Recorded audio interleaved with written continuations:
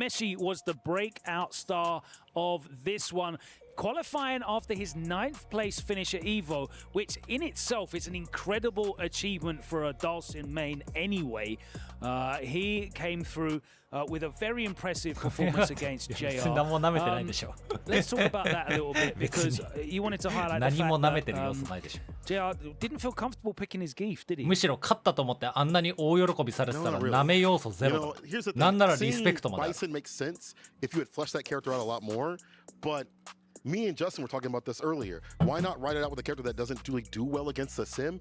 Get those command grabs going, and you can make up the differential in terms of damage.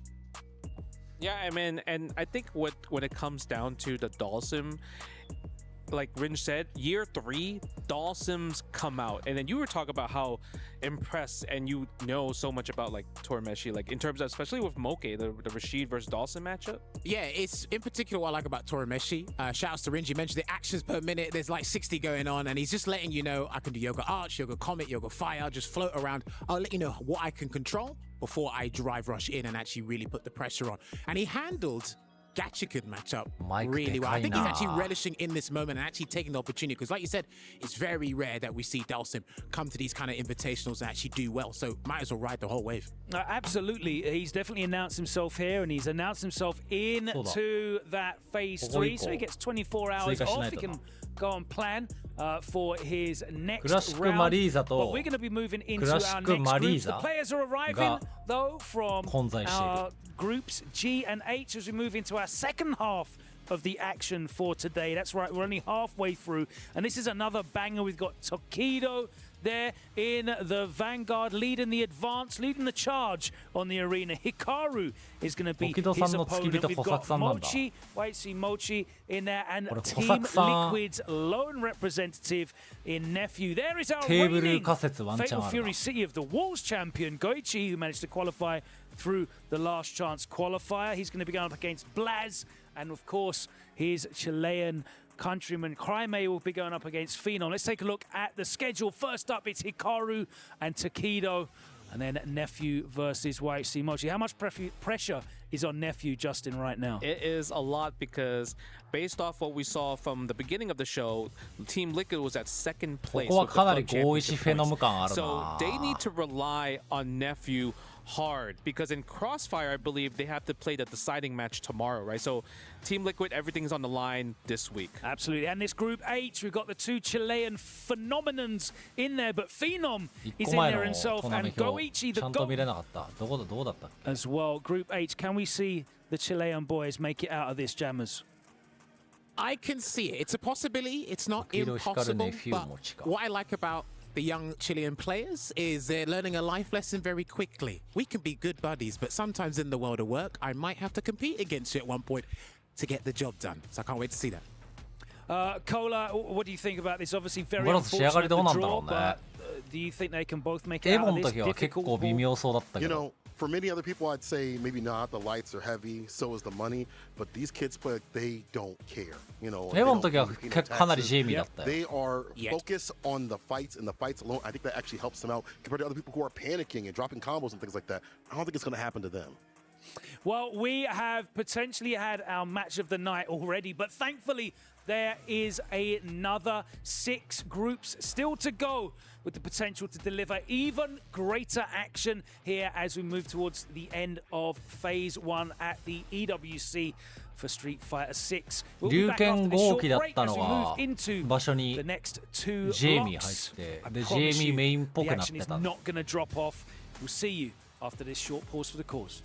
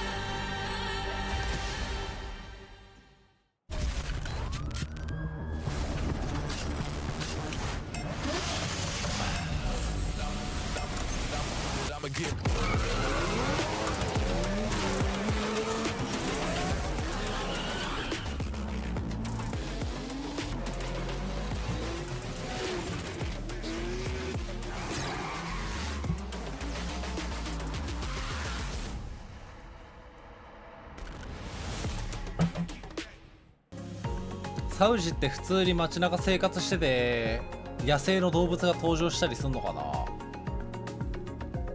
砂漠って野生の動物いるのか。ラクダとかいやでもさすがに野生じゃいないか。猫いるんだ。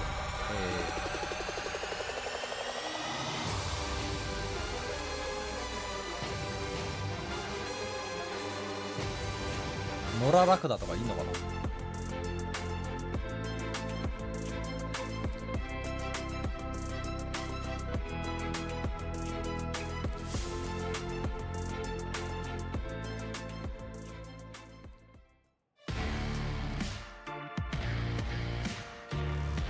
おお、画面見てなかった。どっちの王の話。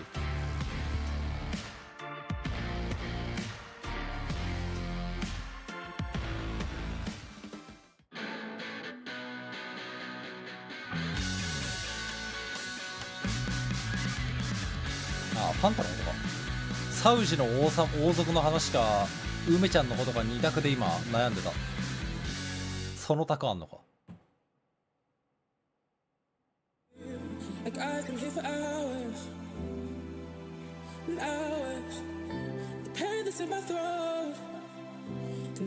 あ、何コメントしてたってこと。あ、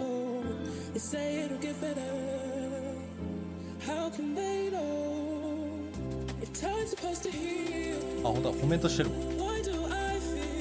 映像になんか映ってた話かと思った。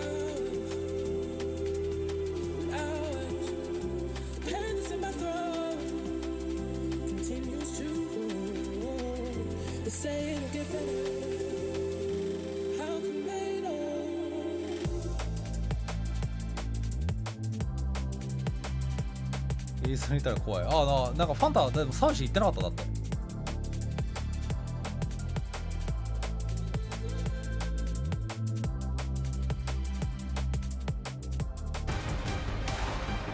今サウジでしょ多分。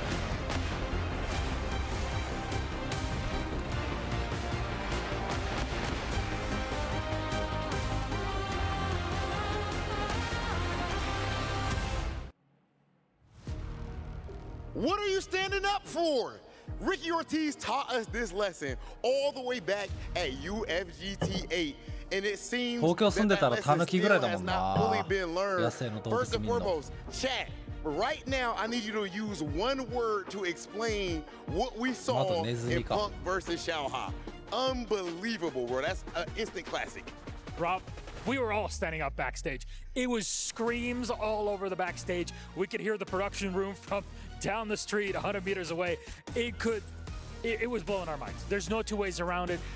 But that wasn't even like, I don't even know what game's gonna top that. Just to let you know, we're still in the first phase of groups. Man, just to lock yourself in for this. It's crazy. 北海道とか行くとマジそこら辺に普通にキツネいるからな。キツネ顔かっけんだよ。Talks a little bit of trash beforehand. It was definitely great, entertaining on both sides. Comes down to the end, looks like Punk's about to win it, and then he's popping off crazy. Y'all, I don't know if y'all can hear it on stream, but we can even hear the yelling and the pop off in the back. I'm getting hyped, and next thing I know, GG's. In the end of the day, my man Shaka gets it done. And now I think he is so powered up. Of course, he ended up making it out of death. Last year's EWC champion trying to repeat, trying to pull a Ulsan back to back. And then how about Torimeshi actually qualifying over Gachikun at the end in FF? I mean, Torimeshi smashing Junior before that. He was in control the entire game. So made it over, and then it's just complete control. It's impressive. Just means that you get a couple of days to just rest up and watch everybody else and see, plan, prepare. That's something that I know our man Reinhardt loves to do, and it's just a lot of studying before your games. This is going to be very helpful for the winner spot. But look, we pretty much moved towards the halfway mark. We've gone through the first 6 out of 12 groups. Next up is Group G and then H. Hikaru and Tokido, as you see them standing right behind us. They're praying, they're getting ready, whatever they need, because we're all hyped up for it to continue on. Rob, I think it's time for us to get started. Let's do it, ladies and gentlemen. It is time for Hikaru versus Tokido. Hikaru versus Tokido.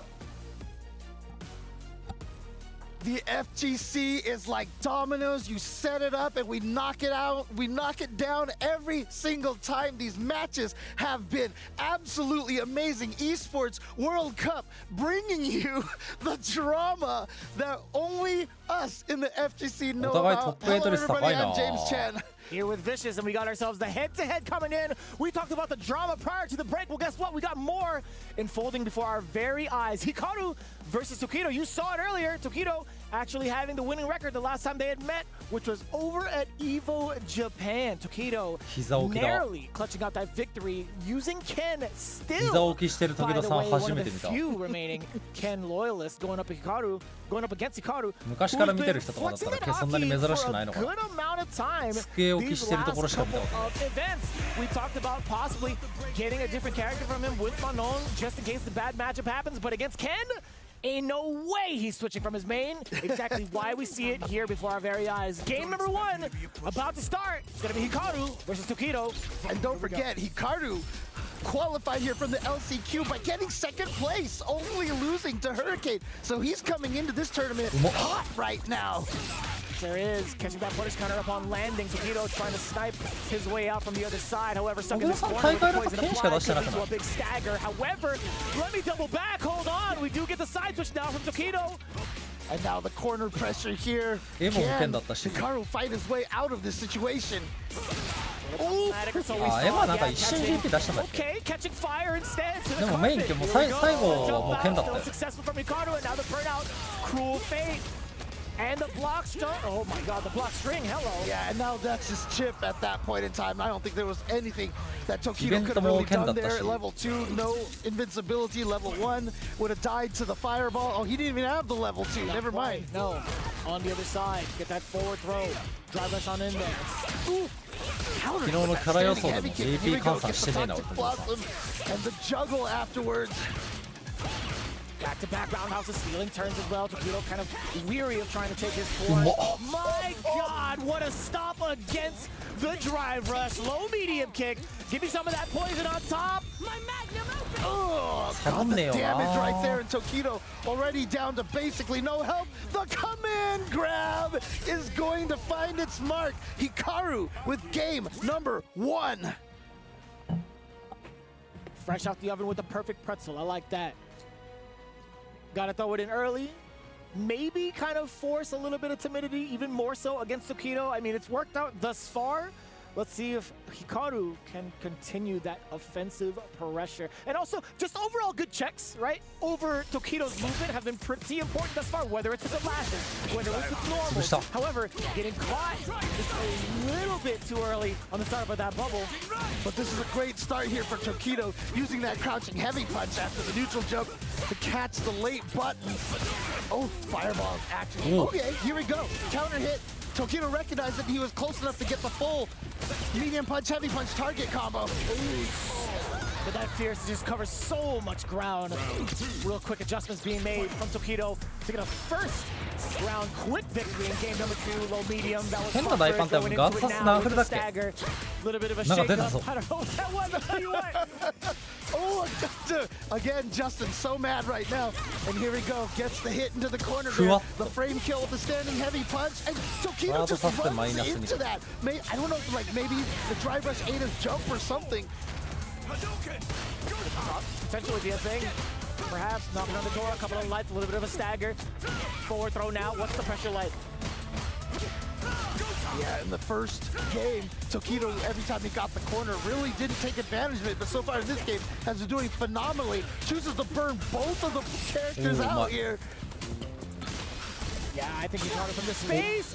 Has so much more to work with, especially with the level 2. On the way down. Tied up, very expensive, albeit very much so worth it. Yeah, I always say the most valuable resource is round. Oh, what the heck? Swing and a miss, that's what that was. Look at the saying. Also, while in the poison state, getting the juggle nearly half-life. Could potentially be half-life because the poison ticking down. We do get a punish counter. So there we go. A good back throw for Tokido. So again, see if he can take advantage of this corner position, but he just happened to jump forward when Hikaru decided to drive us out. Now a perfect parry is gonna let Hikaru claim this corner here. Let's get that forward throw going. Let's get more of that pressure going. Getting a couple of that night shade. わあ This cannot 状況確認すごいね to act. だからマジで毎回絶対あれなんだな、ああいうだけの行動にももう仕込みミスあんまり見ないな。To a handful of different opponents over at Street Fighter League Japan. Best believe he's gonna still utilize it here at EWC. Hikaru, very, very much so consistent, very much so in the lead against Tokido. It's just such an interesting situation here. Tokido sticking with the Ken here. I mean, obviously we've all known him to be, you know, the Akuma player, and for some reason, I mean, he's decided to stick with Ken. We all know how strong Akuma is, but I guess ああいう波動のモーションとかが見えた時に仕込み力なの分かるんだけど、仕込み力っていうか仕込んでたとしてもなんか波動のモーション見てうってなって入力やめちゃうのない？なんかその相手の手前の行動を見てうって体が硬直してガード入れちゃう。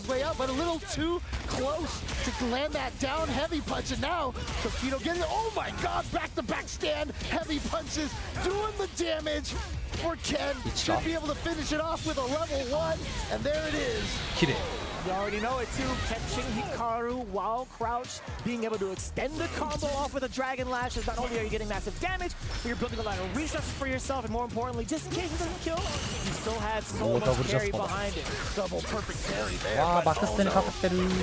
Gonna get the crumple stayed off of that medium serpent lash, and now here we go, corner position again. Once more, back throws. うめえリーサルだ。 Potentially jump out of the corner, possibly jump out of the corner. I should fix my face. Here we go, Venomous Fang into level 2. すごくリスペクトを感じる。 That's a perfect match point for Hikaru already. Yeah, Hikaru has been looking so solid here. Tokido, I mean, he's been able to do his damage and get his rounds, but I feel like he's never really quite felt like he's had the mental advantage over Hikaru. わあ詐欺か。 There's a good start right here. Punish counter appropriately, enhanced Tatsu, getting the rest of the finisher. Damn, that's a lot of damage. Ooh, got the check right there, and now the throw into the corner here. Obviously, Tokido needs this round to at least get a game on the board here. Take it one round at a time. Here we go. Just needs a tiny bit more damage. Gets the meaty counter hit, crouching light punch, and Tokido is on the board. It is 2-1. I think he doing a lot of damage too. It's just so threatening with that standing heavy punch, and even also just outside of that range with standing heavy kick. Although, if you're standing or sitting there blocking the whole time, there's so much damage being done to your driving fan. Yeah, again, I still feel like Ken is one of the scarier characters in the corner when he has you in the corner, I should say. No, I agree with that. 小木戸さん今見るとプロテインの話を思い出すな。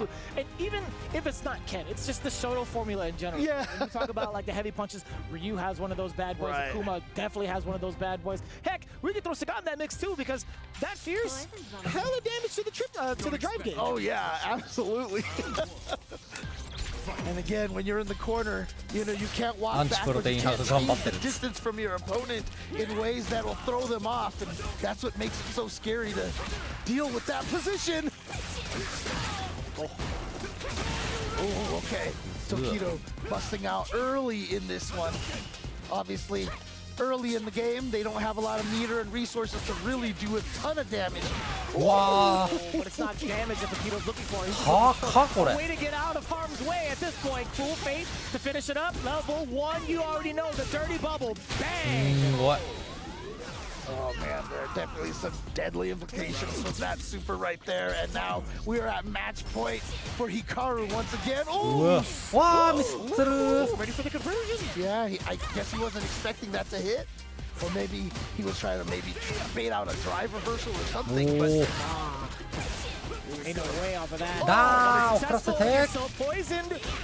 It's the crumple state. A little bit of a juggle. Last to reapply.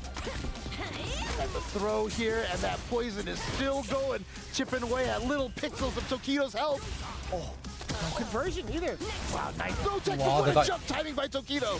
And again, gonna use the shift for corner carry here, and some big damage. And softly is Tokido. Albeit he had the upper hand. That is an excellent punish counter. We get the Oki off of the DP, enhanced. And now burnout for Hikaru. But 死ぬほど仕込んでそう。 again, the same thing, and recognizing that Hikaru was crouching, but still gonna need to spend the level 1. No, よくあそこから待 he っ was た trying so な。 hard to see if he could kill without it, but again, round is the most important resource. Spend that meter. Ah, that's plus. Yep. Doesn't able to get his turn. Okay. And Tokido didn't choose the drive reversal in either, too. The cool fate. Yeah, I'm gonna follow with the Gen Rise, smart choice. Hikaru's been pretty adamant about defending correctly against it. Oh, so the pressure from Tokido has been finding far more success. うおーすごい。 Look at this! Oh, うわーいっ the たんじゃね。 heavy punch again! お Oh my お goodness, he's just すげえ。 swinging away with that one button, causing so much pain. It's hard, man. かっけえな。 The rule of numbers is the よ more you く throw あ it そ out, こから eventually he's gonna hit. He's gonna stick to it. And 巻き返した honestly, な。 it just worked out. It honestly just worked out for Tokido. 反 He 力を was 感 just じる。 throwing haymaker after haymaker. It was just up to Hikaru to kind of withhold the storm. And it's tough too, because like as you saw those fierces being blocked, you saw the chip damage applying to the drive gauge. Eventually that burnout was gonna happen. Like surely you 膝 want を to 着せる defend だけも yourself 結構膝 normally 開く without んだ having な。 to expend bar. I 膝 get つ it. か but 足と足。 how much longer can you hold on for? And also, how do you know when or if not the drive impact is going to be coming out too? Right. 閉じるのが割と一般的なイメージ。 Earlier I mentioned it never felt like Tokido was getting that mental advantage. That last game right there, Ma- that last offensive sequence felt that way. But Hikaru is starting off game number 5 here with a really strong start here. Corner position in the mix-up. Yeah, we got the puddle in place as well. Tokido taking a little bit of damage. Does find his way out of the corner, but okay. Yeah, a little bit safe now. Oh no! So we thought. Excuse me. And he's Should got be able to kill off of this. Yeah, he's got the level. No, Oh no! I lied to you all. Bros, don't hate me. Oh, well, he definitely could have tried to go into level 2, but Oh, I なんかあった。 just felt like he was like, you know what? I want to be sure, so I'm just gonna go for I don't pressure even setup. think he had it just like in time enough to actually get the rest of it. To be honest with you. Oh, counter hit. Tokido swinging afterwards.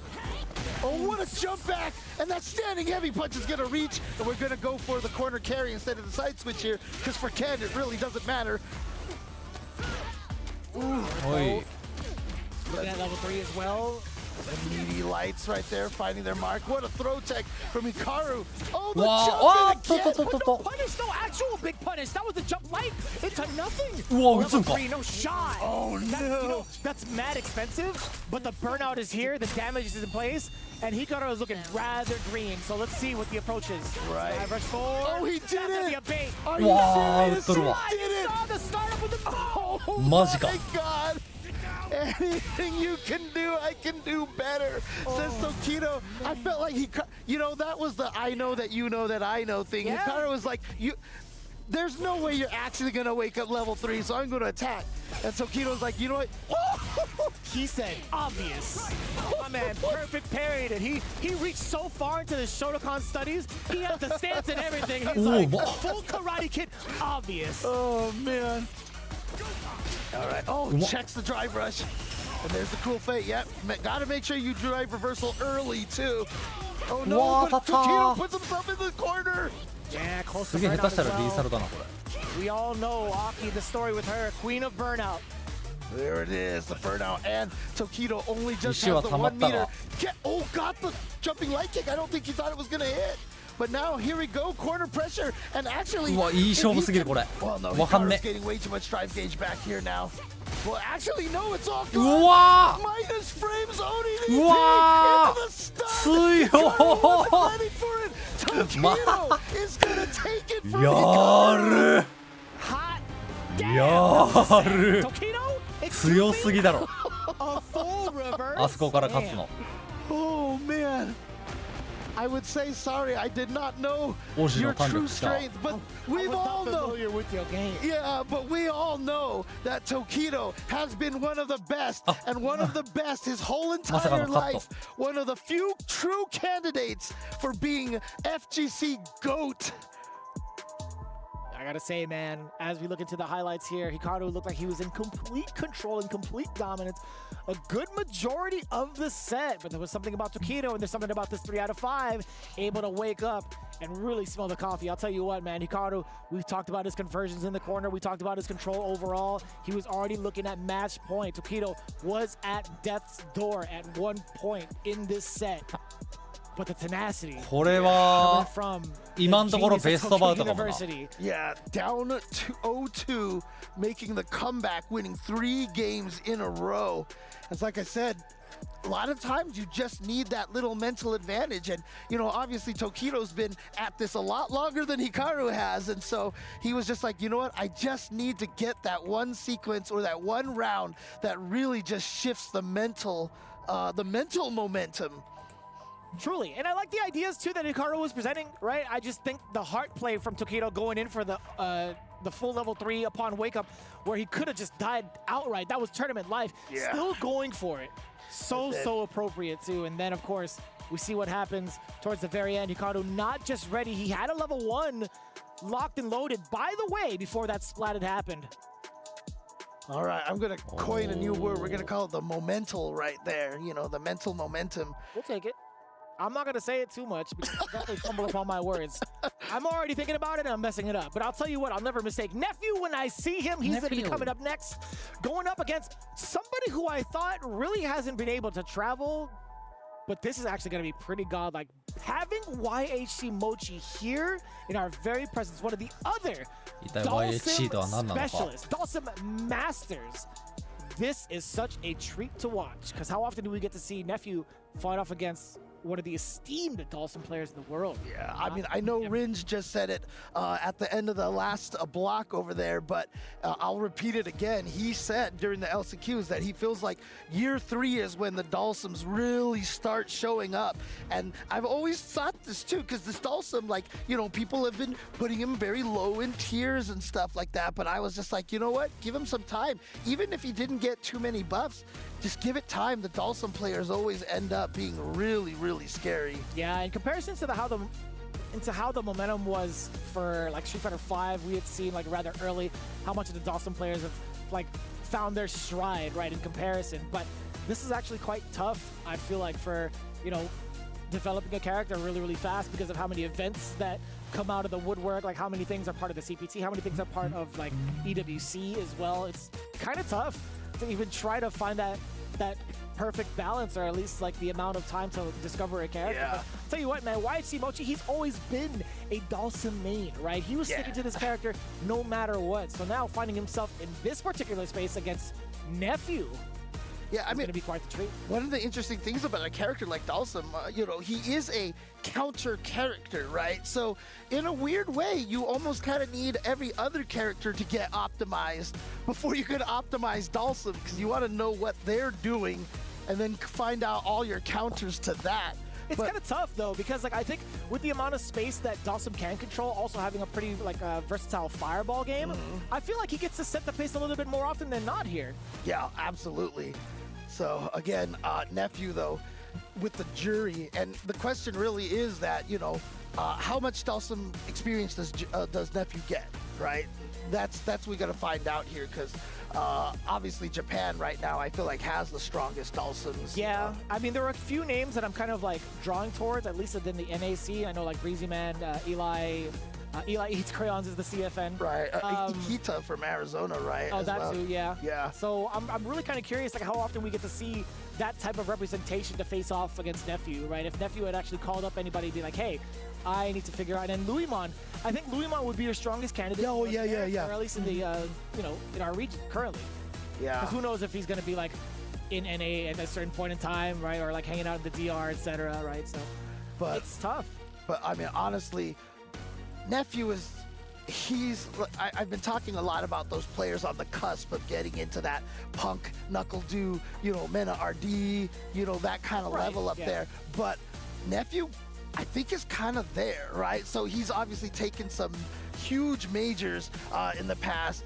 And so I feel like Nephew, he might be a player that I don't want to say people are sleeping on here because everybody knows how strong he is. I don't think anybody's really sleeping on a guy like Nephew, right? He just had so many impactful performances, right? One of them being over at the mix-up, taking that down first place over Problem X with a commanding 3-0, and then following right suit with a top 8 performance over at Blink Respawn, right? So it's been kind of tough to say and like kind of feel that way. I mean, we've also had that mentioning with Phenom, and he already had like a top 8 performance over at Evo, right? Just slightly under the radar, quote unquote. So I guess like it's tough to say that kind of statement too with Nephew, because he's been mad active in a lot of these CETs, traveling out of his way and also participating in the World Warriors series, right? So very much so active. And let's see if he's allowed to get active in this matchup. Here we go.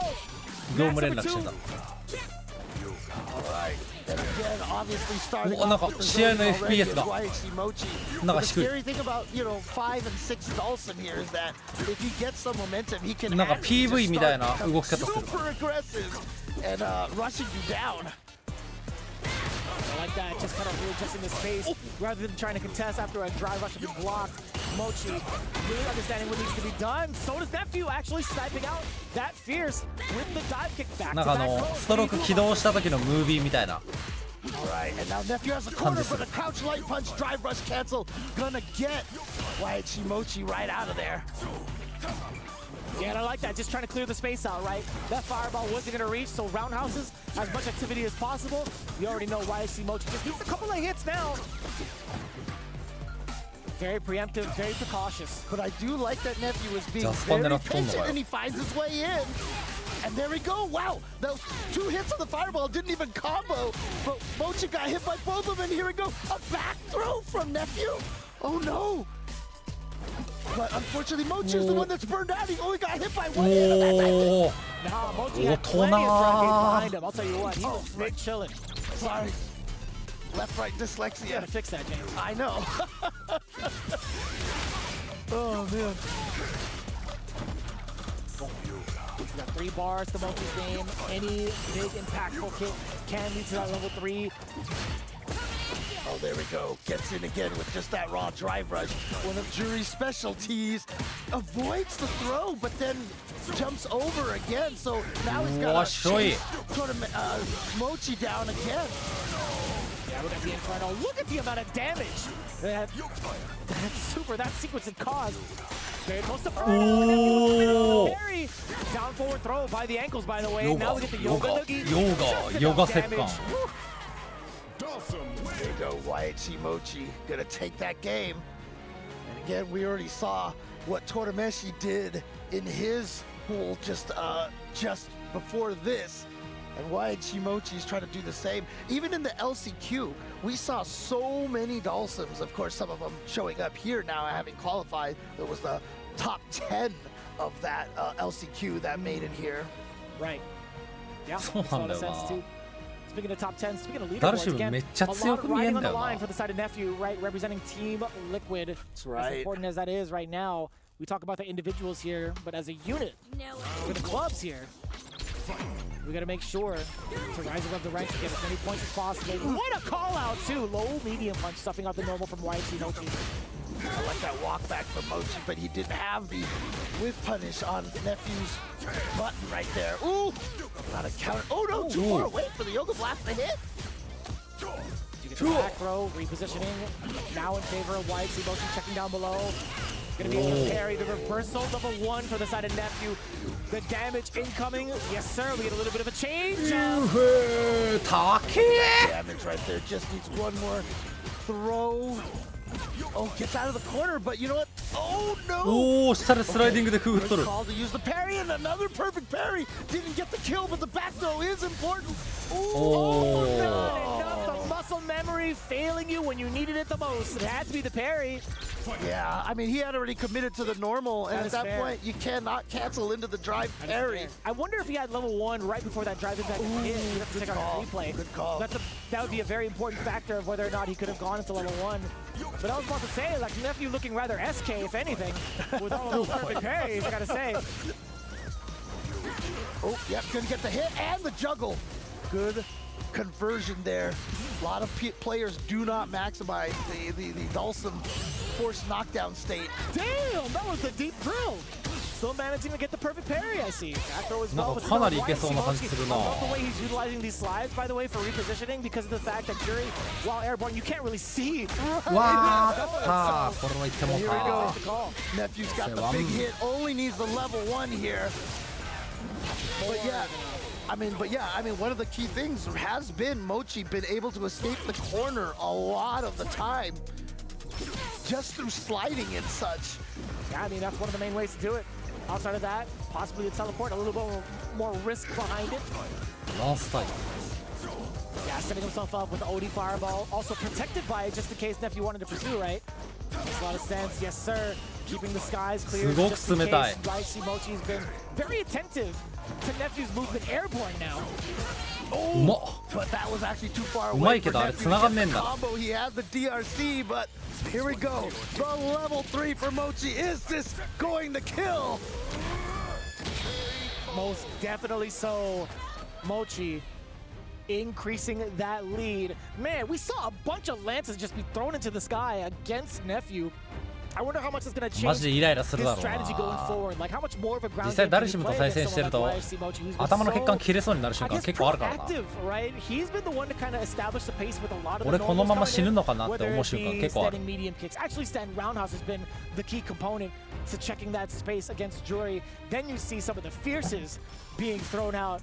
But within these ranges, Nephew still trying to calculate his way through. Can he actually do it? Or will Mochi be able to close it out with a clean sweep? We'll find out. Definitely trying to do something right there, but here we go. Now into the corner, which gives Mochi all the 英語版のダル screen シ to ム be 声 able かっ to こい move い。 backwards. Oh, that's a good jump, but oh my goodness. It was a punish counter too on that throw. I guess it caught him in the landing recovery frame. That was so smart to go into that medium, into the Yoga Flame, just to get the rest of that drive gauge out of the way.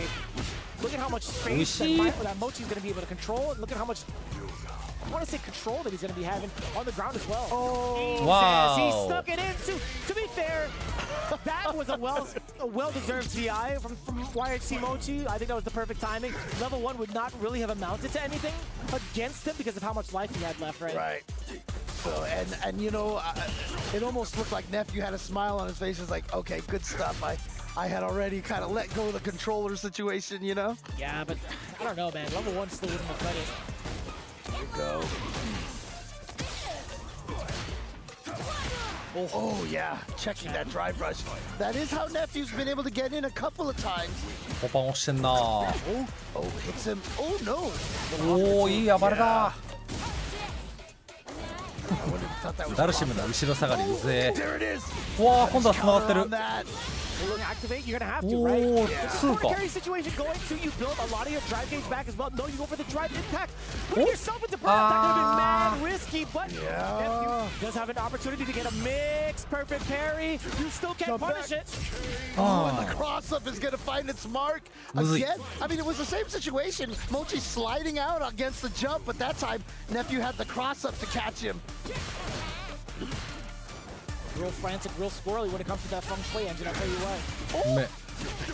Down back heavy punch. Hurting so much, and here we go. One, catching that jab.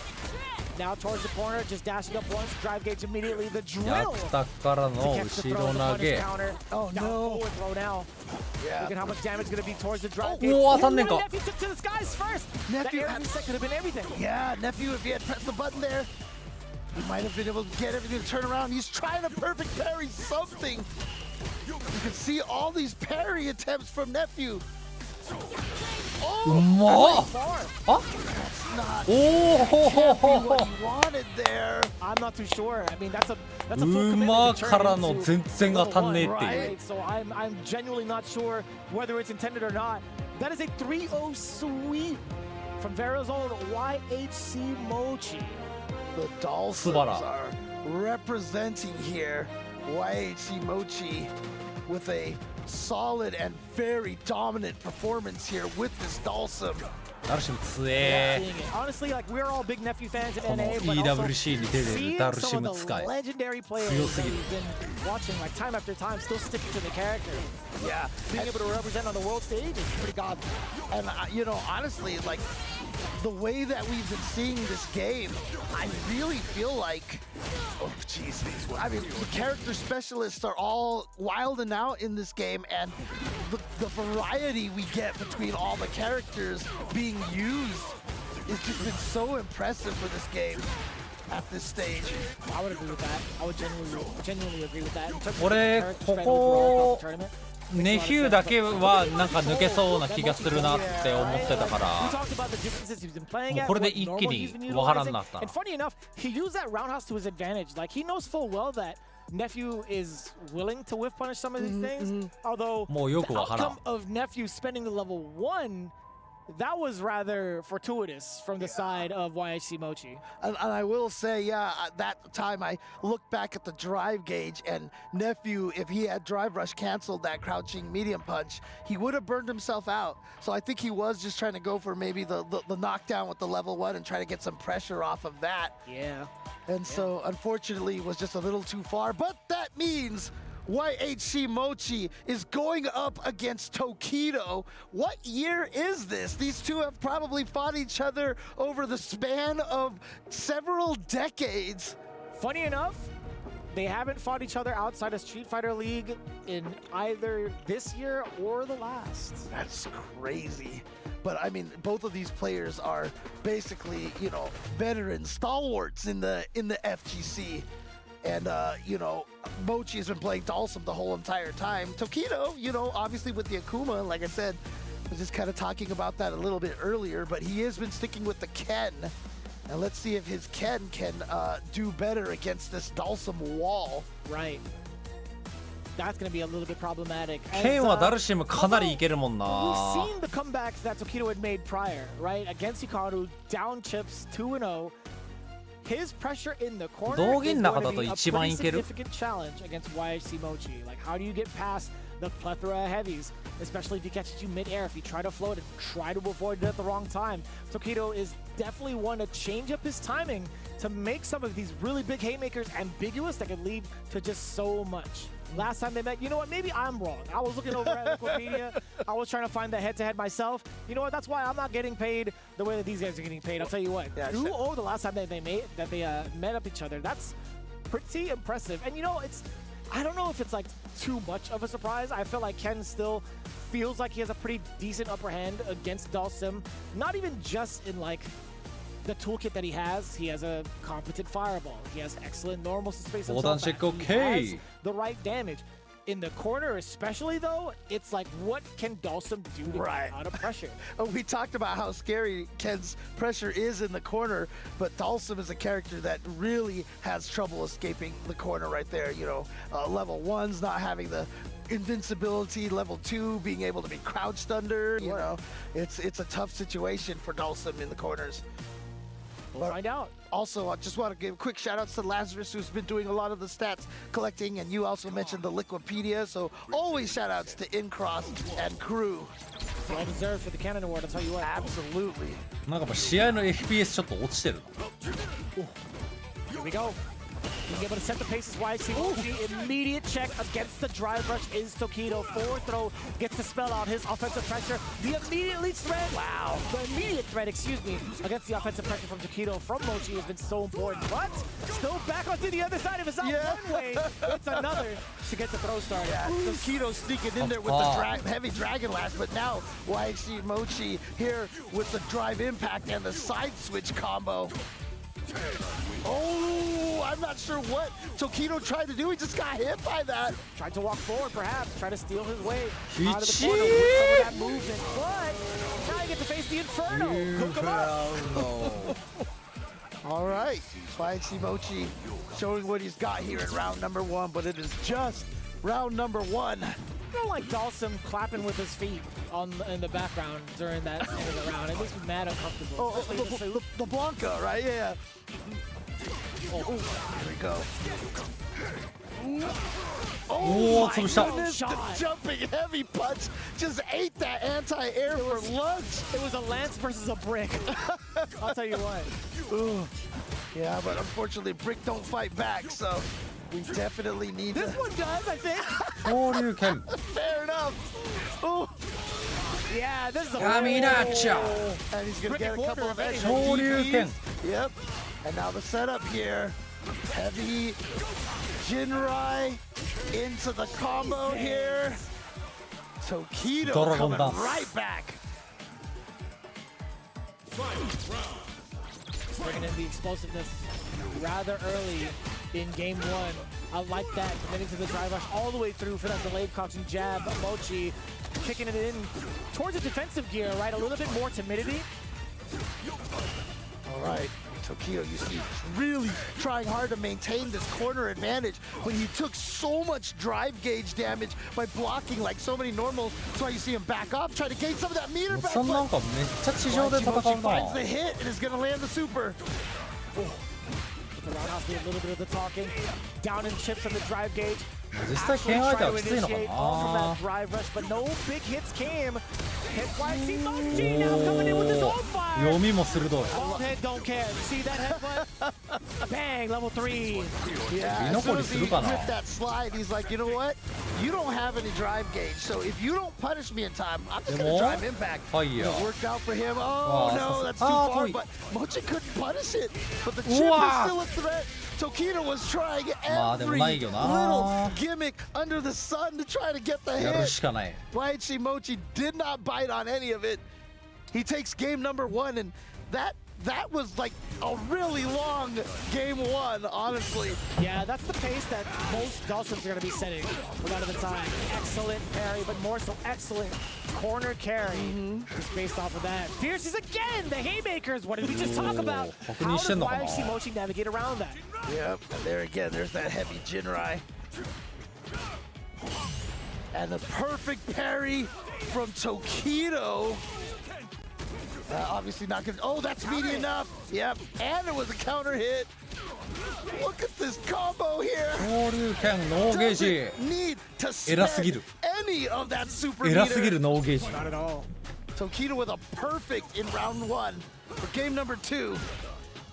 Yeah, I think his calls against the limbs have been pretty on point thus far, right? We had a handful of parries based off of that round alone. We do get the overhead, now being able to throw into the mix, no pun intended, and get back into that well. Why not? my They Oh. know this. おー Do we have a throw counter that we can put on the screen here? Finally gets out of there with a punish counter. Most certain that they do, James. Oh. I'm pretty sure they'd be like, throws landed 12. Yeah, I know, right? お And that's gonna jumpおー too. That was kind of hot. You know, I kind of Ma- wanted him to be able to go up and down like in third strike and keep the combo going. Yeah, true. まだおしゃれ。 Oh, man. But Tokido gets that game on the board.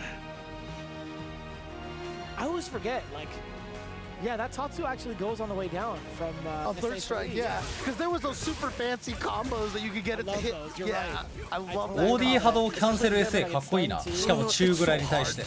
弾どっか行ったしな。 Bring those back, actually. Actually, bring a... 完全に技を出すためだけの儀式って感じする。 As some old heads called it, they called it appeal. Sure, it's a terrible name, by the way. Here we go. YC Mochi. Floating above those fireballs. Yeah, just Not- gotta reset the timing. ああヒットしてる。 Did Tokido just not think it was gonna hit? I'm not sure. Or was he going for a throw reset? Because Tokido's done that a couple of Tokido-san times.パリ And like I 増えてきたな。 said, he landed so many throws in that last game. Oh, Can't clear the space if that Fierce is right below you.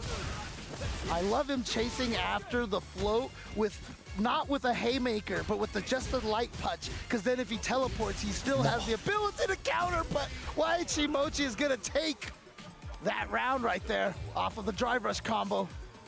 My man is taking every swig that he can get. Tokido is a professional.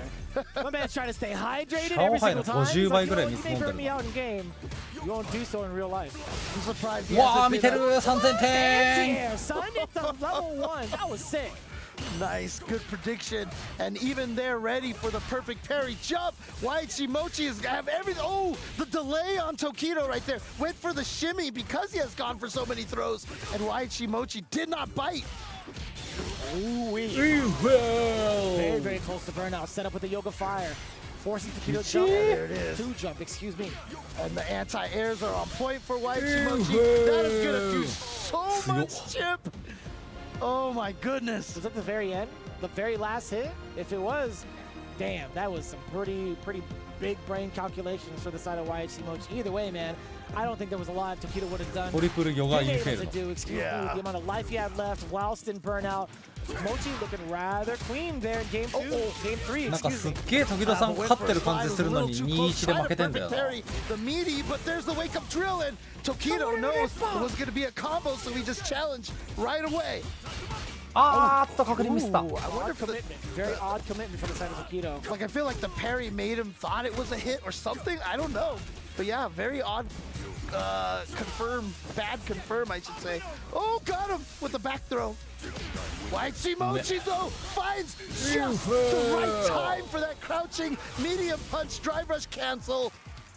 リーチだ He's down to himself. Yoga Don't get hit by a reach. fierce. Don't get hit by a fierce. Keep him away. Oh, Me. Cave is out of fierce. It's definitely down below. Crouching medium punch to snap out the roundhouse now. Empty jump, the counter hit, overhead. Oh, nice. Checking the spots. Oh, he tried to look like a delay button just in case Tokido did the ODDP again. But Tokido then threw out a button. Oh, he got away with the teleport to the other side. That is big for Mochi.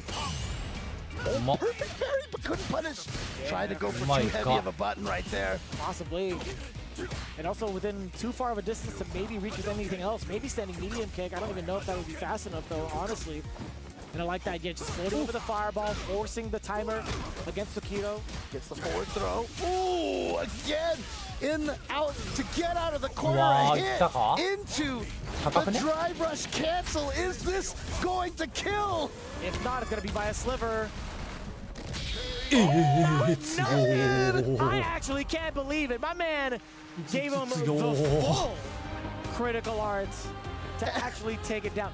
That was ridiculous. I thought he was going to live. And you know everybody who's playing right now is so paranoid about that super not killing in that situation. Yeah, that's why I said it, man. Yeah. in that previous block, previous set of matches, like, who can blame me? Oh, man.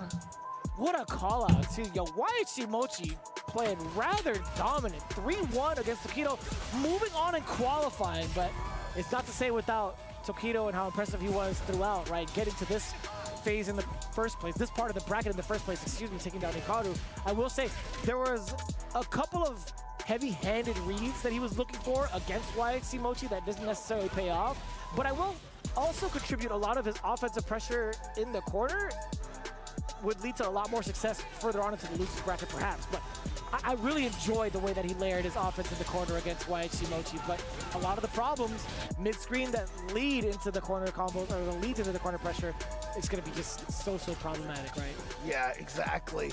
And yeah, that means, if I'm not mistaken, that's 2 Dulcims now. Oh, he has Tokido socks? Can I get Tokido socks? I want Tokido socks. That'd be kind of cool. Oh man, but yeah, you can see here this level 3, wasn't sure, and there it is. You saw how Mochi was like, I'm not letting go of these sticks. Yeah, and as you see it. But in the meantime, we've talked about who was playing for what clubs. Let's take a look at the STC updates. Yeah. Hello everybody, Quick Shot here, bringing you an update from the Counter-Strike 2 stage regarding the Club Championship. In case you're unaware, 16 of the best teams from around the world have flown to Riyadh to compete in a single elimination bracket to determine who will be the #1 Counter-Strike 2 team in the world. But it has massive implications for the Club Championship. Only Twisted Minds do not have a team present. Team Liquid, Team Falcons, Vitality, Virtus.pro are all competing, and if they win their first match, they guarantee points for the club. Importantly, straight out the gates, the defending champions Na'Vi have already been eliminated in a dramatic 3-game series. On top of that, Vitality took on Team Liquid with huge implications, as Vitality have only Counter-Strike available this week, and they beat Team Liquid as everybody was expecting. The important thing to keep an eye on is tomorrow, Falcons will be taking on G2. If Falcons lose and get 0 points, it opens the door for Vitality to overtake them in the standings. On top of that, Virtus Pro will be taking on Mouse Sports in the first match of their tournament. The question is, can these surprises and the upsets happen? We'll have to find out tomorrow, and we'll give you another update as soon as those results come in. There it is, a little bit of a preview of what's to come and also what needs to be done for some of these clubs here. Falcons do have a shot at greatness. We talked about some of the big names falling short already via Team Navi. So again, anything can go. And that, of course, is to get a big chunk of that total prize pool. The first place club getting, I was like 27 million. There's a lot of money. There's a lot of money. Yeah, exactly. That could be life-changing for either of these players, but more so on the side of Blaz. I'll tell you what, man, coming in at such a young age, now facing off against one of the best to do it in regards to fighting games in general. Goichi facing off against them actually fell short 0-2 the last time that they met. Well, I mean, look, Blaz, he already made some good money at Capcom Cup. Second place over there. That money definitely goes a long way. But again, we have Goichi here coming straight from an EWC win with Fatal Fury. You ain't wrong. City of the Wolves, and then off of an EVO win in Fatal Fury City of the Wolves. This man only knows about winning at this point, but can he do this in Street Fighter? Shanghai during the Fatal Fury tournament was the first to kind of threaten to have that two-time EWC in 2 different games. But now it's Goichi's turn to be able to try to accomplish that. Tell you what, man, Goichi racking up a lot of points. Oh, and now the shimmy here. You hear Chun-Li with the confusion, huh? I'd be confused too. Oh. Wow, it's too far away to hit that time. Oh. Sagat, eat your heart out, man. OD Fireball to level 1, now causing the burnout. Blaz still has a lot of control, or so we thought. Hikokoken is going to definitely push him back pretty significantly. Oh, on the way down, attacking the Hazan shoot. And they're going to get their gauges back at basically the same time. Oh, he didn't walk away far enough. Either that or maybe he started walking back forward again. I didn't see. Oh, excellent block in the overhead. Now trying to check the walk back is Blaz. The Fireball didn't clip, however. You can see the buffering coming in from Goichi. Not a single Fireball is going to be allowed to be thrown from Blaz unless it's sneaky or from a block string. Ooh. And again, their drive gauges at almost the exact same spots, but that drive rush cancel is going to allow Blaz to get in and get the tick throw to take round number 1. There's KO, as you had seen it down below. By Kadia. What a time to throw out a counter poke button. Medium punch, allowing himself to get the Hustle charge. The Genjin charge, excuse me. All right, good anti-air from Goichi. Try to bait a wake-up from Blaz. Drive rush forward to prevent the punish counter throw, but if you know they're going to do that, just start swinging, and you get the big hit and the big combo from Blaz. Is this going to kill? My God, give me a... Yep, that's actually mad smart. It's pretty smart. Yeah. Pretty fireball. But you're looking for the fireball, right? Would have been able to stop that top.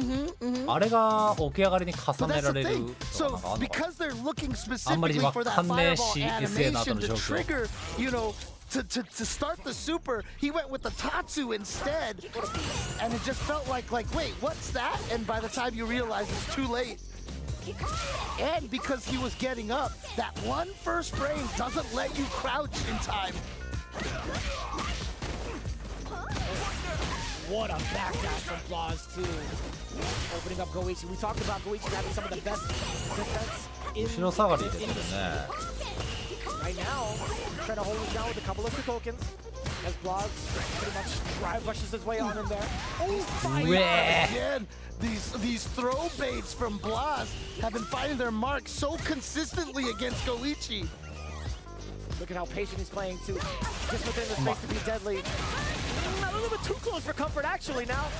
Oh, forward roundhouse grinding and the hard Blaz wasn't even in that range. Yeah, he just woke up with a backdash. It was like, oh, hey. It's like a gift falling into his lap right there. With the way he was scratching his head, it made me feel like he was just waking up in general. I'm kind of sleepy there, young man. Ooh. Drive rush cancel. Whoa. Oh, Mo- wow, the reactions right there from Goichi. So this is going to be good corner carry here. Totally fine. Pretty much equaling out the drive gauge, also very important. And to the other side with the Tatsu. Oh, he read the throw. It was there. Wow, yeah, to but atsu level yo. one's going to get the burnout on Blaz. Oh, he just knew that fireball was running out right there. 大パン破衝撃に SA 仕込んでんのかな。 And we get the うまっ cancel. You already know it within range. うますぎなんですが。 That roundhouse giving Goichi a very, very big push towards that? game number 2. Saw that look on Goichi's face. Look of determination right there. Oh, not gonna spend the level 3. Oh, he Wow, just kita. loaded the gun. I totally forgot that he had that rail gun. I'll tell you what. How often Like, do you see that oh. in play? Not often. Oh, still close enough to DP. That Kokama to hit. And now the back throw from Goichi, however. But he goes for another fireball into level 1. This kid is too good. This kid's always ready for big conversions. うわ Dude, that was like 強い Terminator 1 right there. 強い Like Blaz would just not stop walking forward. No, he shouldn't. He doesn't need to. Oh He my looked right god. into the camera too. He was like, huh, that's another game for me, huh? 強い Like, he's not even impressed with himself. It's just, it's just another day at the office for him. I don't even think he knows what an office looks like. Right, yeah, exactly. What am I saying? Oh man, but I was definitely hearing the dun dun dun dun dun music in the ででんでん dun dun dun dun dun. Yeah, I hear you. I was right there with you. My man was こいつら walking 楽しすぎだろ。 Oh man, but yeah, Blaz 2-0 over a current reigning EWC あれなん champion かな、 Goichi. ターミネーターの話をするってことは、ブラスが勝ったのにあまりにも無表情すぎるみたいな、そういう話だったのかな。 back-to-back spinning bird kicks too. With that どうなんだろう、それとも歩きの話か。 Three throws, huh? Yeah, but you saw Blaz there was willing to take the fourth one. Oh, what a Wow, jump kakata. timing! Oh boy.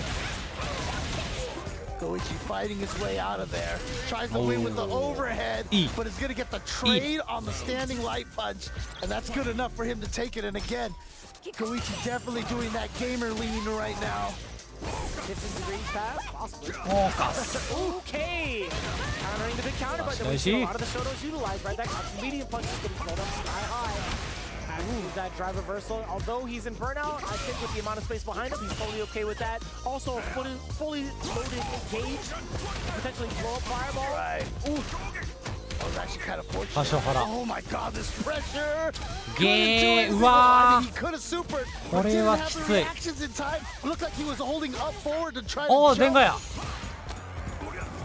いや違うこれはあれかデンガヤじゃないのか Oh, it's so 温 scary. 存か Oh, man. 何この Moves and frustrates Goichi. He's Fuson. looking over to the crowd. He's like, what's up, man? He's Ready like, for the next phase? I am. he's like, all right, there's the audience here. Oh boy. Okay, Goichi there with a drive rush reaction into the level 2. うまっ Jump back check into level 1. I like that. I love the fact that Chun-Li can do that. Oh yeah, I think it's really neat. When I first saw that, I'm like, where are you going to give this to her? because so many things you can't do when you jump back. Yeah. うわーうま Dang, into the い gut. Look at the damage towards the drive gauge as well. Pretty impactful. Blaz. How do you force the burnout? What's wrong? Get up. なんだ Oh, wow.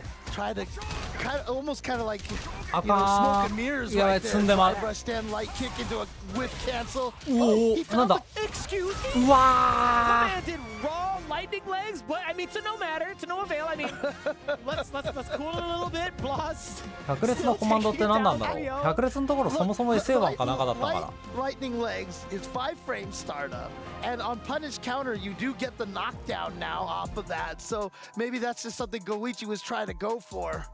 Interesting. Very interesting. Yeah, we'll definitely もう take ジェイ that. ミーはいなくなったから We talked about that corner pressure too. Like, how many times has he made Goichi crack through different options, right? Whether it's the throw bait, and these are very convincing shimmies. Like, if anybody sells it, Blaz sells it the best. Yeah, and Blaz, I mean, I feel like, how many rounds was Goichi like in burnout in situations that just kind of Blaz was able to take advantage of. I really felt like Blaz did such a good job てかなんでジェイミーだったんだろうな。 consistently going after that drive gauge. Yeah, no, it makes a lot of sense too. You see it in almost every replay where Blaz, he's just had full advantage in the drive gauge department, and he was just moving on in there. And even Goichi's like, yeah, he's like, this is kind of rough. That was the most stumped face I've ever seen on a human being. Did you see that? Like, his mouth went completely onto its side, and I'm like, huh, I didn't even know mouths could do that. Like, yeah, I mean, like when you're drawing cartoons, you would make the mouth go kind of angled. Yeah, there's definitely a full emoji of that. Yeah, phone, I think. You do it exaggeratingly, but like Goichi actually just did it there. Yeah. So, oh man, very impressive. Oh, yeah. I mean, still plenty of time to make the adjustments. Taking it pretty hard, but now we're moving on to the next one. That's right. Another one of the young guns coming in here. This is Cryme. Definitely an unfortunate situation that we have both of the South American players here in the same pools, but that's how the seeding worked with qualifying from different events. But he's going to be going up against a player who just had a miraculous run at EVO this past month, and that is Phenom. Brother, it's still within the same month. Can you believe that we get back-to-back bangers like that, almost off the rip? ケンは最弱キャラだからナーフバフした方がいいって前のパッチの時に言っていた男。 But I will say this, that is kind of wild. Speaking of which, by the way, if you take a look at the player head-to-head, 2-1 the last time they played. That was over at CEO this year, back in June. Yeah, I mean, and can you imagine, like, I know next year's going to be even crazier with CEO moving to August and EVO in June, and who knows when the Esports World Cup will be scheduled for next year, but it's going to, the summer is it's hot. Prime time for fighting games. Because even just right before all of that is Combo Breaker, and now this year, you know, EVO Japan, EVO Worlds, so close to each other.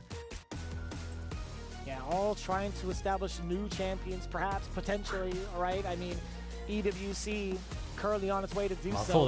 However, 最弱キャラだと思ってたのにナーフされたらやめるよな。さすがに。 Shanghai taking it over, moving on into the top 16. That, like, pretty much off the rip, that is already going to be a very, very interesting storyline to weave going forward. But this is what's currently at stage.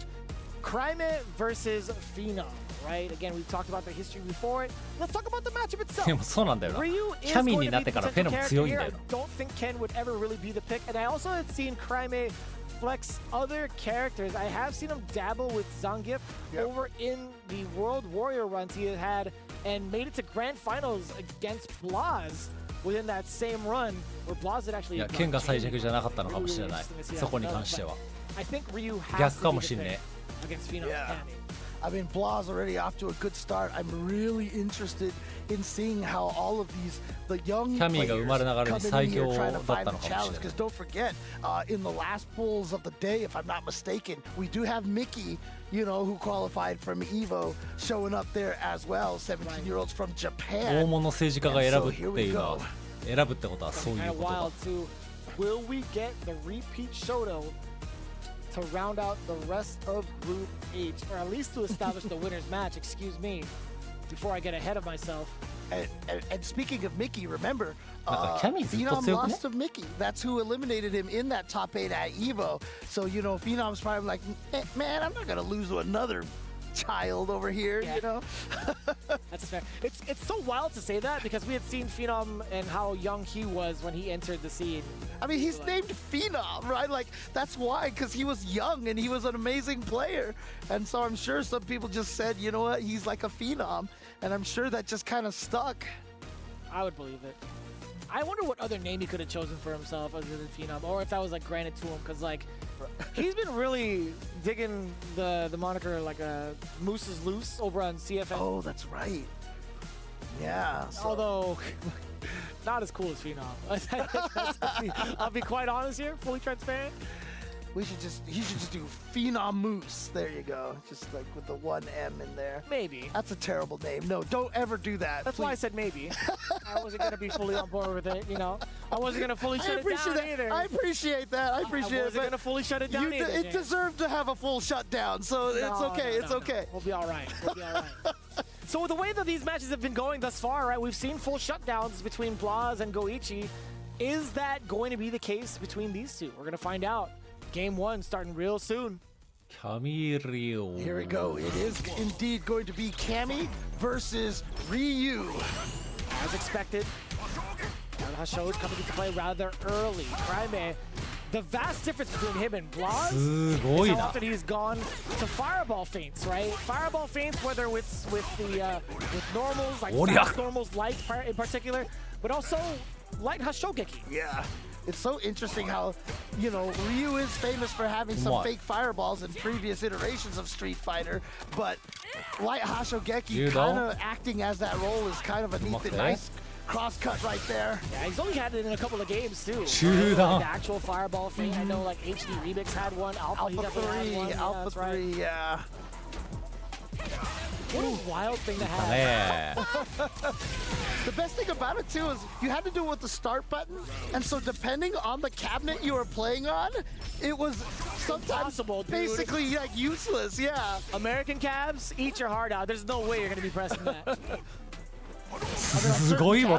Like if the light punch and start were close enough, you could put your finger over both of them to keep them guessing. But the way things were manufactured back then, ain't no way the start was close enough.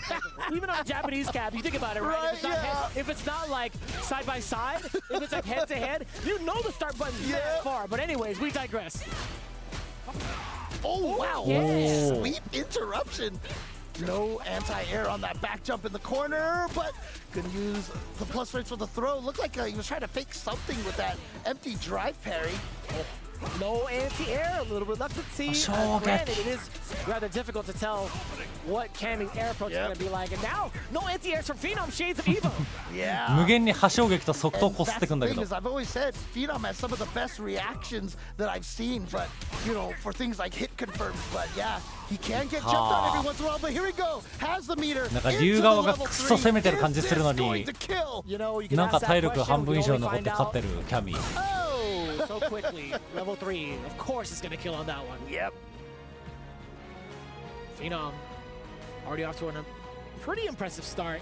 Now, プレイ時間の8割ぐらい龍が攻めてる感じする。 Used to doing against a lot of his opponents, he had to do not only the gamer lean, he had to do the whole fixture, right? He had to sit up a little bit more past the seat. But Hashogeki again being blown up this early. Forcing the change from Cryme, like what else do you take? That's an excellent time to match. も結構冷たい系だもんな、プレイ自体。待ちよな。Spacing on that. Of course, max range stand heavy punch. Oh, it missed! Oh boy. And now, Phenom with even more pressure here. Oh, he tried, but fortunately, the DP ends in a crouching state. And Cryme actually hit his jumping attack too early. Yeah, unfortunate from both ends. But Phenom coming out the victor, at least within that round of game 2. Ran into the plexus. Excuse me. I always feel like that move. I always feel like it's like Seth's, you know, tandem engine, because I always feel like I get sucked into that.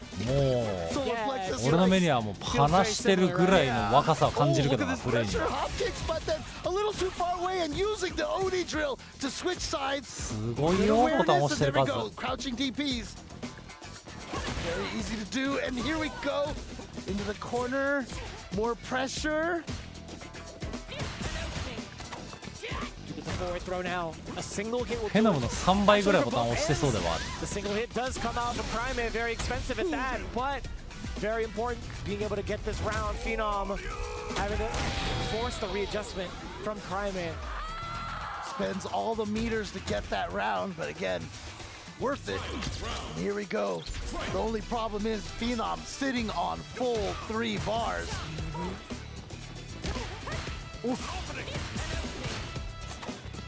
Saw the counter hit. You possibly heard a light normal. Speaking of light normal, standing light kick to check Phenom's approach. Oh my god! Ouch, heavy punch. Again, proper spacing on that. Oh. actually. Here comes Phenom. マジ離さんな。 Oh, and he caught him 実際 low. Kind of read the timing that Crymate was trying to walk forward and get into that space. Another whip Wow. punish. And he has a level 3. Here we go again. And I was about to say, with the amount of drive gauge left, a single 基本的に何も起こらんな。 definitely has the range to do so.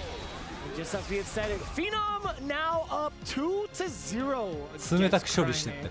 It's so difficult to even try to inch your way forward. Cammy with so many big normals, so many long range normals. マジレスおじさん。 Drive rush cancel. まあおじさんっつってもフェノム結構若いんだけど。 Another one of those players that I always feel like has just been on the cusp of becoming one of the greatest in the world. And I mean, frankly, he is one of the 対戦相手 best か in らし the たらお world. じさんか。 But you know, just hasn't quite had the accolades of some of those other players who have managed to win the big events.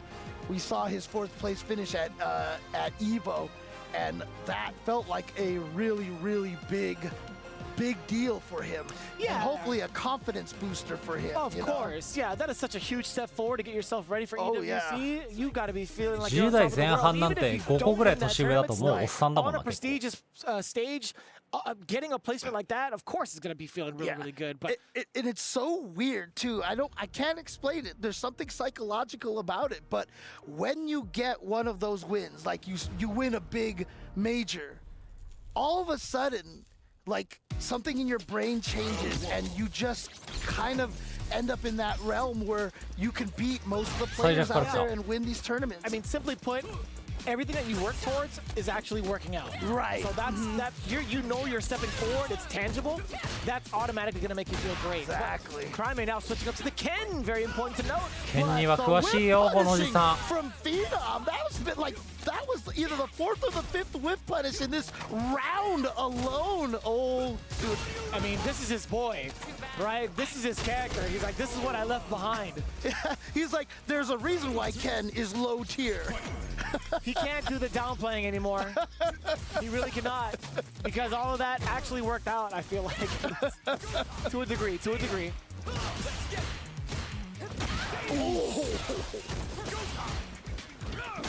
Again, the whip punish. 大 The 足で side 差し返 switch. ししまくってる。 Yeah, the hooligan immediate drop, shades of the capper. Oh, both of them just missed each other with those lights and checking with the stand light kick into the drill with a spacing trap right there. 状況確保。 And now burned out. Crymate ends up burning himself 差し返 out. しまくり。 Oh, he was ready for it. I like that Phenom did it at a kind of weird timing. It wasn't going to be like truly meaty. Yeah. And that's totally fine too. Phenom yet again. He's at match point. He's got one single hit left to confirm into the big W. The Crymate now fully engaged. He does have his drive gauge back, very healthy. But even still, if you're Phenom, and if you do lose this round, which he does, I don't think that affects your mental state right now. You know, you tried to go for a kind of a Hail Mary drive impact. You're like, okay, good stuff. And you have such a lead here, but every round you lose does put you a little bit more and more nervous. マジで差し返しなんか相手が剣になってか Please, ら I really wish I 余 could see 計 a 差し返 whip し増えた punish な。 count on that one, on this match, from this match here. I think he's at like 5 or 6. If I were to actually count. うわ Win for it. I'm not gonna lie to you. That window is very small. I don't think people really can confirm. Oh, no, there's no way. There's no way. But you went for it. Hey, look, you're young. You don't know fear yet. Oh my God! Dude, look atー this Phenom. He saw drive impact standing right in the face. Got the throw. Yeah, he was probably ready to see if he could throw a drive impact he potentially. Oh boy, and here we go. Like I said, one. Oh, wait, hang on. Don't. Sorry, I thought he was gonna level 3. I thought he was gonna level 3 from that fireball across the screen. 中足じゃいかねえか。 That's fine. Yeah. Totally fine. Would have been Crymate's turn after all. Oh. Yeah, the delay. Oh my God, got him. Crymate was trying to jump out so he could get away from the corner situation. Single hit from both ends, by the way. うわゲージ切 A り。 little bit of drive gauge left for Phenom. Rather sus though. Hold on. お Oh, ー trade with the crouching medium kick too. I like that Arnold. normal too. I like that normal, especially because if Phenom decided to cut Phenom it short,に剣で perhaps, 勝つ and の it は was ま too ずい。 far, if he tried to walk back, Logan Right. would have clipped. Okay, but like I said, one round at a time. And that confidence that I was talking about that Phenom had, might just little by little start to erode. I don't know, man. I think that game right now to kind of set the tone for Phenom, to kind of wake him up, might spell a different story. Not quite a whip punish, but it did catch Cryme standing. No punish counter, as you had seen. Well, let's see where the confidence is from the young man. Representing Falcons on the other side. Cryme, what do you do about this corner positioning? I mean, Phenom put himself at a massive drive gauge deficit to maintain this corner position, but it has definitely been worth it, because look at this damage. And Phenom just one more hit away from taking this round and going back to his second match point. But Cryme getting the couching medium kick. Wow. Why not go for it? Why not go for it? Like, jump OD dive kick? And the nice thing about it is, even though they made it so you can't get the back medium punch anymore, it is safe on block now if it hits on that first frame. Oh, denied. Drive Ooh, sneaks in with the Dragon Lash. Cryme wants to keep the pressure going so that he can burn out Phenom. And he does it with the punish counter, and he did press a button. That was crouch jab. You saw the startup animation. Phenom still looking kind of crusty in the drive gauge, has to chill out for just a little bit longer, unless Cryme decides to get rid of all of the life remaining. Look at that, fierce and fierce. He delayed cancels that fierce. Usually you shouldn't have the room to throw in there, but because Cryme kind of delayed cancel, that actually gave Phenom the DP. Excellent. Staying alive is Cryme. Despite Phenom looking at match point, that was such a big round, important round to win for Cryme. Just backing up, getting away from that pressure. Or so we thought. Roundhouse still within range. Mad expensive. This is going to hurt. Not even just off of this combo, but off of the situation itself. Right. Cryme still has the meters though. Phenom is still burned out. But he has the level 3. Can he react to the drive impact again? Actually, it's not going to matter here. But again, another throw. But I think Phenom had every intention to take all these throws here. He's going to keep taking those throws. Wait for it. Ooh, finally attack right there. Gets the throw escape. And now he just gets the clean walk up and throw. Oh, he tried to go for it. Oh. You think he would have gone straight into super if it hit? 100%. Oh, there we go. Staying alive all the way. Tying it up. 2-2. Cryme staying alive. What a rebuttal. Now, this is where the nerves start kicking in for Phenom. Can he remain poised enough to finish the job that he had started with that 2-0 lead? 先生、権利だけは負けんといてくださいよ。 Cryme being able to withstand the storm, and also within the ranges where he's been consistently getting whiff punished at, changing it up a pretty significant deal. I'm liking this Ken counter pick. You see Cryme using those little hand warmers right there. Talk to me a little bit about more of the spacing that Cryme is kind of like putting himself in now against Phenom. Well, I mean, the nice advantage that Ken always has is that, you know, he does have some good long-range runs like standing medium kick, standing heavy kick, which can threaten better than Ryu can. Oh, what an immediate check against the drive rush. Phenom, we talked about some of those videos now getting whip punished yet again. We get a forward throw. We could potentially do it again if we wanted to, but it's medium to check. Oh, here we go. An outside switch here with the Dragon Lash. He's going for the damage off the DP. Not as good Oki, but he gets that damage. A nice block that time on the crouching medium kick, but now he's down to no health. And Phenom is going to get to what is, I think it's like his 4th match point at this point. At this point. I don't know if the math checks out, but I'll agree with you. Pretty close to it, yeah. フェノムサイドがかなり前出るようになったな。You see Cryme stopped short with that stand light punch off the drive. Ooh, what a jump from Phenom getting that cross up. Yeah! He tried pressing. That was a drive parry, yeah. And now burned out. Ooh. 待って。 Throw. So Phenom trying to stave off this burnout. Go for the knockdown follow-up there. A trade. He does get up, but he pressed the button in the air. So that is a punish counter on the landing. He is hounding Phenom down, by the way. He spent it. the drive impact, the rest of it drive gauge, but it doesn't even フルフル matter. だ Now match point for both, all tied up, final round. Final game, final round, let's go. 俺ここの組み合わせフェノム硬いと思ってたのにな There from Phenom. I think he just thought it was actually just gonna hit him. Oh, is he gonna あるのか not gonna go for any major spending just yet. 先生 And now the corner. Oh, 逆タク We タ haven't seen that. We've 使 only わ seen it な like い twice so far in the set. oh, he tried. あかんこれ使われたら He hesitated. That was so Wow. lucky. Like his decisions weren't quite there. Like he didn't have the gusto. He didn't get to justify it at all. But now bounce he's すんのか facing those ちょい残りだ repercussions と思っ in た burnout against the corner, against Crimea. Off of that Dragon Lash. Look at the amount of chip he's just taken. Oh, the confident walk forward, and now he's gonna get the DK. punish, and now Crime is in the corner, and Phenom's gonna get all of his gauge back. Oh, this is so dangerous for Crime. One hit from Phenom will spell the end of this game. He went for it, but right there, Crime was a little too far. Didn't have his own whip punish. He tried to get one in the air to air. And he walked back so bravely. That is so Yukeru. much bait for a low medium kick too from Cammy. So surprising. Oh my God! There. Launch up didn't work. 逆タク Oh, て Rita shimmy. Oh, you see, Crime does not want to get hit by crouch. Didn't kill. あーか That's ー not わー Phenom マジ did not か have the reaction to cancel that into a super. これはすごい Instead, he went for his own drive impact. Crime sneaking that one in there and is going to do the entire comeback from down 0-2. うわ to ー take こ it. れ That is wild. What's even wilder than that? He has to fight Phenom落ちてきたの to だるいな qualify into phase 3. Oh man, but yeah, what a switch from the Ryu to the Ken. Right. Definitely paying off in spades. I am quite surprised, James. I am genuinely quite surprised. But at the same time, Phenom had such a valid strategy against Crime's playstyle as Ryu specifically. Yabai, Right? The sensei. Hashokikis were not flying.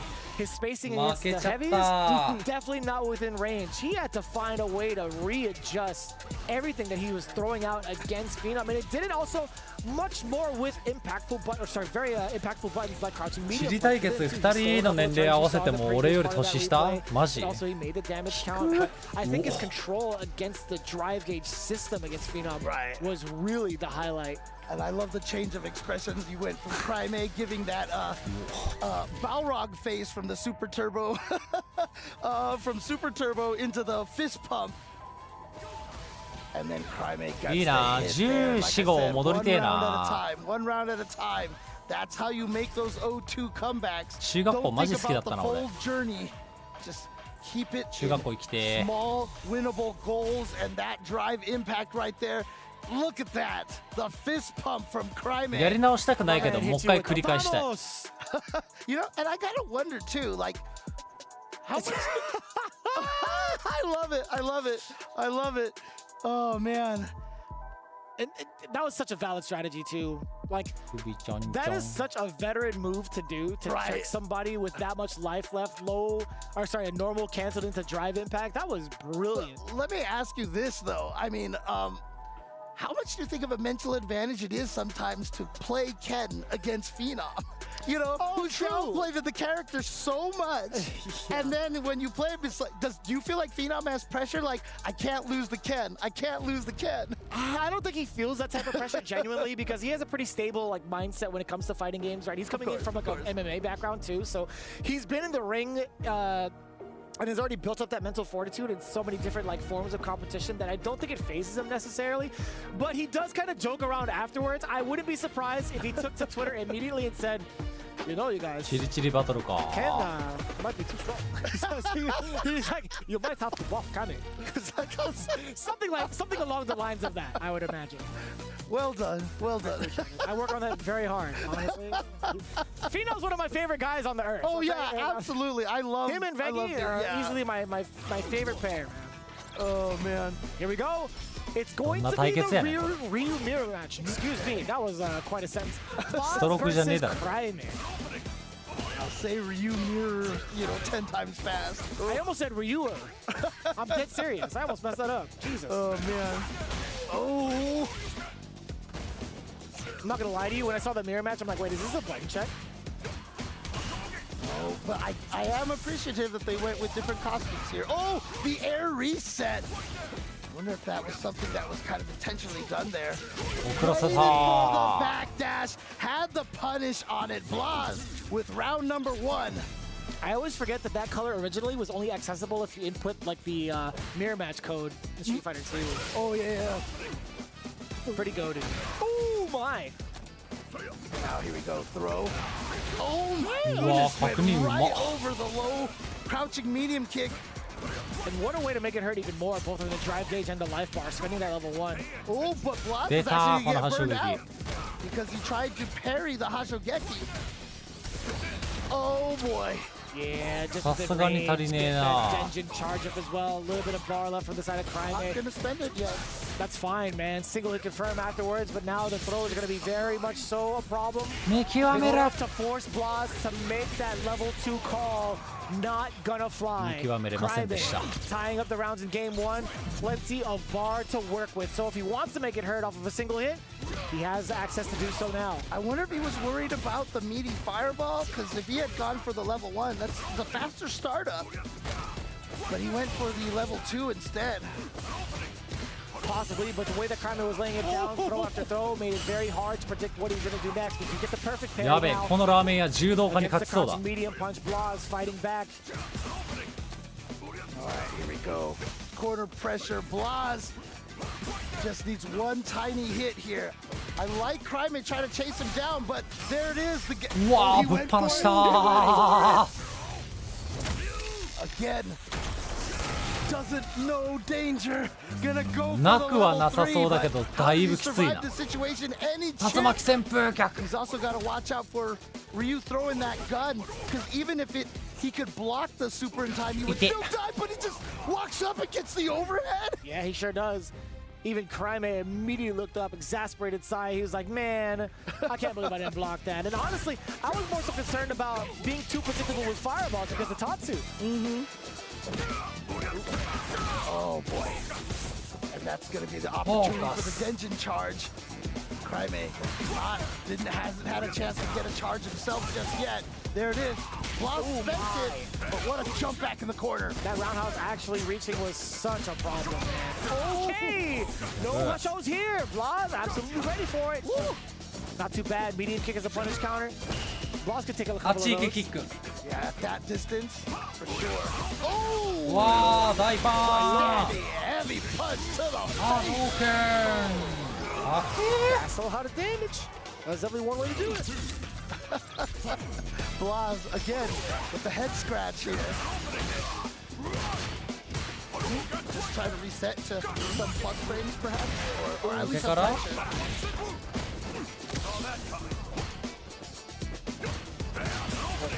Slugging with the heavies now is Blas.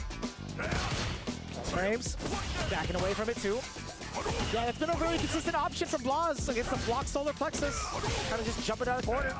Or not corner, excuse me, just jumping away from pressure. And now Blas gets the lock-up throw. Blas still has yet to get hit, and we're at 66 seconds. Oh, and a committal button that was from the side of Crime. So weak to possibly check forward, moving backwards, excuse me. Yeah, like I said, a perfect. Oh, it was too far. This song's so sick. Oh yeah. When it hits the critical stage. Level 3 on deck for both, by the way. Oh, that jump in just clearing out the drive rush. Yeah, I'm sure he tried to input the DP, but you have to commit to at least 9 frames. That drive rush. Crime tried to drive rush into the fake right there, and Blas drive rush right back at him, got the hit. Now it's just a tiny chunk of life away. Blas just gets to hang back and DP. Back-to-back Genjin stocks from Crime. Oh, did amount to anything though. Hashogeki's back-to-back. Oh, double R. Yeah, that's fine. Thought he would spend it just to make sure he got the drive gauge back. But then the standing medium kick from Blas. And It makes sense. Like immediately as soon as that fireball dissipated, he saw green. He's like, you know, I have the perfect normal to stuff out this drive rush. Let me show it to you. Oh man, look at the just thinking right now, just trying to evaluate a plan over here. And Blas just looking so nonplussed right now. It just looks like he can't even be bothered to be nervous right now. No, not at all. The way he's been conducting himself over on the cameras, he's just ready for the next one. I like that too, right? He's just looking forward to the next game, trying to take it one round at a time. Excellent mentality. Blas now getting the forward throw against Crimate. Does get the counter hit for the opener, back to back. Everything is working for Blas. Every mix-up has landed this round. Every mix-up. I think that was 100% on mix-ups in that situation. That's your SCC perfect. I'll tell you what, man. Blas looking at match point. How does he finish it off here? That's an excellent start. Low medium pick to open up Crimate, loaded up the Denjin, loading up the bullet. Oh boy, and wow. And then you finally get some offense, try the solar plexus strike, and Blas just perfect parries it. Oh my goodness. Damn. He took a walk in the park. Team 2000 now. Oh, and finally a hit right there. That's the first time Crimate has hit him in like 2 rounds. One more shot from Blas. One more shot against Crimate. Crimate, can you survive the way that Blas has been playing? Okay, here we go. Not gonna let you just walk up on me this time, says Crimate. All right, here comes Crimate with the offense. He just made the comeback. He could do it again. Oh no. Talk to me. How do you get out of here? Nice patience from Blas. Nice neutral jump from Crimate. Oh, yeah. You weren't allowed to do so. You can't clear that fireball that close. Either it would have been the Tatsu, which it was, or it could have been the level 1. It could have been anything. No, I mean, from that range, I mean, that's the exact setup. He wanted to give you that false sense of security. At that range, DP's not going to work out, right? So at that range, he's like, you know what? Maybe I can jump this. Hence why Blas, being the genius that he was, went for that exact trap. And what a payout.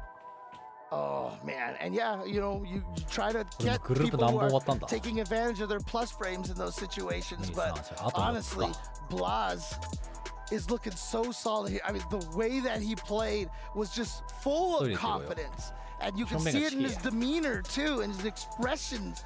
He was just playing again, like it just looks like it's another. I can't say it's another day in the classroom. Sure. For Blas. I mean, let's be honest, right? Like he's playing the character that's on screen, right? He does have an advantage at that.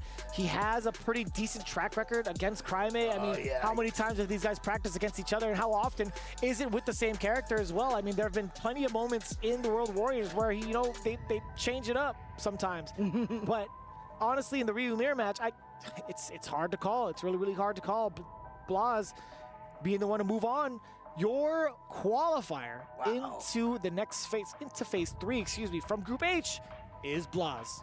Yep, and so you see Crimate is going to be waiting for the winner between Goichi and Phenom. What a weird, you know, first round on the loser side match there. Very unexpected, but we are going to be moving on. Guys, do not go anywhere. We have some more amazing Street Fighter action, more group phase action right after this.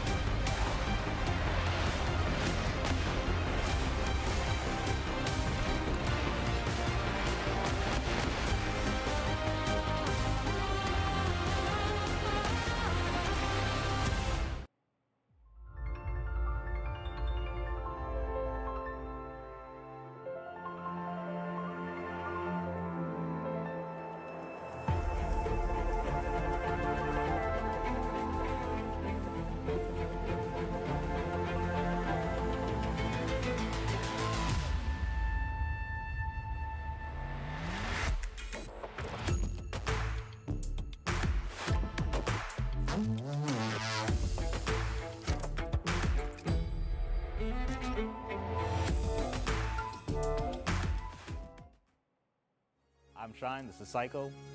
I'm Viggy. This is Venom, and we're doing the blindfold challenge.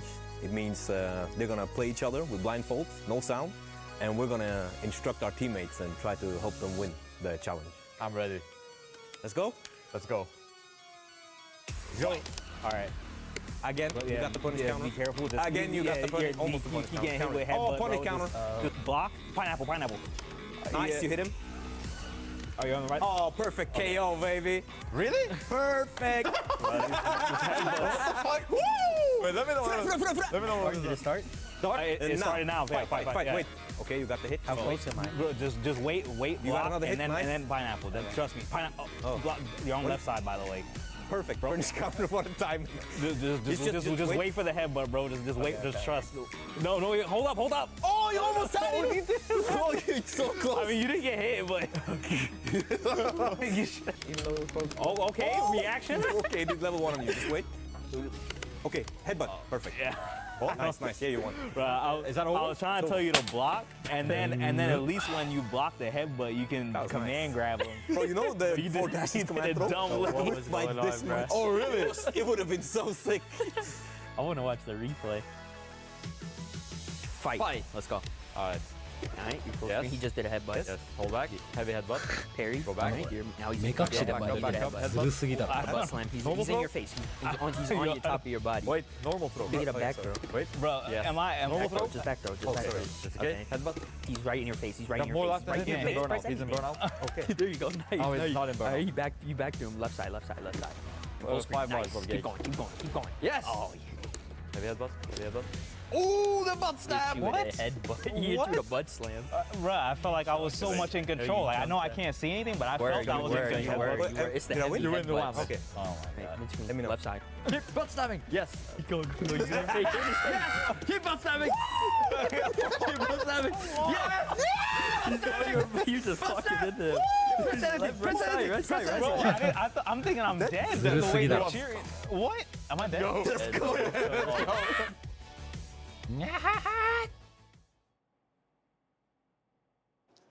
What's up, everybody? I'm Quickshot, bringing you a Club Championship update from the Crossfire stage.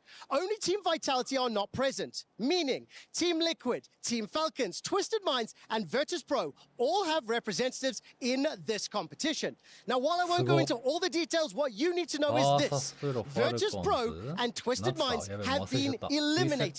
0 points, they do not advance to the playoffs. Our other two competitors, Team Liquid and Team Falcons, are in the lower bracket, fighting for their lives tomorrow. Team Liquid is taking on Team Rock. They are favored to win. Team Falcons are taking on Baisha from China, and they are not favored to win. This will have massive implications for the final standings in the Club Championship. Thanks very much, Quickshot. Update there on the Esports World Cup Club Championships. And of course, we did see earlier on Nephew not faring too well for Team Liquid, but let's take a look at some of the highlights in that Group G. We'll go back, Group H. We'll go back to Group G, and there you see the two young guns from Chile putting on a show for us.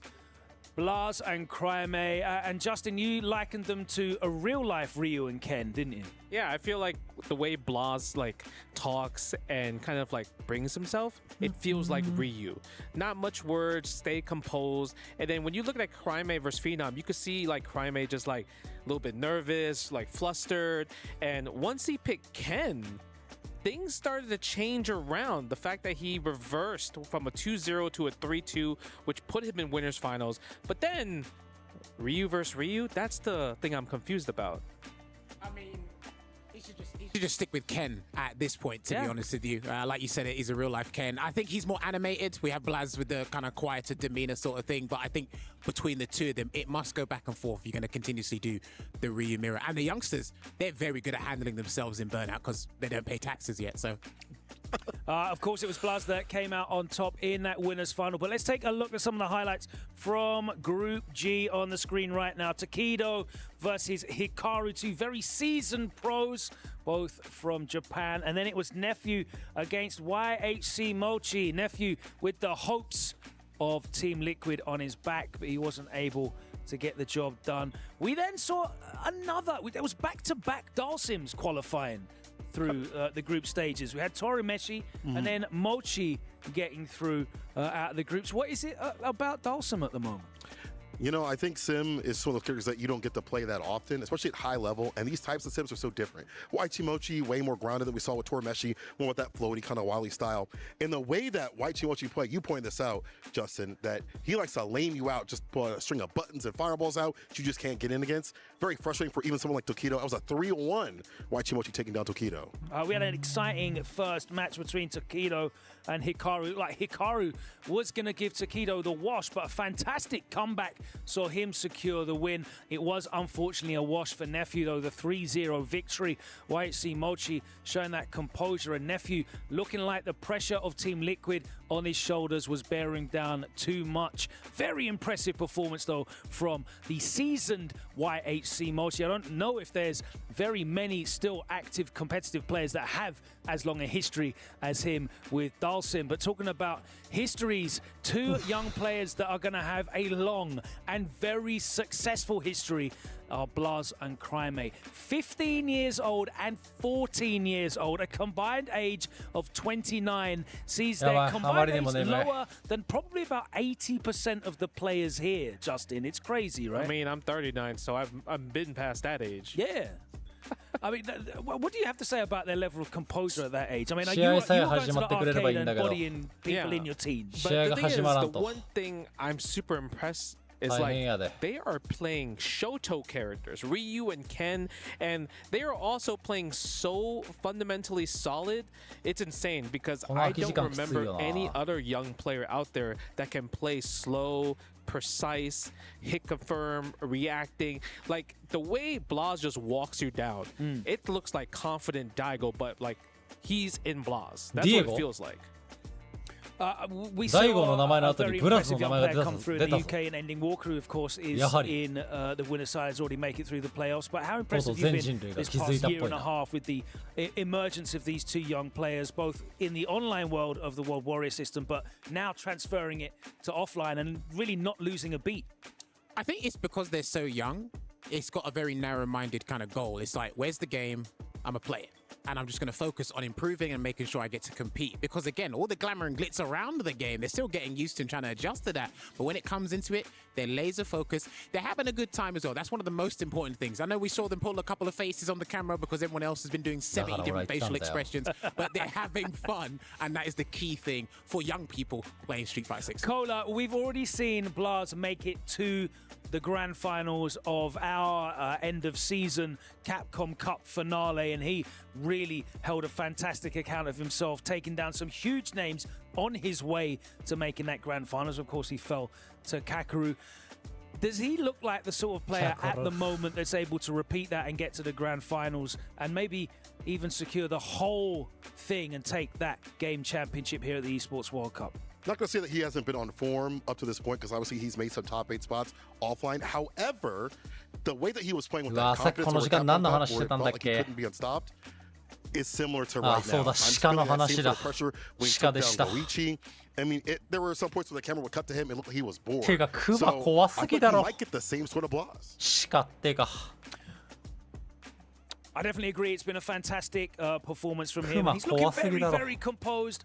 To see him overcome his countryman in that way was very, very impressive. We're going to be moving on into our next round of groups, and I am personally excited about this group. You see NL representing Falcons still in the hunt for points. Of course, Crimate, as a late signing to Falcons, is not eligible to score points for the club championship. Very important there. He is joined by Hurricane, the winner of the LCQ, Itsubashi, Zangief, and Shine. And then we have Group J coming up, which includes Lashar. Oh, no, that is certainly not them.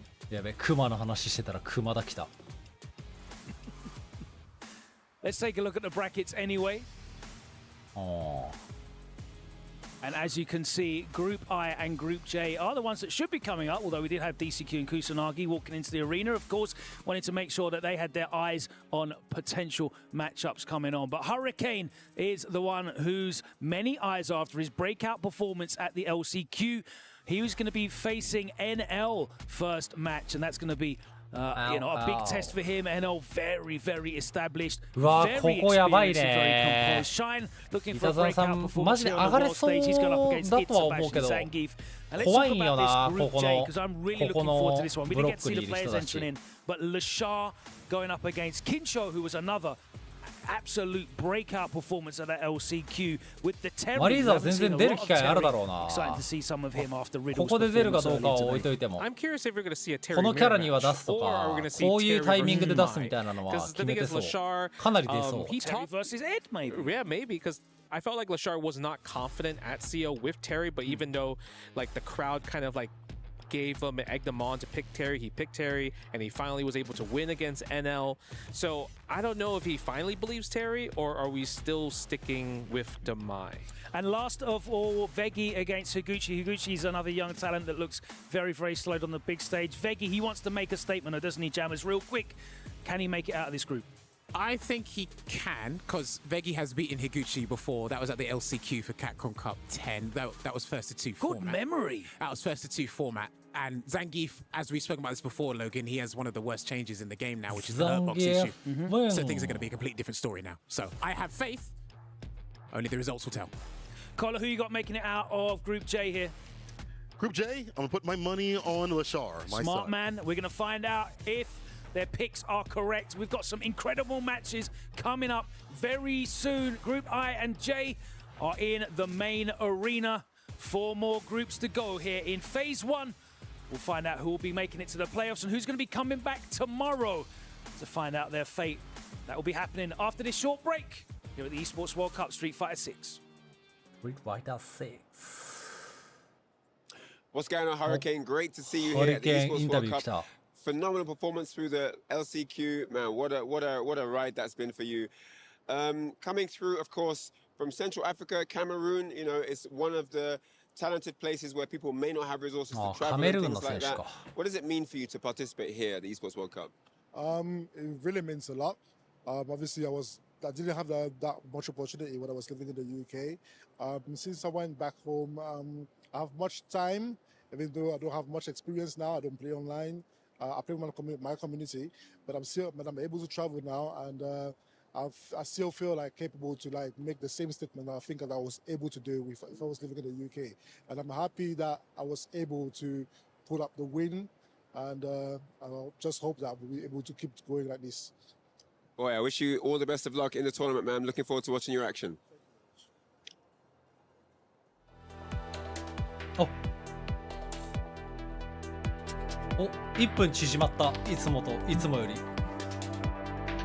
いつも3分のところを今回は2分にしてくれるらしい。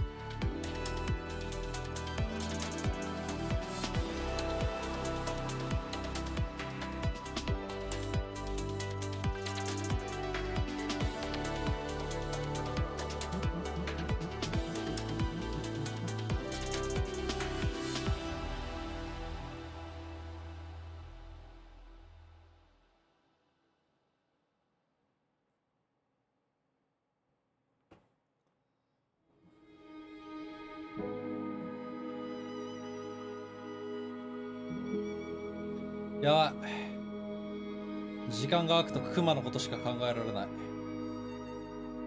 なんとかこのクマに対する気持ちを熊田に向けないと。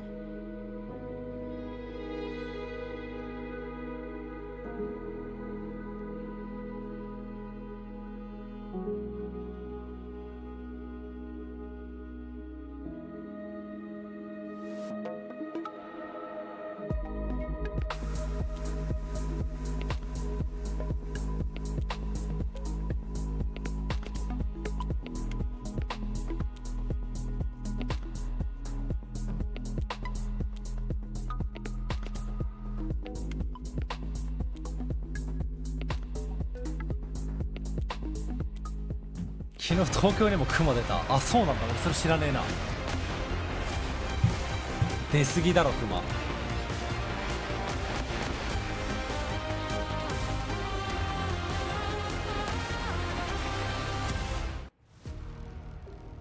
Welcome back, ladies and gentlemen. We are 2/3 of the way through our first play day of Street Fighter 6 here at the Esports World Cup. Group G and H are done, which just so happened to be the first two letters of my own name. So, hey, look at that. Honestly, I gotta say, Group G, Mochi, looking real good here, taking down Takeda 3-1, but Group H on its own, having two youngsters that are in that top bracket winners final, Blaz and Crime. I mean, look, Crime gave it his all. He's 14, incredibly impressive. Blaz is also an incredible youngster.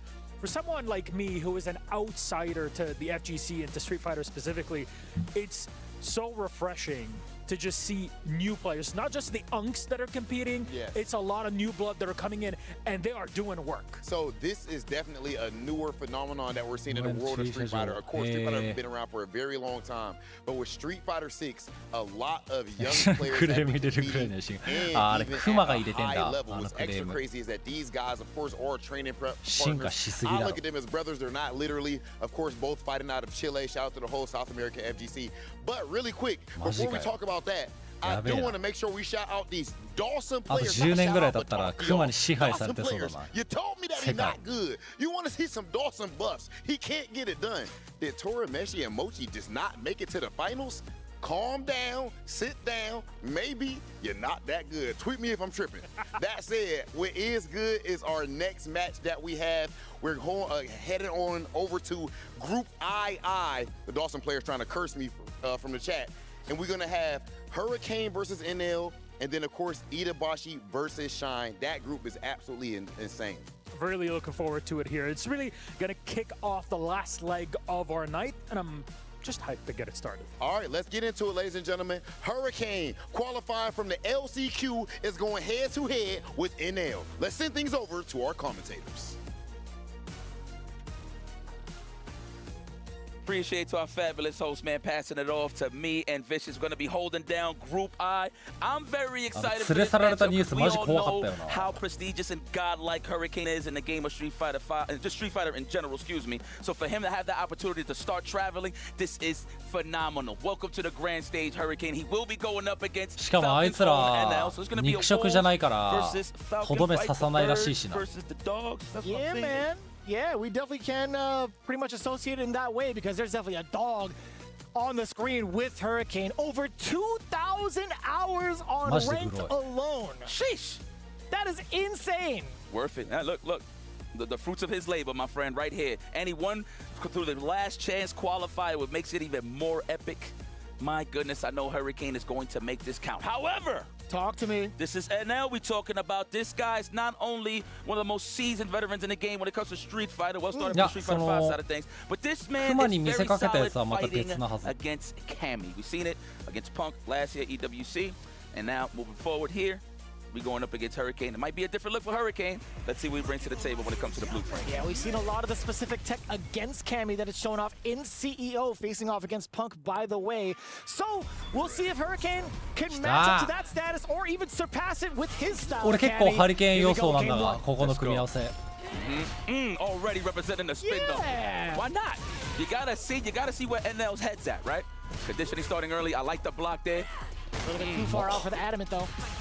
He's getting his maul on. Ooh, right out of range of that throw, but that's all right. Man, that's big damage. Could have been worse, but he's trying to preserve some drive gauge for the end of here. Yeah, there was a counter hit on board with the crouch medium punch, but not ready for it, but also not willing to put himself into burnout, which is totally understandable. Ooh, plus frames, yes.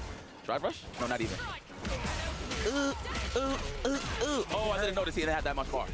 But it still hurts though, nonetheless, right?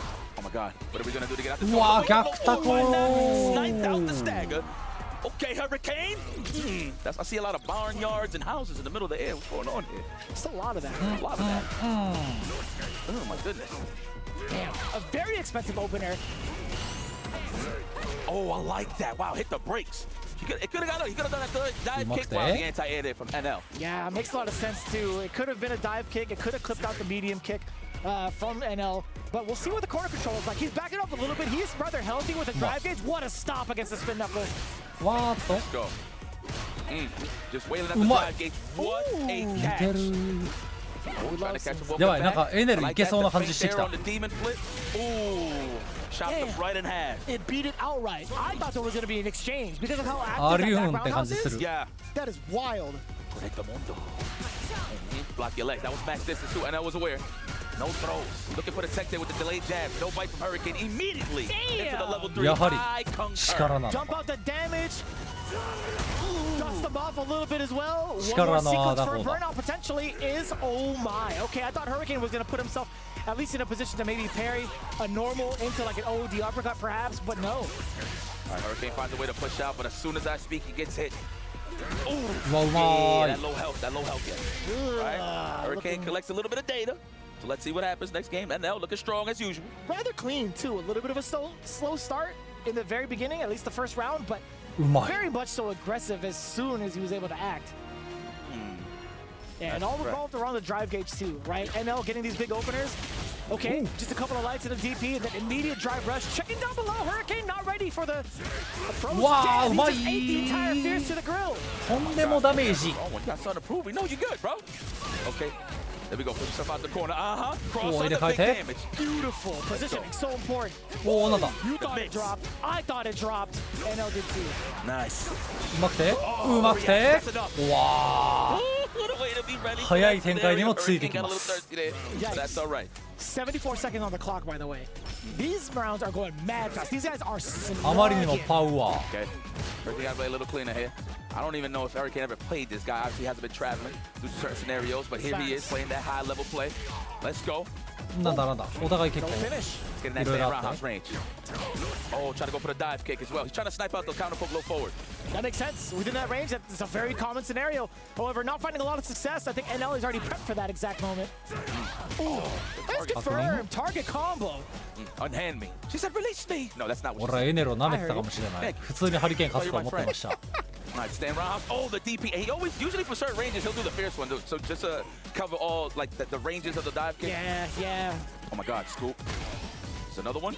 Trying to go for the counter head. No bite. NL, great defense. He ain't panicking. He's trying to react to something. You see him buffering. Oh, no DP.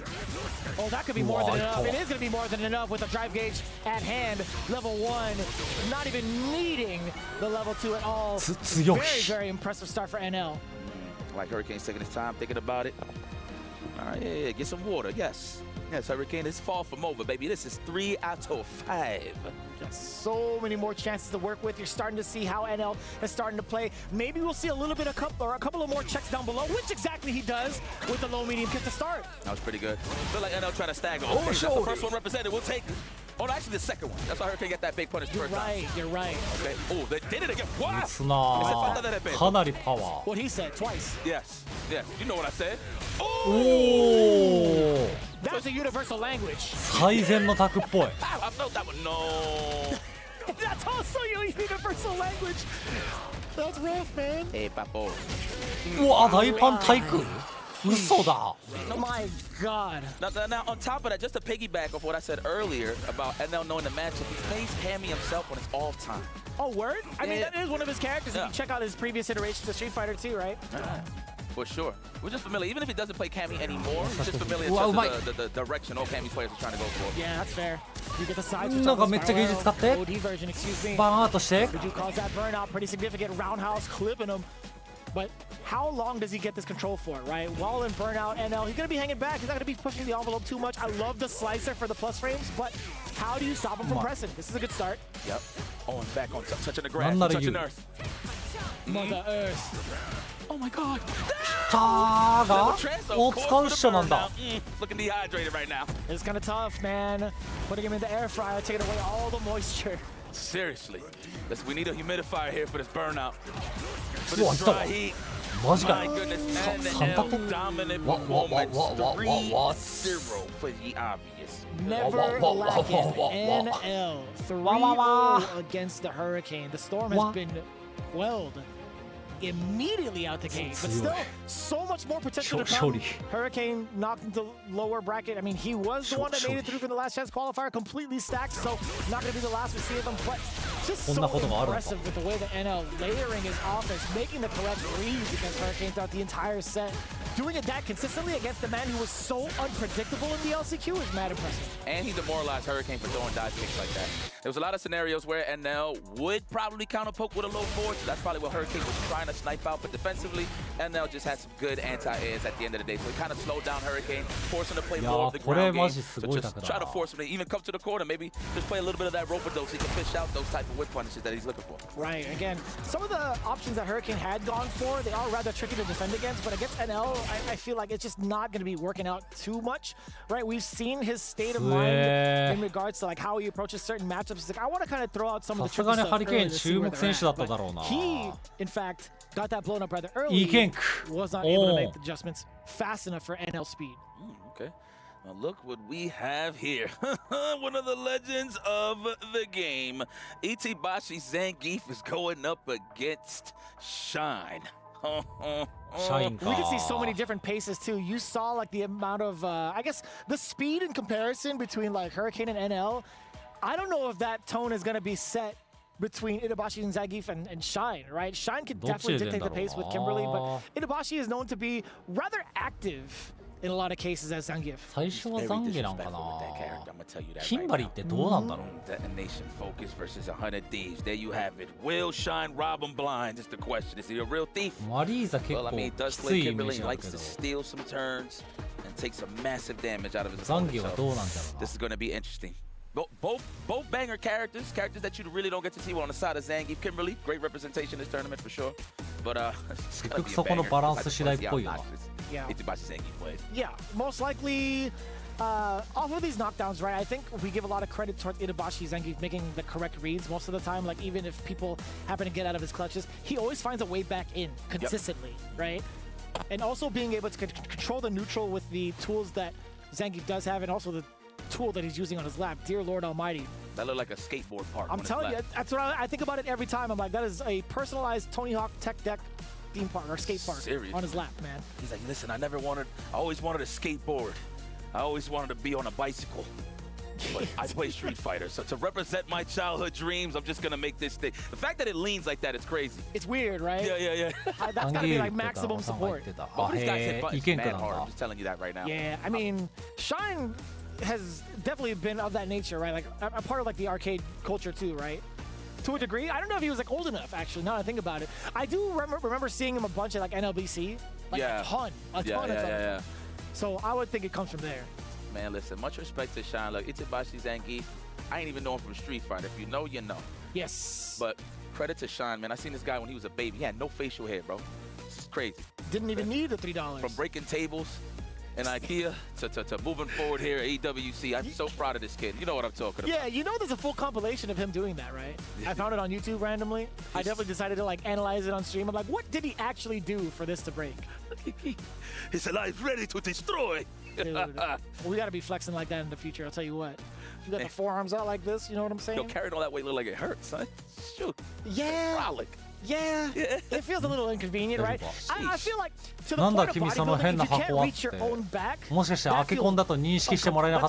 somebody were to slap a sticker right down the middle of your back and you can't get it, oh yeah, no, hell no, I'll never get that. What, big back? Hell no. Different type of big back. About, yeah. Listen, can I do that now? Oh yeah, good. All right. Yeah, you're fine. Thank you. Let me see. Do it. No, I can't. I can't. You can't? Well, you are getting brolic. Oh, no, you can do it. What you talking about? I mean, I can't reach. I used to be able to reach like That's hand all right. to hand. You'll be fine. Look at that. I hear the grinding all over the place. The combo build up. For those you know, you know. I don't even know how you open that thing. I see the screws on the side, but I think it's like you know, it's fake. Man, great piece of hardware, man. Respective. I actually got the one Shine got. Unfortunately, the one Itabashi got, it's not on sale. It looks like it's a custom. I'm kind of jealous. I am kind of jealous. I'm like, how do you even come up with that idea? Like, what was like the thought process of how you wanted your design in terms of like ergonomic comfort? Like, why was it that the angle you chose was the final choice? I like that you said ergonomical. So maybe it's because he has his legs like in that slant position. Possibly. So he could hit the buttons at the same. Wow, you know what? I'm getting too deep into this. As you should. What's this? Is it a rule book? Is this a note from somebody in the crowd? He's like, Dear Itabashi, I know you're about to deal with Shine, and that's all right. You have massive health points. So he's gonna have to hit you 1,000 times. Your friend, random fan. Yeah. Honestly, so we're so used to seeing Itabashi bring out his phone for notes. I wonder if there's just like a different kind of thing here at play where it's like, you know what, we're gonna just, you know, allow you to bring like notes instead of like a cell phone. I don't even know actually what the rules are in regards to like actually bringing your phone out, but I like that. Old school's fire. It's valid that I say that because every single stream that you see Itabashi play on, whether it's like actually stream or not, like even off stream, right? If you have like YouTube footage of him, yeah, between every match or before every match, he checks his phones for the extensive notes he puts for his opponents. Okay. Genuinely. Every single time. Well, he got notes like MapQuest. That's perfect. Damn, he printed it out this morning? Remember that? I hella do. Wow. I mean, I don't drive, but I remember my homie said, hey, man, you want to go to a spot? Yeah, just print out the MapQuest. I'm like, all right. Throwback. Jesus. Look at her. She's like, mm-hmm. All right. Let's get it poppin'. Zangief versus Shine. I was literally talking about the characters, but that is Itabashi's name, for real. All right, looking for the counter hit already with the stand round. Oh! Oh, なんだ。おー、goes around it regardless. そうなんだ。 That reach too. Oh my God, slap to the chest. Wow, the space out. Oh my God, counter poke with う an わ、 SPD. 寒ーって思ったら Lee Chung like なんなら対策。歩く。 Leave her alone. 電ガヤ。来た、走って。SPDs, no legs. Oh, dude, Itabashi is feeling himself too. He's talking to himself, he's already turning the stick, and he's laughing. That is the trifecta for disaster. Damn! I heard that through the headphones. He's like, oh God, he's gonna do it again, I promise you. Oh! Yeah, peep the watch. All right, Sean, you're losing real estate here. It's getting dangerous. We out. No. 追っかけれない。 That's tech? Question mark? 足が遅い。 Next time it's a drive rush, I guarantee you. If we see that scenario again. No bar on the side of Shine. Of course, he's respecting the standing fierce and the drive impact, right? Right. And the stand strong. Ooh. He's like, it tickles me. Oh, it's very strong. Oh, 惜しい。 You definitely reeled back in your seat. なんか無を殴って。 Counter hit against Shine. おい、確認見せらせて。あ、来た。高いやつ。My man Drax. Oh my God. Oof. Yo, he is shaving away, man. よいしょ。 Filing down those nails right now. いいですね。いいですね。 Historically, that's what you don't want to do against Zangief. Walk back a little too much. So right now, I think Shine is in this mentality. It's like, yo, I got to whip punish something. Just throw something, damn it. And in the meantime, he's just getting walked down into the corner. Right. Yeah, and it starts off the round exactly in that fashion, too. It's a good remark because in game one, Itabashi just kind of walks towards Shine within that range. He's looking for those medium kicks for sure. He's very comfortable with dealing against those. Oh my God. We're going to stay right here, nice and relaxed. Here we go. I like how Itabashi acknowledged that he got hit. Love it. All right. Throw. Get off of me. Good Kenneth Coles. I see you. Good shoot. Man, come Oh, Lord. Wow, stop the roaches. Nice. Oh, they didn't commit, but of course, he was low on the drive gate side of things. That's why he didn't commit. Lord have mercy, he's getting bullied in hisマジか。ガチでグロいんですが。 Look at him, look at him. He's like, yeah, yeah. When it's all said and done, they gonna call me a legend. Yeah. 立ちます。 Man. That's what he got. He got that suit on. Man, see? I'm gonna go for the standing finish. Oh my God. Oh my. How dare you ど touch す me? こい。 Come here. Ooh, damn. Meaty crouching medium punch. Come in. Bang, one. Another one will kill. God. You know I love Zangief's fierce SPD because I can get to see the whole stage. No, do it again. Missile kick. What? Missile drop kick? 強い。 Missile drop kick. That's crazy. 社員こんなボコれるんだ。 Yo, I'm telling you what I said. Obnoxious gameplay, and I don't mean that in a bad way. It's like he's playing very disrespectful to hit you with that fear of God. He's walking him down to start the match every single time. いくらなんでもいけんくすぎる。 He's hype. He's up 2-0. He can relax. Got a lot of HP to work with. Got armor moves. Now, I don't know ありがとう。眠たい気持ちが吹っ飛んだよ、 I'm 板 gonna 澤 break さ it down ん。 to the Shine of what he should do, but Itabashi Zangief ain't whiffing, bro. Everything has a purpose, yeah. Right? Him walking down is much more intimidating than him trying to throw like heavies, throw medium punches to check. Shine is definitely ready for those most of the time. A little bit of a こうなっちまえばきついって言おうと思った。ああ。何これ。 All scalp. No dandruff. Seriously. Clean shaven. There we go. I'm pretty sure next sequence, Itabashi is going to drive reversal. No, not yet. Oh, even better. Nice. Break the armor. まあ弾いちゃったらきついからみんな。ずるっ。 Oh God! And one mixtape has been revived. Bring the VHS out. That was crazy. Yep, pop the tape in. It's looking like hot sauce, no? Either that or he's gonna be Bone Collector in a bit. 大パンに対策してきたぞ。 Oh my God. There we go. Throw City. Let's do it again. Hot sauce versus Escalade? That's a bad match. Oh wow. Bad matchup for who, actually? I don't even know. Yo. Let's go. Nice shot. Oh, so gotta punish the light punish, but it's damage. Yeah, a little bit of wonky angle too because of how far forward that moves Zangief. Whoa, the lava being poured out in the back? It's getting hot in here, bro. Oh no! Yeah. You know what's so crazy? I know for a fact Shine was not keeping an eye on that ball. The super meter definitely was not in his mind right there. Just want to open up this big luggalard right here, and that's of course Zangief. Muscle, of course, that is. That's mad muscle. Crouching light, sneaking it in there. We saw the moments where Shine actually got to close the distance and enforce his will. Just a tad too far forward, a tad too late on the button. Got clipped for it. Forward clear. Let me get another one. Oh my God, he's in. He said he's trying to hold up. He don't want to take the headbutt. I understand. Oh my God. Please stop it. What a good call out too. That jump in paying off dividends. Not only for yourself out of the corner, but finally getting a big opener for level 3. This is so impactful because of the change to walk speed now. Now, can you walk Itabashi Zangief down? That's the question. Looking for that counter hit. No dice. Good technical there from Zangief. Zangiefもオーンって言ったぞ。ぐらぐらぐらぐらぐらぐらぐらぐらぐら。 Oh no, not even. I'm sorry. I forgot you could discontinue that.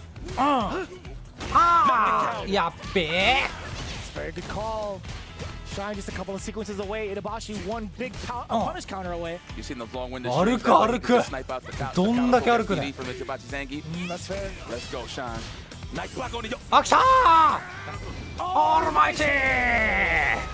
One of the best punishes you could ask for off of a perfect parry, by the way. You like that, huh? Why had to flex that though? Oh, that tickles. It's Itabashi Zangief, ladies and gentlemen. I don't like how you pose so accurate. I mean, hey, that's what we saw, man. Man, the game plan was set from the beginning of the match. Itabashi Zangief said, I am just going to bully. It is up to you, Shine, to deal with my shenanigans at the end of the day. Now, it took a little bit for Shine down 2-0 to actually pick up the pace a little bit. He got a little more comfortable with his drive rush setups in terms of like standing medium kick, low forward, right, to set the tone into an overhead or stand roundhouse. But it just wasn't enough due to the fact that Zangief has a lot of health. So that means that Itabashi Zangief could take a lot more risks. Yeah, I mean, he felt like it was his time to be active with normals throughout the entirety of the set. Like, if you want to talk about taking risks, I think I want to say slightly the opposite. Like, you do have that kind of leverage with your health for sure, and you also have armor behind your fiercest. But how often did you catch Shine trying to jump out of certain occasions? Multiple times, right? It's because of the fact that Itabashi was so settled on utilizing these normals majority of the time. The headbutt. That's the main game with Geef, right? Just maul him till you get him to the corner. You know what I'm saying? Don't give him no space. Headbutt City. It's in range all the time. Plus frames. That's why you saw a lot of times after the headbutt, you seen the crouch is strong right after it. And it just finished the job. Well, moving forward, never backwards. So it looks like Itabashi's going to sit still here. Yes, absolutely. Yeah, he has to fight off against NL. Yes, this is going to be a good one. Just had a phenomenal performance over Hurricane, excuse me. 2回投げたら死ぬくせによ。 Of course, very convincing. So let's see what Akuma does against Itabashi Zangief. And man, when I say Akuma's made out of glass, it only brings a smile to my face because this is Itabashi Zangief. Yeah. It's going to hurt when it matters the most. I think this is one of the more entertaining matches to watch, not just because of the pace, but how fast the health melts, right? Like, you could tickle Zangief as much as you want, but eventually that SPD is coming. It's what you do afterwards. Really set you apart from the rest of it. But Itabashi Zangief, again, he's been putting so many people through the asphalt for years. Seriously. He plants a lot of people, man. Plant people and trees. Jeez. Well, one of the most decorated players of our time. If you follow the SPC, this man has played multiple fighting games in his time. So him taking his talents over to Street Fighter, it just makes sense. That's hard. I was actually trying to see if I could touch the floor like that. This guy Itabachi's pretty limber. Guy, yo, he's athletic. Oh, let me tell you something. So shout out to Blink. We was at Blink one year. No, we did the showdown, the Blink showdown. It was the 5v5 Japan versus DR, right? And afterwards, Blink they take us to like a private beach and stuff. Bless them. Oh yeah, you know. Yeah. So basically, Itabashi Zangief was there, and he was having so much fun just seeing the water, whatever. This guy was swinging from tree to tree. I can't make this up. Huh? Yeah, ask Steve. He was swinging from tree to tree. Swinging how? Yeah, Georgia the Jungle. No, like. All vines and. Now all log. That's crazy. Yeah, I was like, wow, Zangief. And then we started seeing it. We was like showing him love, like, man, that's pretty good. And he was like, I thought I was in private. And then he just walked off. Yeah, then he just. Yeah, we messed it up. I'm so sorry. You guys ruined it for him, man. Wow. Oh, so these guys have played it before. All right, 2-0. All right. So it looked like NL wants a little bit of revenge. Wait a minute. Rock paper scissors for the side. Possibly. I want to say. Okay, it is confirmed. It is for the side. Okay, 1, 2, 3, shoot. Ooh, okay, I like this. 1, 2, 3. 1, 2, 3. Damn, he went rock again. He's like, hold on. He was like, wow, I got washed. You saw that? And then was still there like, you thought? I'm sure that was one. They got to do the Korean version, right? 2 hands, -1. Rock, paper, scissors, -1. Come on now. Oh, that's from this joint. Don't say nothing. You know it. Yes. It's the tip of your tongue. It's the Squid. Squid Games. Yes. Woo. Classic. That is a cool one to do though, but like when your life's on the line, it's kind of. No, it's kind of messed up. Yeah. Oh man. Okay. Well, Akuma versus Zangief, I'm pretty sure is going to be the characters here. Yeah. So, talking about the matchup on paper, character-wise, Akuma versus Zangief. We've talked about the elephant in the room, which is the amount of damage that Akuma cannot take, and the amount of damage that Zangief can dish out. But let's talk about, like, I want to say the approach, right? Akuma does a really, really fine job of keeping Zangief at bay. 今マリーザの赤いドレスが一瞬ちらりと見えました。 But I feel like the demon flip that lands just right above Zangief can be a little bit problematic too. But overall, I think NL, the way that he's been playing thus far, he's had so much control of the ground game. But even if he decides to not press buttons, right? Let's just say he's just playing passive. His walk speed alone makes it so hard to tell when you're allowed to press buttons. You talked about how Shine couldn't get his game plan off because there were no buttons with. Well, I think Akuma's one to kind of entice that. まさかマリーザが2回も出るとはな。 I'm not going to sit here all day and just take this swagger, right? But, I mean, we do have the representation of the drive impact and the stand fierce, of course. But name of the game for Zangief, walk you down. He'll lose 50% just walking you down. But once he gets you in that range for that headbutt, that's when the story begins for NL. Will he survive the pressure? We'll find out. But that's what it's so important about neutral, right? You try to keep it in the opening gambit, that way you never end that situation. So that's the beauty of Akuma having that fast walk speed. So I do agree with you. So we'll see. I think it all really relies on what the opening gambit looks like. And I think by the design of Zangief, it's like, again, he can take all the hits as he needs to. He does have that extra health behind him. If he just lands that single grabber, that single impactful knockdown, it's pure guessing. But that's not gonna be the case, as you see on the screen. Marisa is going to be the choice. You're looking a little perplexed there, Yipes. Well, we do have armor. Man, so, I mean, what's kind of crazy, so I haven't seen them play, so I've seen that it looks like Itabachi Zangief has beat NL twice, so I wonder if it was. We can look that up. I can definitely look that up as you had mentioned it. Appreciate you, brother. Oh my goodness, please stay away. Violence. I'm so mad I missed oh my God. He started off the match with Dry Rush Gladius. Look at that, and now we're here. That's right, digging those roots. It's Itabachi Zangief. Why the music changed already? We're already in the critical, man. We got the flutes playing overtime. Let's go. No anti-air. Oh, what the? Yo, we need to put them in the Japanese voices, man. I want to hear the. Wow, from Marisa, right? Oh, shit. She be doing that a lot, actually. Oh my God. Oh, the chop. Got hit, looking for the plus frames, but he got hit. Hey. What do you mean? He walked up and he broke his ankles. Faster than a speeding bullet. That is insane. I'm laughing like a psycho. I'm loving this. Don't get me started. Yeah. I'll do it. Every time I see a move that spins, that's the first thing I think of. Yeah. It makes sense. Hey! Sit him down. Close to level 3. Right in the main. Overhead, no. Should have 次リ waited. サルよ。 Damn, digging through the Blocking the roots. overhead. Get the throw. Single hit left for Itabashi. Make it hurt. Oh, the anti-air. No way that hits. Come on, son. きた That's the first time we've seen NL crack with super. And on top of that, that's the first time I'm seeing a Marissa that's about to say, "Keep fighting, no." あいえ Yeah, he's been bringing it out a lot more this year. Okay, I ain't know. I We was saw him familiar. flex that as early as, in terms of like this year, as early Marissa as so me. Evo Japan. Oh, let me switch this right here. Shoot. That's great. うわー美味しいこれ You know what? I like that he keeps it たっ still to け the り Bradford た side, you know? So the last time they met, by the way, サ DreamHack ギ last と year. ビおいしょー Damn, he's hella dead. This character is 死亡 sick. 14秒 I like how everybody comes prepared to this tournament. It's like, yeah, man, I'm about to deal with the Zangief. Nope. He's Smutty's. Ah! Baseball bat to the sternum. ベースボールバット Bright eyes. Oh my lord. Shout out to Chum. That's actually one of his favorite songs. He was the first one saying that on commentary. It's a good song, man. Did. Oh Wow, my how I saw- lord. That was actually a pretty sharp angle. I didn't even think that was going to cross up. Not going to Did lie. me. なげ Haha, joke's on you. Oh, that's a block. あ出 Ooh, と that っ was た crouch short. Very delayed crouch short. He's like, He's pissed off right now. He's like, He's always pissed off, to be honest with you. Just like this, it's something that smells all the time. I don't know if he's cooking. It's his What? beard, man. Oh, yeah, oh, He ain't washing that. yeah, that's シコチュウ来た Gladius. 圧やべえ Oh, He was sizing him up for the anti-air. oh, that's a punish counter. 打撃だったら Drive rush, super cover the top. No, wasn't めちゃくちゃパナスやもう4回 SA パナしてんだけど I thought he was going to go forward, genuinely. うおマイナス24キック What's that move? Get off of me. He does. He got armor. Drive it back don't mean anything. よいしょー Raw roundhouse. とんでもないやつ Moving.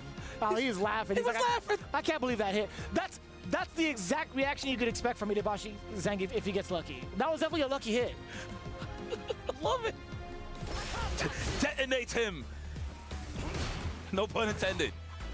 Okay, there we go. And now start some. It is a two-player game. The throw.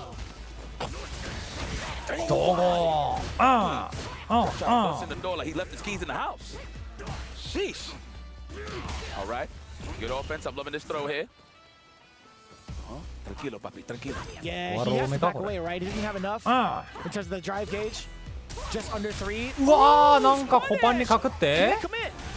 Oh, Mercer, he gotta watch the show. Look how low his drive gauge is. It's about to get ugly. 余裕の次リーサルス小技でもリーサルスうわなんか SA パナしてたぞ今 Yo, he started with 3 really heavy normals to chip away the drive gauge. He's gonna do it again. Oh, good punish. No, it's あっ not. ち We thought, though, I also thought, Oh, you thought. damn. Wow. Match point, Itabashi Marisa.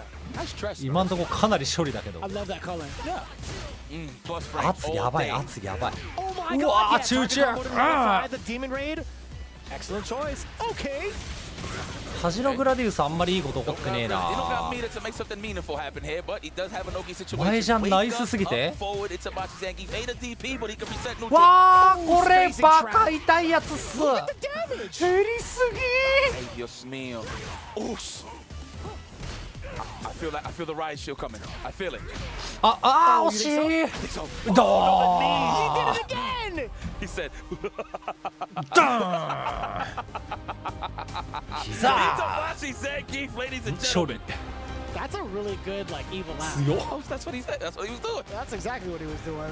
What a way to close it out. In both of those rounds, the lucky さすがにワロー目 roundhouse to catch NL moving なんと板橋 forward. 残 That 撃 was 3-0 した間に SA を打った回数 I had no clue 0 you had 回 a Marisa, my friend. Well, definitely fits your style in terms of just bulldozing and bum rushing, right? That's correct. I mean, the same rules apply withなん Marisa, と right? 0 Don't get 回 walked down, and she has normals ワ and ロー super 目がすぎ moves, る just special moves, excuse me, that actually has plus frames on top of that. So it's Right. like, wow, you really got to think about it. Double time, huh? Yeah, I'm pretty sure he wanted to fight the Zangief 100%. Oh, no, for sure. You could see kind of like the difference in tone in regards to his pacing alone. まあ right? SA なく He て has ちょうどいいハンデか not been このキャラ as 差は active in this matchup in comparison to the others. But, I mean, that's also, to be fair, Itabashi just moving around in a very, very ambiguous pace. Like, it's so difficult. Like, how did you know he was going to walk up and Gladius, or sorry, Superman punch somebody, right? To catch the low forward, right? Like, who thinks of stuff like that?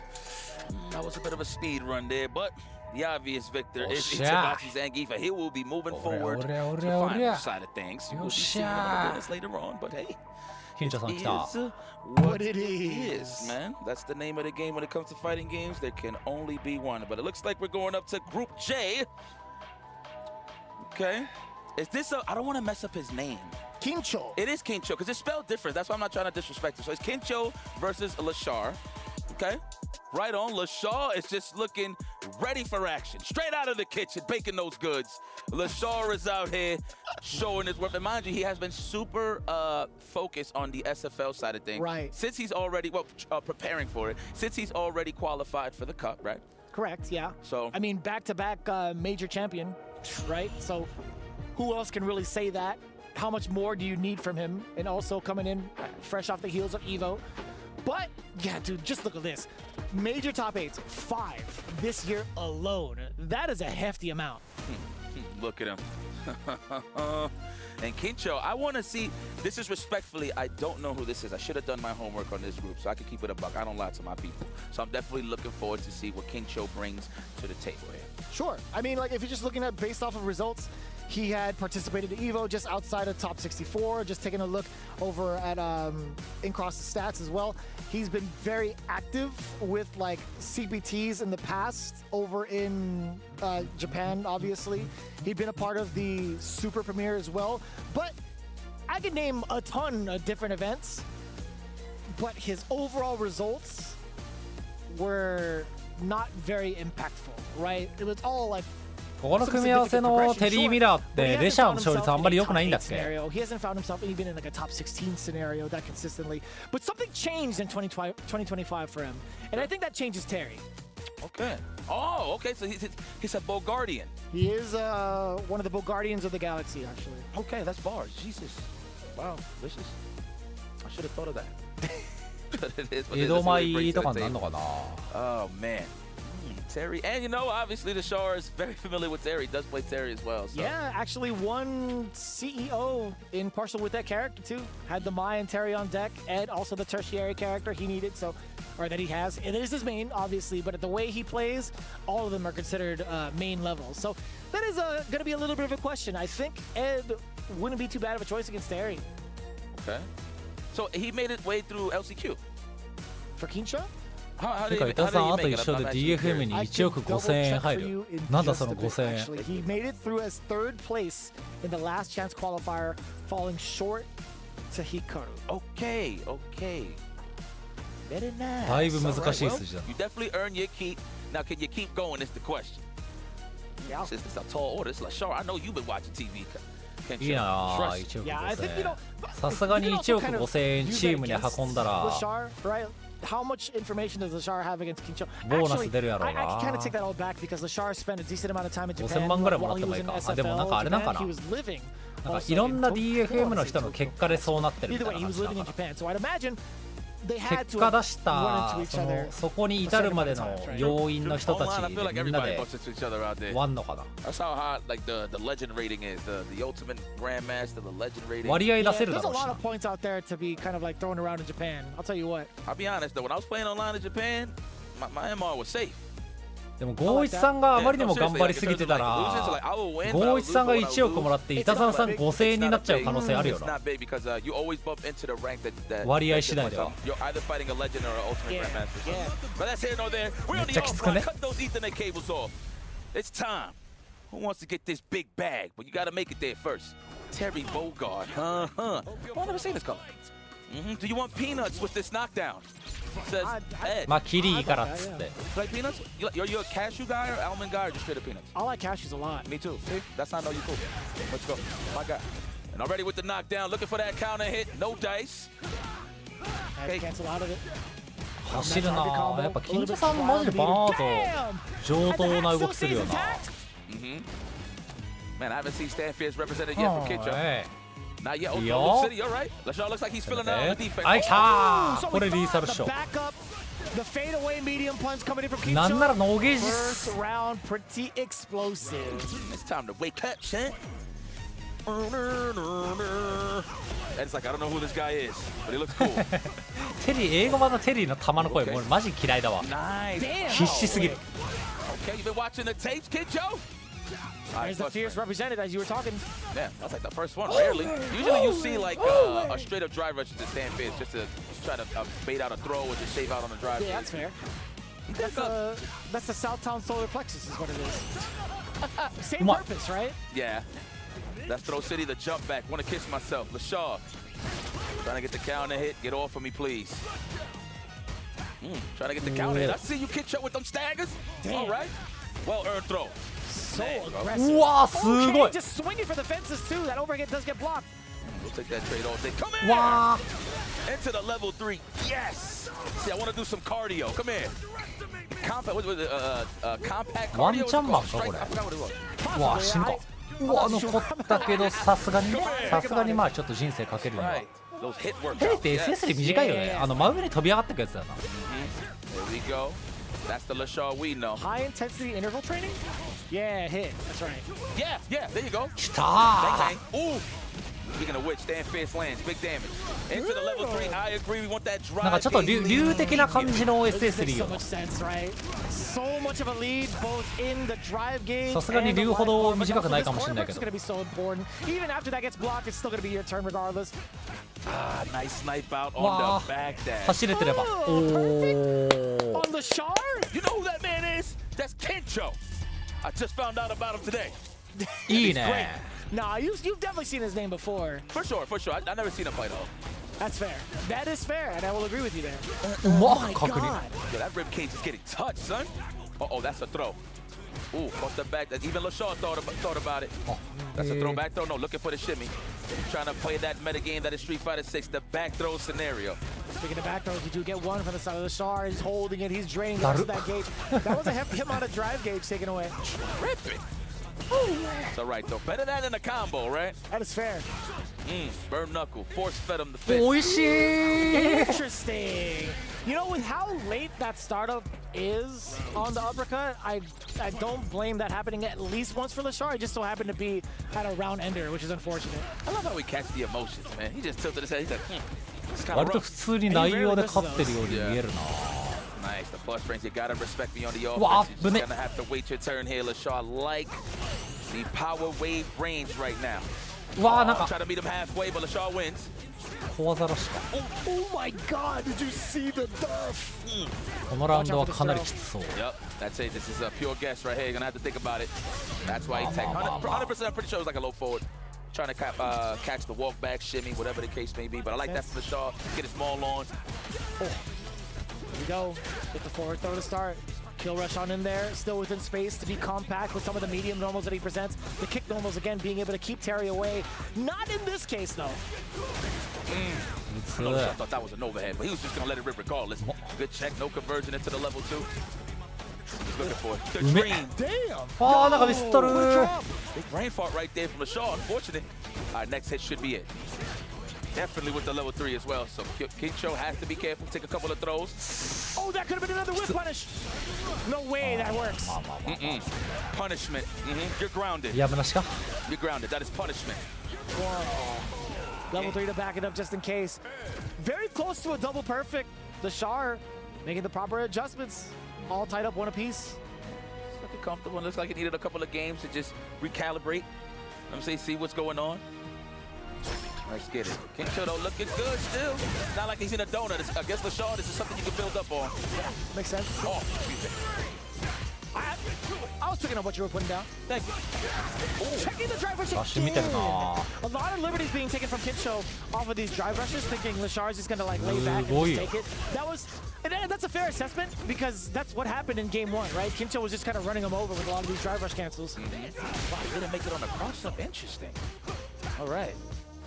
Edge and up wiper. Let's go. The knockdown. Ooh, the door. Guess who's home? That big old fierce LaShaw looking like his usual self now. He's like, all right, let's play for real, huh? That's how when you play that uncle in the function. Yeah, I'm gonna play for real now, kids. Ooh, okay, trying to hold up forward or back that. Oh, maybe a jump back to avoid the throw. I think so. Yeah. Same line of thinking. Give it the forward throw, drive rush on in there, looking pretty dry for the side of Kincho, though. Oh no. Ah! You know, the better option would have been the jab and just jump back. But he probably would have got clipped with the crouch short regardless. The world may never know. For real. Come here, I don't like the color orange. Power wave just to set the tone, just find some time so he can touch the beautiful grass on Earth. Yeah, he can't be neutral jumping against Ed like that within that range. Not too bad. He traded up a little bit of damage for now what is to be a very, very significant level 3. He's taking the lead. And we got full drive gauge. Woo! You bitch, I did. Class is a session. That is rough. We're always expecting that fierce coming in from drive rush just to like maintain your turn, maintain your status, but I like crouching short a lot because it's always thinking to yourself, oh, it might be a tick down, right? Oh, the big trade! One of you would have went with jab, but probably wasn't going to reach. Uh-oh, throw loose city. It's my favorite cereal. He's going to do it again, looking for the counter hit. No dice, Kincho. Good defense. Don't crack. He's looking for that whip punish scenario. But the anti-air, LaShaw sizing you up. Oh, yeah, full charge. Give me. Level 1, if you wanted to. Safe to stuff. Oh, freak trap. Shit. Whoa, my. Yeah, checking the walk back as well. You saw that sequence off of the lights. Throwing in the crouching light kick, excuse me. Look at him trying to. Wow. Too close. I'm pretty sure Kincho probably anticipated him walking back more. So I liked how LaShaw became the wall in that scenario. Yeah. But does just so I could learn, is the knuckle does it cause proximity? I never really noticed. I actually haven't noticed either because I'm always far away. Yeah, okay. All right. I can check it out though. Let us know on Twitter too, y'all. For everybody that's watching at home, I don't know if it's too late over there overseas in America. Pretty sure it is. But thank you guys for just kicking with us and just vibing with us. Some beautiful Street Fighter 6 action is being displayed right now from some of the best players around the world. Hard earned, rightfully so. Man, put us up at burnout already. Are you kidding me? That's dangerous. Oh no. As long as he doesn't get back thrown, I think it's fine. Yeah. Right? He can kind of space himself out with power waves or burn knuckle if he thinks LaShar's going to be timid about it. Come here. Trying to open him up with those jabs, no dice. That low. The mids. That's it. That's the name of the game right here for LaShar. He's like, I ain't going to open you up. No problem. And it's been so expensive from the side of Kincho too. Mistimed meeting normal from LaShar. Doesn't matter. Backs it up with the OD uppercut. Tuck that platform. Yeah, take your time. Slowly but surely. Looking for that meter build. What a check, LaShar. Really? All left. Southpaw. Okay. Southpaw is left, right? When your dominant hand is your left hand. Let's go. Yeah. Heads up. Yeah, I couldn't check if it causes proximity guard or not. Okay. Well, I appreciate you for even checking for me, brother. Oh, I mean, I need to know, too, because that's pretty impactful, right? Like, if you made the right call of possibly doing like a burn knuckle, thinking he could actually walk back all the way, it's even smarter for LaShar to sit still, right? Adds a lot of context. Put that in my back pocket. Look at LaShar. He's like, yep, I got some cookies to bake, so let's get this going fast. All right. What kind of cookies, though? You look like a oatmeal cookie kind of guy. Okay. Yeah. Yeah. I can get down with that. Yeah, I like oatmeal. People think it's overrated. I actually like oatmeal cookies. It's not bad. Huh. Texture you can definitely get used to. Kind of tasty as well. Forward throw. Okay. I'm loving the respect on their counter punch. Like, they just know that that stuff that's coming. They gotta respect it. It's so funny. You see Kincho kind of back away momentarily and then immediately go into normal drive rush, right? He's not afraid of burning himself out. Wow. He should be. he might feel this in the lower bracket. LaShar ending the rest of it with the speed. 最初ゲストだったけどな。だんだんきつくなってきたな。You know what? I was a little worried for you, LaShar. Especially, but I like in the middle of the match. You saw the emotions, right? Credit to Kincho, LaShar's season. He's a beast. I mean, there was a point in time when he was chilling in Japan. I was talking to Tokido and at Singapore for the Asia premiere, right? Yeah. And he literally said that nobody could beat LaShar. Like, he was just washing everybody in long sets. That was pretty tough. Because I asked him, like, who is the best in Japan currently? He said it's LaShar, and that's because he was living there for a second, right? So credit to LaShar, man. He just showed how seasoned he was. He was down the game. He kind of like nodded his head a little bit, like, kind of making a lot of mistakes here. Yeah. Just tuned it up a little bit and just finished the job, man. He kind of respected Kincho's offense a little more. That's why that just raised his survivability a little more, just to get the win. Makes a lot of sense too. What's funny is we actually haven't seen a lot of the big technical aspects of Ed being shown off. It lets you know that Lashara was also like, he was keeping it rather simple, just trying to get these offensive sequences going against like Kincho, and also like forcing a lot of mistakes from the side of Kincho and just punishing him accordingly, right? Like you think about it, there wasn't any big flicker conversions that causes the knockdown into like extra damage or whatever. We didn't see the dream really, right? That's one of the big components that we always talk about when we see an Ed on screen. Is it gonna happen? Is it not, right? No, he just kept it real basic, genuine. Yeah. And it's more too, usually when Lashar catches his like counter poke jabs into the short, or just counter poke short into the Rumble in the Bronx, into the level 2, right? But yeah, he kept it solid. It was just big damage at the end of the day. He just held it for the bigger stuff. So I do agree with you on that. He did keep it very simple, but in a good way. All right. Wow. I see you, Lashar. Look. Again, I didn't doubt you, my boy, but it was looking shaky. It was mad shaky in game 1. I was thinking to myself, like, man, Kincho has actually got the game plan. Well, you know what? Hopefully this is a start. So, look, you know, sometimes you lose in big tournaments like this, but you never know. It might be that momentum starter for you. Possibly, yeah. It's going to be the wake-up call. I mean, thankfully enough, he still has a whole other bracket to go through in phase number 2 starting tomorrow. But we shift over to the next matchup. This is going to be important. Higuchi, representing Zeta Division, versus Veggie. Ninjas in pajamas. Let's go. Pardon to cut you off, my brother. I'm just so excited, man. This guy is good. And I want to see what he brings to the table. This is going to be tough. Jammers did point out, first Capcom Cup, he did defeat Higuchi 2-0, but it's a different game, different meta. Great memory. Shout out to Jammers. Yeah, this man is cerebro. Shoot. With braids. Yeah, he doesn't need the helmet. Yeah, with braids. It's installed already. Yeah, look at this. Last time they met, as you can see, the scoreboard is there. Okay, you get a golden star on your report card, Jim. Ow. All right. But, and of course, big major places here for Higuchi, of course, Zeta Zone versus NIP Ninjas in pajamas. This is kind of unfair, man. Look at that portrait. Look at that picture from Veggie. Wow. Good hair, looks great, in shape, and you're at EWC for Street Fighter 6? You gotta take one of those away, man. Yeah, and if he steals your girlfriend, I'm not gonna help you. I'm not talking to you. No, I mean, he could. Yeah. I wasn't gonna deny it. Yeah. I don't think I need help because I'd willingly give it up. So I'm like, you know what, Veggie, you got it, bro. Man, Zangief versus Guile? Really? We were just talking about this match a little bit. I don't think it's bad for Zangief. I don't think so either. Same rules apply in terms of walking Guile down, because naturally Guile has to walk back to charge. Although you could down back, of course, for the Sonic Boom, but there's certain scenarios where you're going to see Guile trying to look for like a whip punish. Maybe see a standing fierce from Zangief, goes for the sweep. Probably bazooka knee to the other side. Little things like that, little intricate things. Just to make sure he's not in the corner, he has a state to work with, right? Because you have to stay as mobile as possible away from Zangief. But yeah, charging is definitely going to be a factor. Whether or not Veggie recognizes how Higuchi's trying to create space or maintain space is going to be the big key to success. Okay. All right. Can we zoom in on Veggie's stick again? Looks like he got carbon fiber on there. Really? Is that a thing? I like it. Yeah. The first person I ever seen with like a carbon fiber top was Flash. Okay. On his like a TE long time ago. ガイル最近実際マジ苦しそうだよな。Wow, that's smooth carbon fiber. What? Did you find that like in a volcano or something? I don't know, bro. This looks pretty sweet. You know, this whole time I thought Veggie was a patch player, bro. 入れ替えなくなった時に、いや入れ替えなくなっただけですやんとか思ってたけど、マジで影響でかそうなんだよ。Like I don't recall him like really seeing his peripherals. Yeah. I always think big damage is coming. I always think about character. I never think about the peripheral when it comes to this guy specifically. プロの人たちはあれでけえなって最初から言ってたけど。Higuchi versus Veggie. We got the yellow spandex. I know Higuchi's in the back of his mind. I remember you.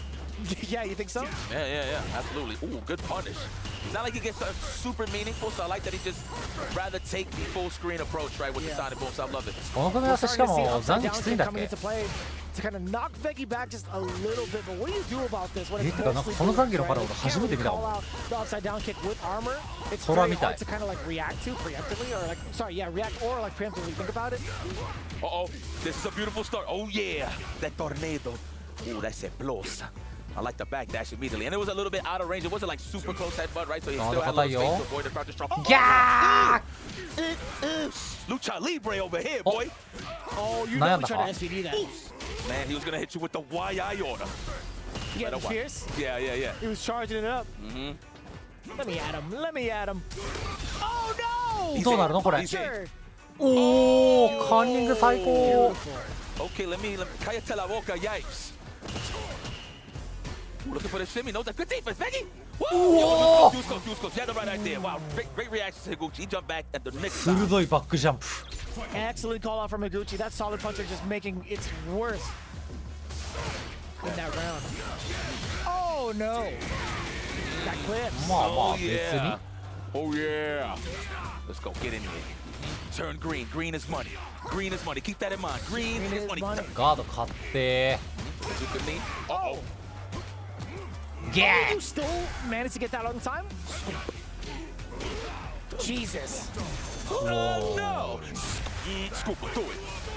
Yes. ゲージ溜まりすぎだろこれ。 You're going for it, right?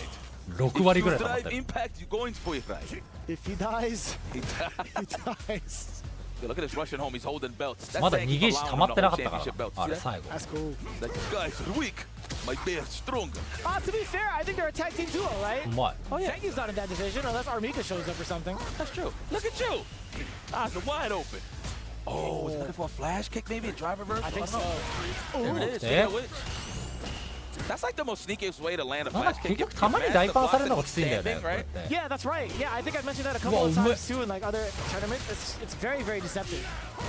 Just you see a guy standing in an animation, you think no charge is held. Uh-oh. Okay, could have been bigger. But it's I thought it'd be another one perhaps or something. If it was high enough.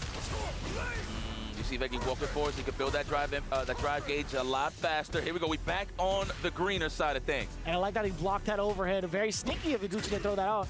All right. Well, a little bit of a back and forth, but who had full control there was Higuchi, cut from a different cloth, of course. Very nice guy. He hit him with the crusty old dirt from the jeans. Extra slap on that. What do we call those jeans? Are those flares? Is that what we call those? I have no idea. I just see bootleg jeans. Bootleg jeans. All right, we'll take it. That's what production told us that we're gonna. そういいよ樋口。 Okay, let's chuck this play. 相手ちょっとおじっぽいしな。中断打ってこう。 Nice and easy. Stay right over there is what Higuchi's doing. This is gonna be tough for Veggie, for sure. Yeah, he's just been a wall, right? Like he's switched up gears so many times from normal, special normals, and sonic booms. Like you would think about the options, the wheel options that he has. It feels like he has access to all of them at the same time. Exactly. And it's all offense too at the end of the day. It looks like he's相手どのさんより really 年下？ Yeah, in a way, sure, but it's actual pressure from full screen because you're just getting weird down. Good punish. And I don't even blame Veggie for trying to snipe him out walking back. I think if anything, that's a really good definition that Rin just pointed out multiple times over the years of like fighting game commentary. Active defense, right? Higuchi's been throwing out so much against Veggie while maintaining his defensive positioning. Like that, exactly, right? Being able to anticipate air approaches, being able to transition so quickly. Yeah, い exactly. やそれは別に相手が王子じゃないという証明にはならない。 Okay. それドンさんがジジイなだけで。 Could have been, yeah. うますぎて。 OD flash kick to top it off, unnecessary. And you gotta start over. That's the worst. Being sent back. Man, and it's crazy. They kept that from Street Fighter 5, if you noticed. Yeah. Yeah. It's like, I'll leave it. Let's go. My man, Gaio Belmont, you better walk back. It's pretty good. It's the hairstyle, right? Yeah. He's a Belmont for sure. All right. I think it's more so the vest combo with the hair. Wow. No. Yeah. Get in there, Becky. Smother. From that range. He had the right idea. Just did it a little slow. That would have been a punish counter as well. おー、いた。残儀といえどか。 Good outs for Higuchi too, right? Like still standing his ground, still maintaining his positioning, even while his back is towards the corner. Like he's been mad comfortable facing off in that corner, as most guys should be at this point. So really, really impressive. Now putting it up 2-0 against Veggie. Looking for the counter hit. That is pure. Drive rush, stand short into a throw. Oi. Go. It just knocks him so far back. Now, he could be in range to perfect parry one of the Sonic Booms and then jump in on the second one. Right? He has been throwing very consistent. Speaking of which, jumping. Oh yeah, get in there. Turn green. Oh, it's all right. You got the lead. Just kick back. That drive gauge is suffering a little bit. It's on the buttery side. Hold it down. Become the wall. Build cash with the parries on the Sonic Boom. Was a little too close for comfort. Skull Wolf. That's one. Do it again. Meet some air to air, but nothing from the side of Veggie. Here we go. I don't know if he anticipated a drive reversal. He went for the jump. すごい I パ can リ see that world. Yeah. I can see that in the realm of possibilities for sure. Get off of me. Do you believe in the throne of うわ universe? うめえけど Scoop him. Oh. He's gonna neutral jump that if he was really ready. Alright. Still holding it down. Now it's block stun city. Nice jumping. That's a good call. It is so tricky rather to neutral jump against the Guile though. Right? Like if you make that wrong decision and they actually have flash stick maintained, you're getting set so far back. Oh, that's a punch and a half. うわこれコンビニいける Now we going Rainbow Edition Guile here. Ooh. Combos. Yes, peep the leather. Damn, that's a good looking combo.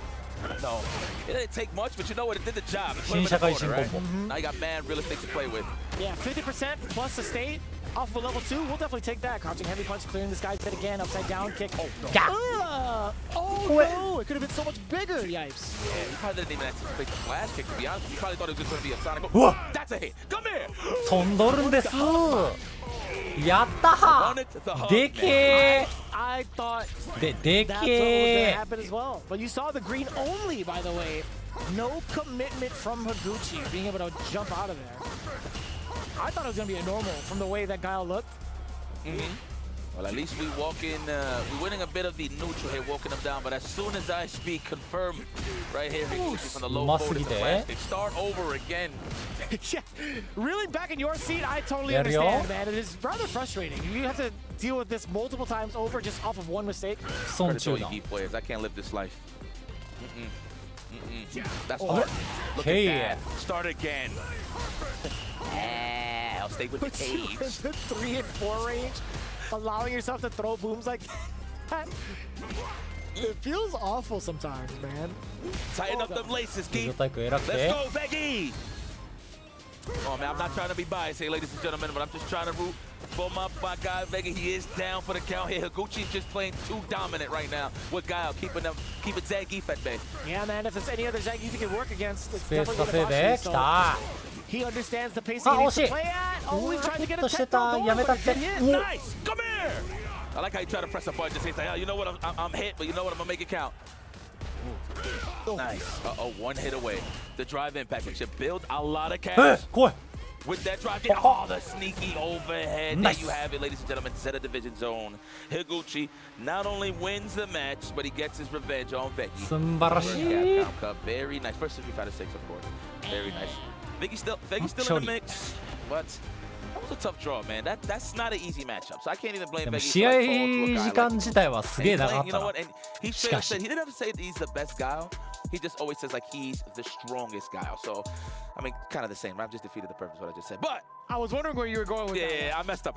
Don't worry about it, man. You know, sometimes you always got to restart in the booth. Be like, yo, man, start it over again. But just to touch up on the gameplay here, Higuchi just did phenomenal 相手も体 work 力多いし keeping Veggie at bay, man. There was a lot of pocket moments where he did land hits, but it was like nothing that could lead into true danger. It was like a couple of jabs into something, and even when Higuchi got hit, he still had all the space necessary to keep Veggie at bay. Yeah, and you can see a couple of mishaps from the side of Veggie. He was like in disbelief of what he had saw on his screen, and that's got to be also in that exact moment he reeled back. He's like, man, I honestly thought I was going to get that punish counter. I thought I was going to get that whiff punish, but some of these small mistakes just lead to so much, right? Like, it's not even just getting hit. It's not even a matter of that. It's the whole process of starting over that's really so detrimental to someone's mental. It's like having to close that space against someone so hyperactive on defense like Higuchi is...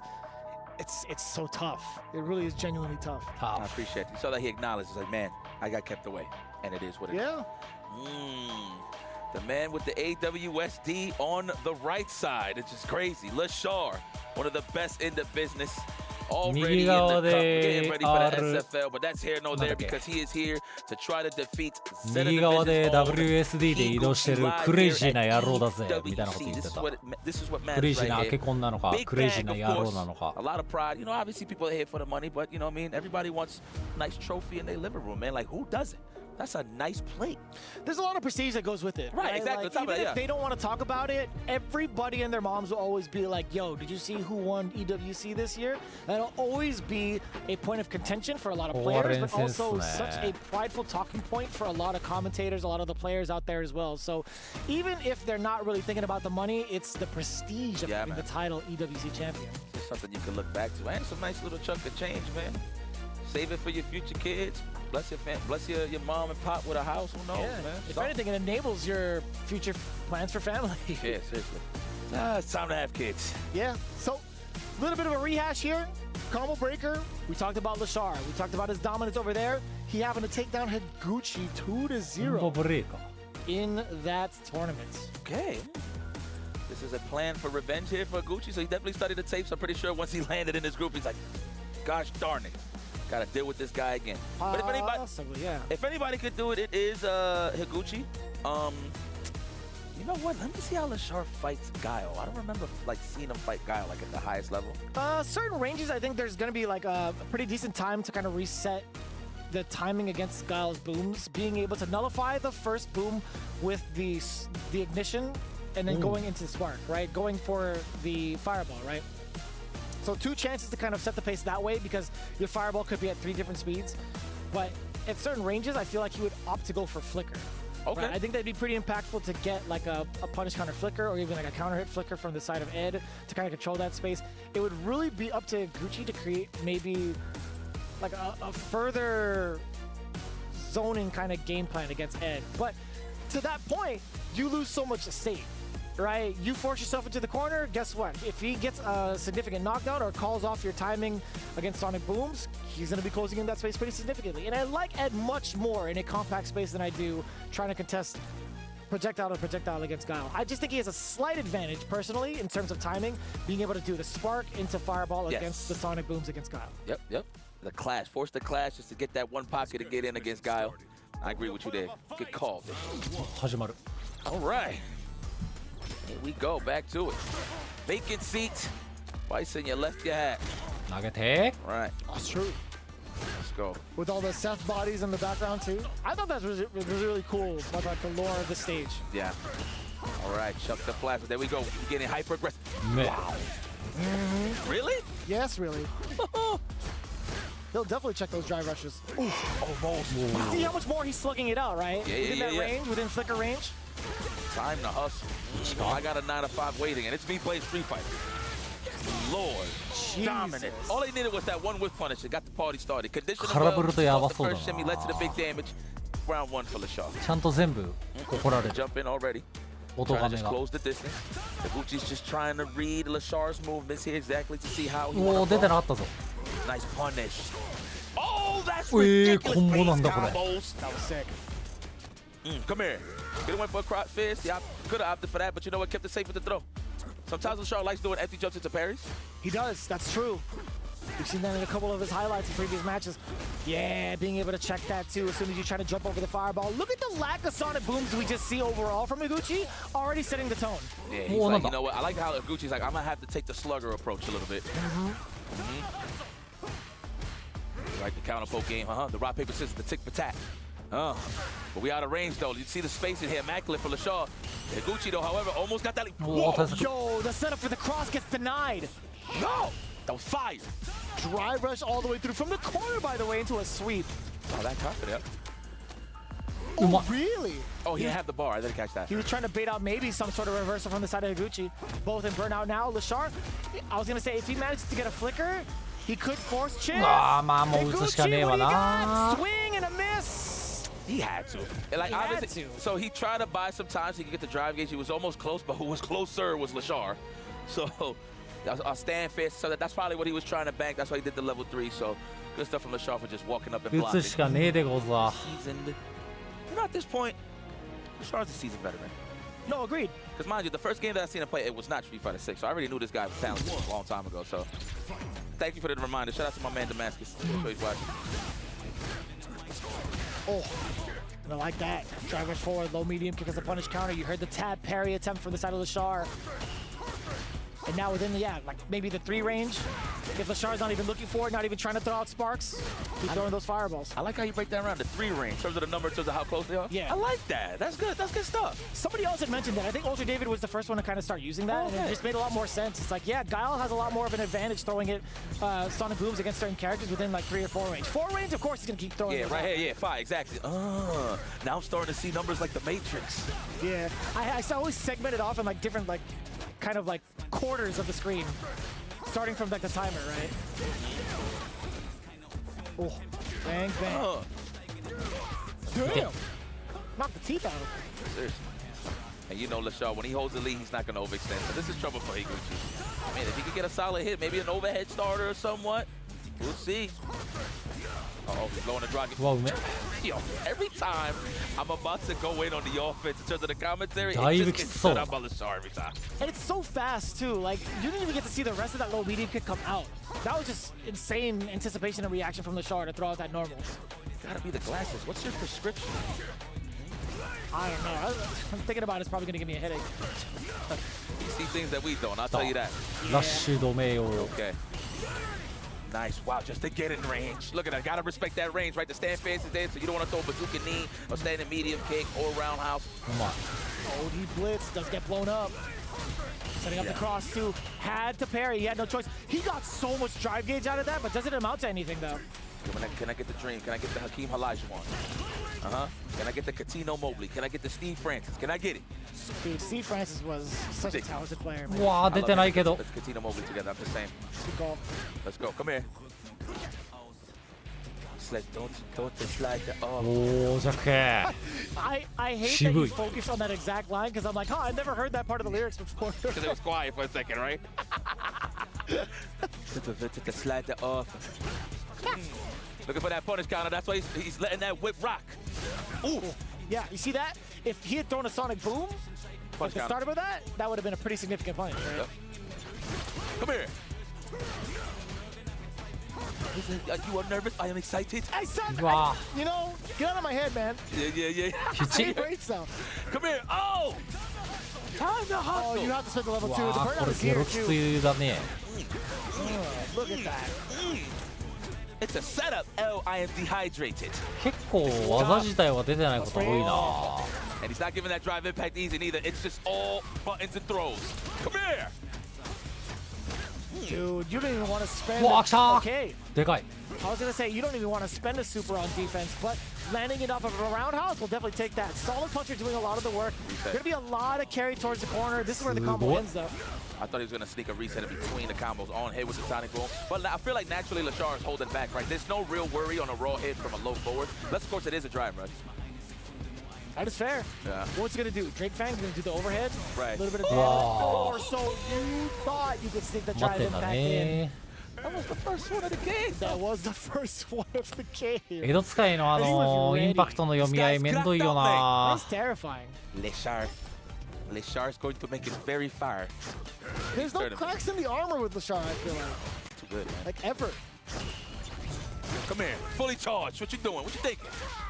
Wow, and you got the back throw. You're in trouble. Nice bazooka knee, but he didn't get no conversion there. He probably was so shocked that he even hit. Yeah, that's fair. Either that or it's too close. One of the two. Oh. Checking the dash. We like that full conversion. Low medium kick, too. Oh, man, finally. And that was on the technical side. He got hit standing up. He definitely tried to take the throw. Okay, Fierce, another one? Help me.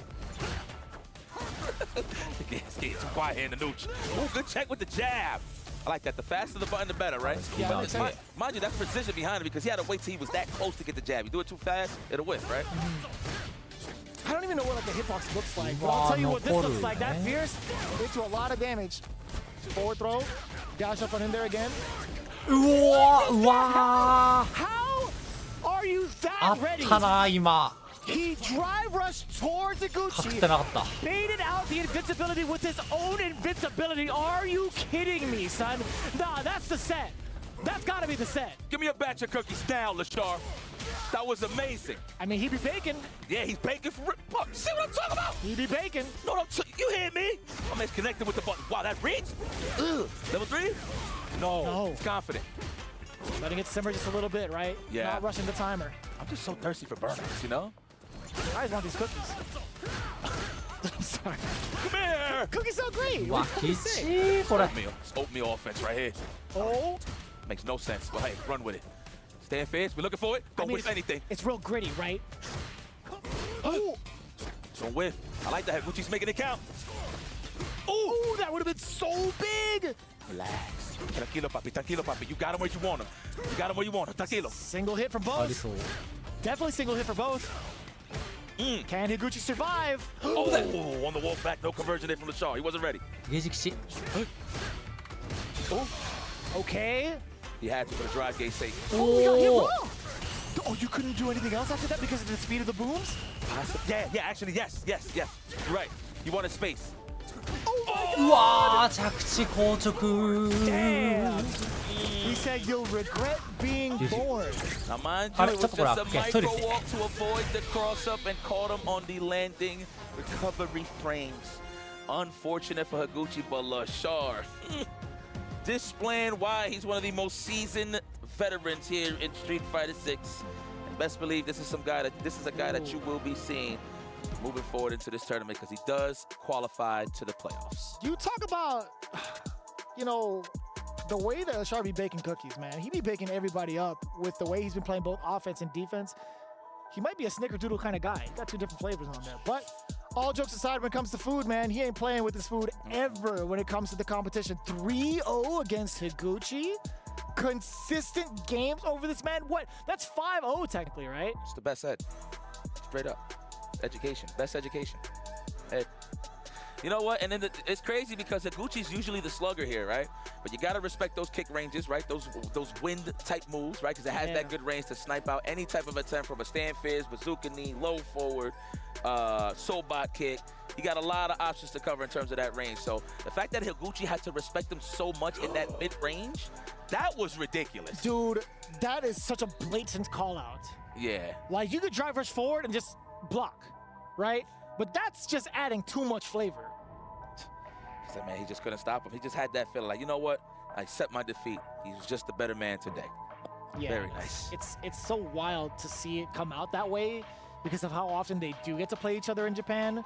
But as it spells out with Group J, it's going to be Lashar moving on to qualify into the playoffs. Although we still have Kincho, Vegi, and Higuchi. But that spells the rest of Group J kind of phenomenal in regards to how it all played out. And guess what? We got more coming your way. Right after this break, we continue on with the Esports World Cup for Street Fighter 6.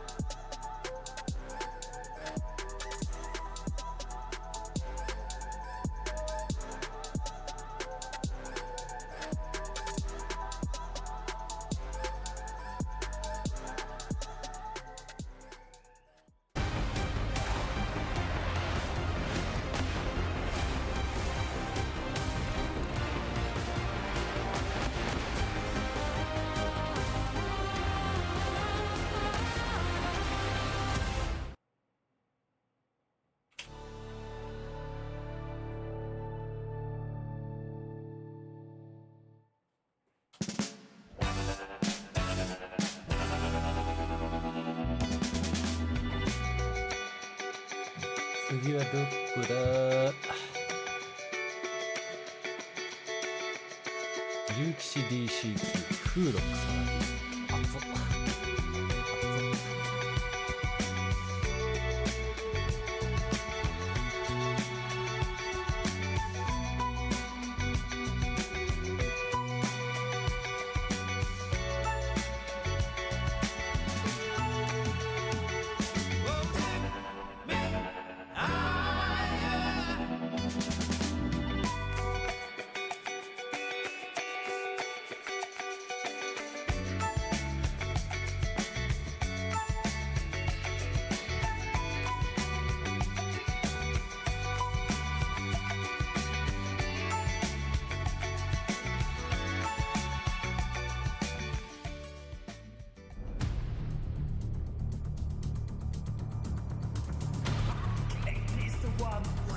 who advances to grand finals of my heart. Who is Hurricane?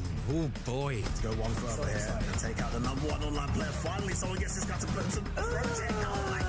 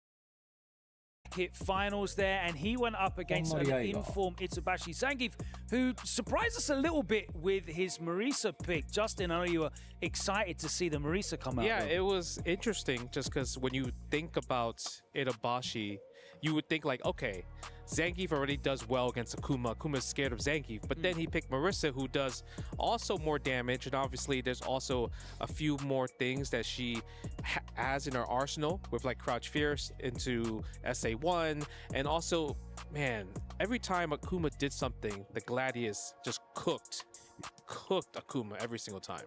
Yeah, he just wasn't able to deal with the pressure, was he? He wasn't able to deal with a lot of the drive rush stuff. He was doing drive rush Gladius, drive rush Superman Punch, really blowing up a lot of NL's attempts to check. And that passive reactive style that worked so well against Hurricane, it didn't pay off against Itabashi Zangief, who, as you said, I think when we were talking backstage watching that, he is a grappler. He knows how to make the gambles, and he can smell the fear, can't he? The baits. Itabashi is always about baiting the DPs, especially in the corner. And if you DP against Marisa and she blocks it, you might as well say game over. You'll wake up in the next round. Absolutely. It was a dominant group, 3-0 scores across the board. And Group J was only marginally less dominant as Lashar stamped his mark on this. He went up against Kinsho, who we were looking forward to see, another really impressive player in the LCQ. We thought the Terry was going to be exciting, but it just didn't pay off for him, did it, guys? No, honestly, with Lashar, he's kind of turned this group into his stomping ground, and it's very interesting because I think his gameplay's smooth overall, and every decision he makes, to me, there's intention. Even if it doesn't work out, I can feel the intention, and you can see it. And we actually saw that in the Higuchi match. We done the drive rush into the Psycho uppercut, and then we saw Higuchi do his reversal, and it was like, okay, you had an intention there, but a new scenario came from that outcome. So it was very interesting to see. We saw Higuchi up against Veggie, and Veggie started out really well, didn't he, Justin? But he just didn't have that killer instinct, maybe that deviousness that you might need as a grappler player. Sometimes you just have to do it, and I think Veggie shows way too much respect, right? We talked about it, and it's like when he wins, it has to be dominant. But when it comes down to clutch situations where it's like down to the wire and he has to like really gamble, he's gonna hold back. That's the unfortunate part. But if you're a Zangief, if you're a grappler, you have to live and die by the grapple. Lashar obviously got a big win in winners finals to book his place in the playoffs. He selected from his array of characters that all do so well against Guile in that matchup. It was the Ed. What a dominant performance for Lashar against Higuchi there, Cola. Fantastic in terms of the spacing that he had. When you want to try to poke, like with crouching kick to catch the walk back, he was outside that distance. He'd whip punish. He always had drive gauge to be able to do things that you mentioned with the ODDP against Higuchi's flash kick and other means. It felt like he always had bar in his pocket, and Higuchi not so much. 2 more groups to go, and then we're going to be stepping into that shortly. And we have another European player looking to make his mark here on the tournament bracket. Kusanagi is with Ryan Hart. Let's hear what he has to say. Kusanagi, you spent some time along with the Team Falcons roster playing over here in the GCC region. You know, you've been here for a couple of tournaments now, and then of course your Blink Respawn top 8. Tell me, what's the journey been like since February when you signed with Falcons? It's a big opportunity that I got. I'm really proud to represent them because we are in their country, so many people support us. So I will do my best, and I have some revenge to take against Fudo. And I'm so excited to go and do my best. It's going to be great to watch you in action.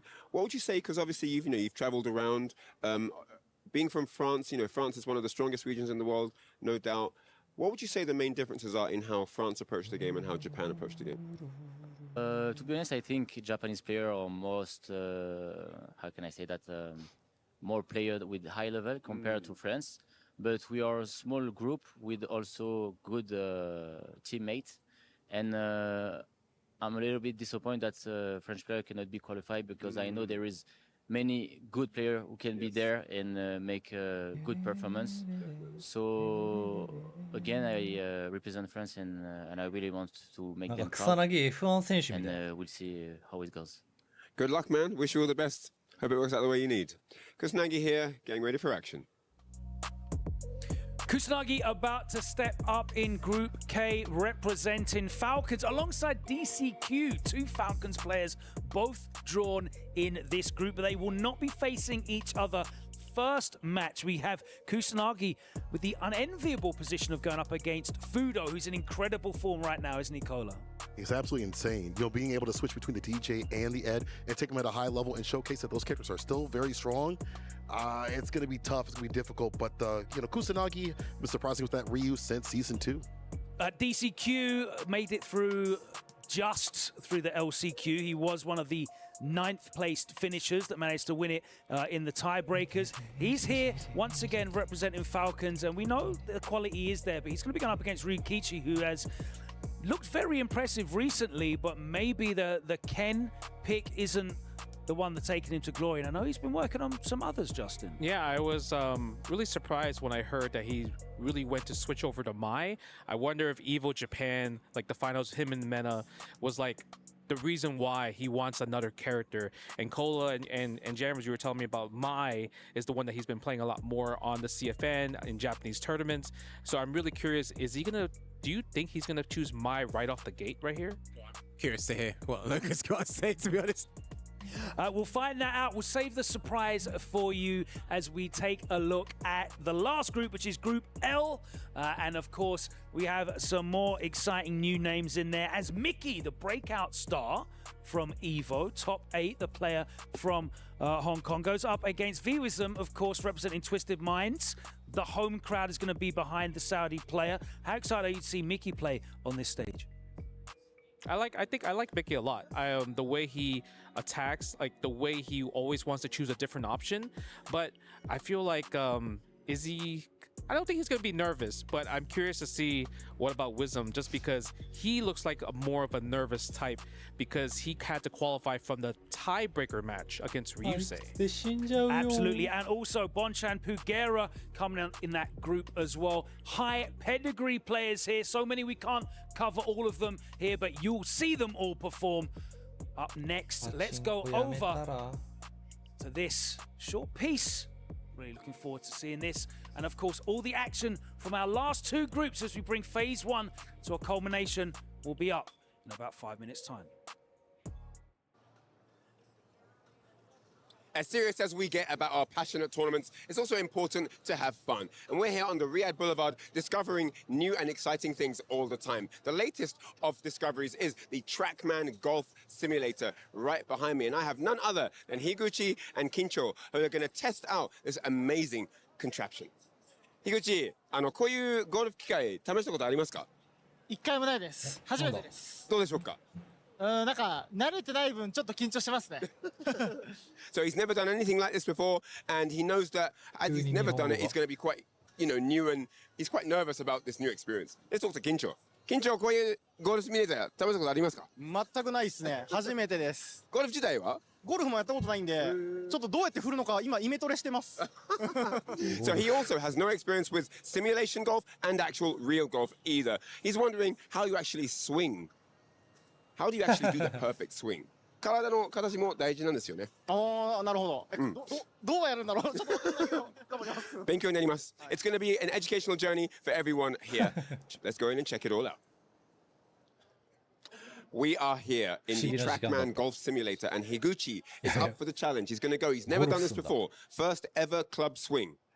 Oh, didn't quite hit the mark. It's harder than it looks, guys.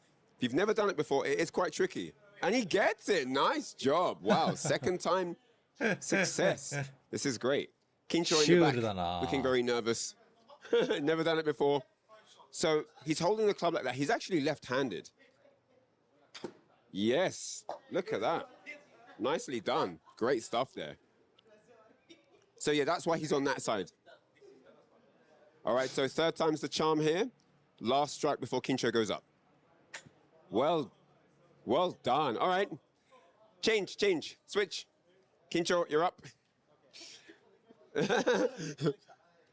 どうでしたか？なんかでも気持ちいいですね。打つの。楽しいです。体を動かせて。He really enjoys it. He likes the fact that he can do a bit of exercise, move his body around. And yeah, he's smiling, man. I haven't seen him smile that much all week. He's really getting into it. Let's see how Kincho gets along. He's really nervous, and it's funny that Kincho in Japanese means being nervous, but yeah. All right, he's teaching him how to swing. And Kincho, fascinatingly enough, is actually ambidextrous. He can use his left and his right hand. Here we go, first ever swing. Oh! Very, very difficult. If you've never done it before. There we go, he made contact. That's better than me. He made contact, that's good stuff. He said it's really hard. Here we go, second time. Oi, well done. Making waves like Terry. Let's do it. Okay. Third and final shot. What you got for us? Woo! Very good, very good. なんでみんな左利きなんだろう。緊張。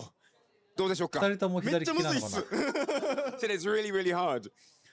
楽しかったっす。はい。面白かったです。はい。面白かったっす。But he said it's really fun. Really hard, but really fun. So yeah, he's having a great time. That's it. Golf Simulator is over. Higuchi and Kincho had an amazing time. Their first time, but they said it was great exercise. It was really difficult, but it was amazing fun. It's all great here at the Riyadh Boulevard at the Esports World Cup. Thank you for joining us, and we'll see you next time round.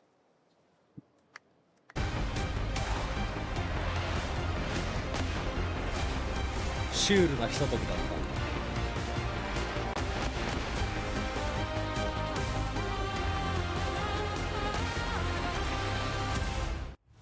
Welcome Welcome back to the Esports World Cup.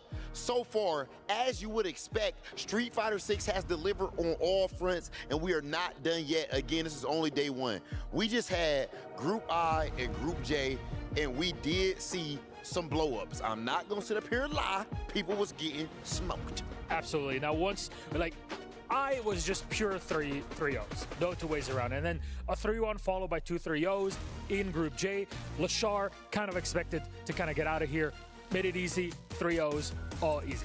Kincho, he kind of gave him a hard time with one game, but that's about it. Itabashi 3-0ing NL in the upper bracket of victors of the winners match in Group I.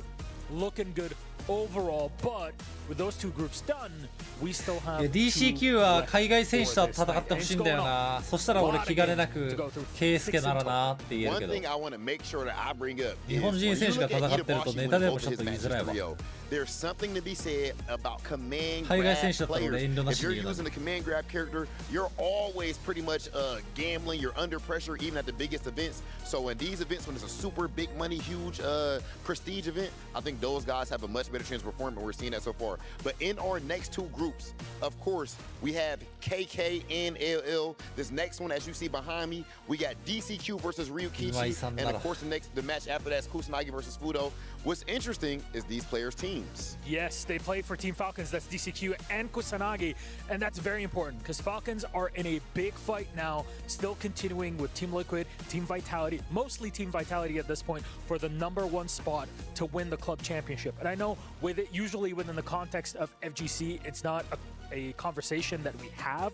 However, when it comes to the Esports World Cup, there's a lot more titles that are on the line, and every single club is fighting for a huge payout. That probably sets them up for a year or two of operations. It can make or break your org. Yes, definitely. And right now, these players are about to try and break each other. Ladies and gentlemen, it is time for DCQ versus Ryukichi. Let's send things over to our commentators. 10 groups have been completed.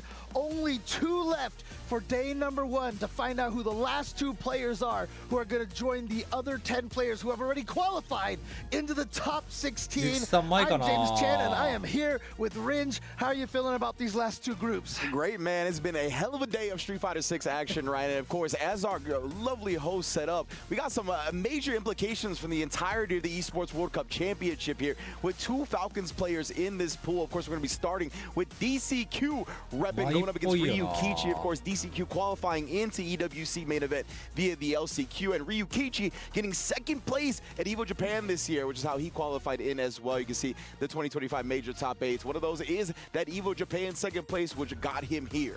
Yeah, I'm really curious to see which characters these players are going to go with. As you heard the analysts say that, you know, Ryukichi obviously known for his Ken, but they said that he's picking up the Mai. I mean, with that Ken, he was 2 EVO Japan top 8s in a row. Yeah. 2nd place, as you mentioned earlier this year.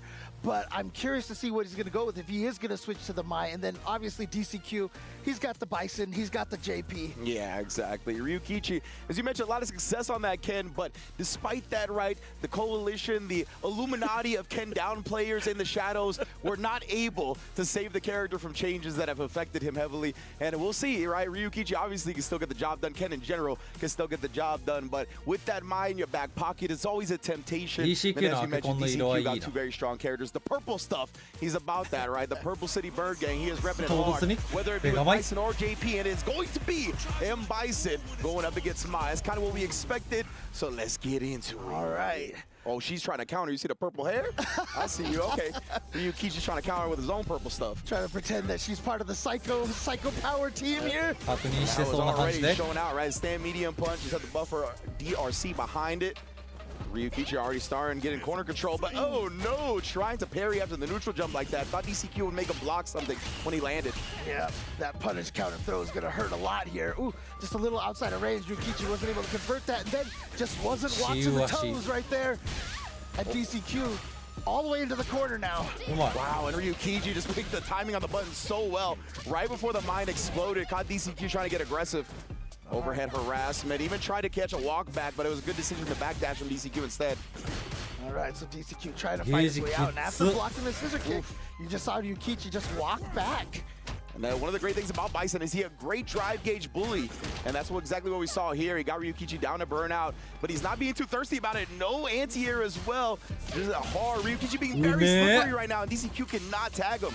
That was just like a single hit confirm or something from Ryukichi, where he was just going to go for it. Offensive drive reversal here to try to keep DCQ at bay. Put some wide life on him. Neutral jump to call out that fierce. Of course, neutral jump is always good against Bison, whether it's because of scissor kick or cycle crusher, but also now that stand fierce as well is a popular option in neutral jump and punish.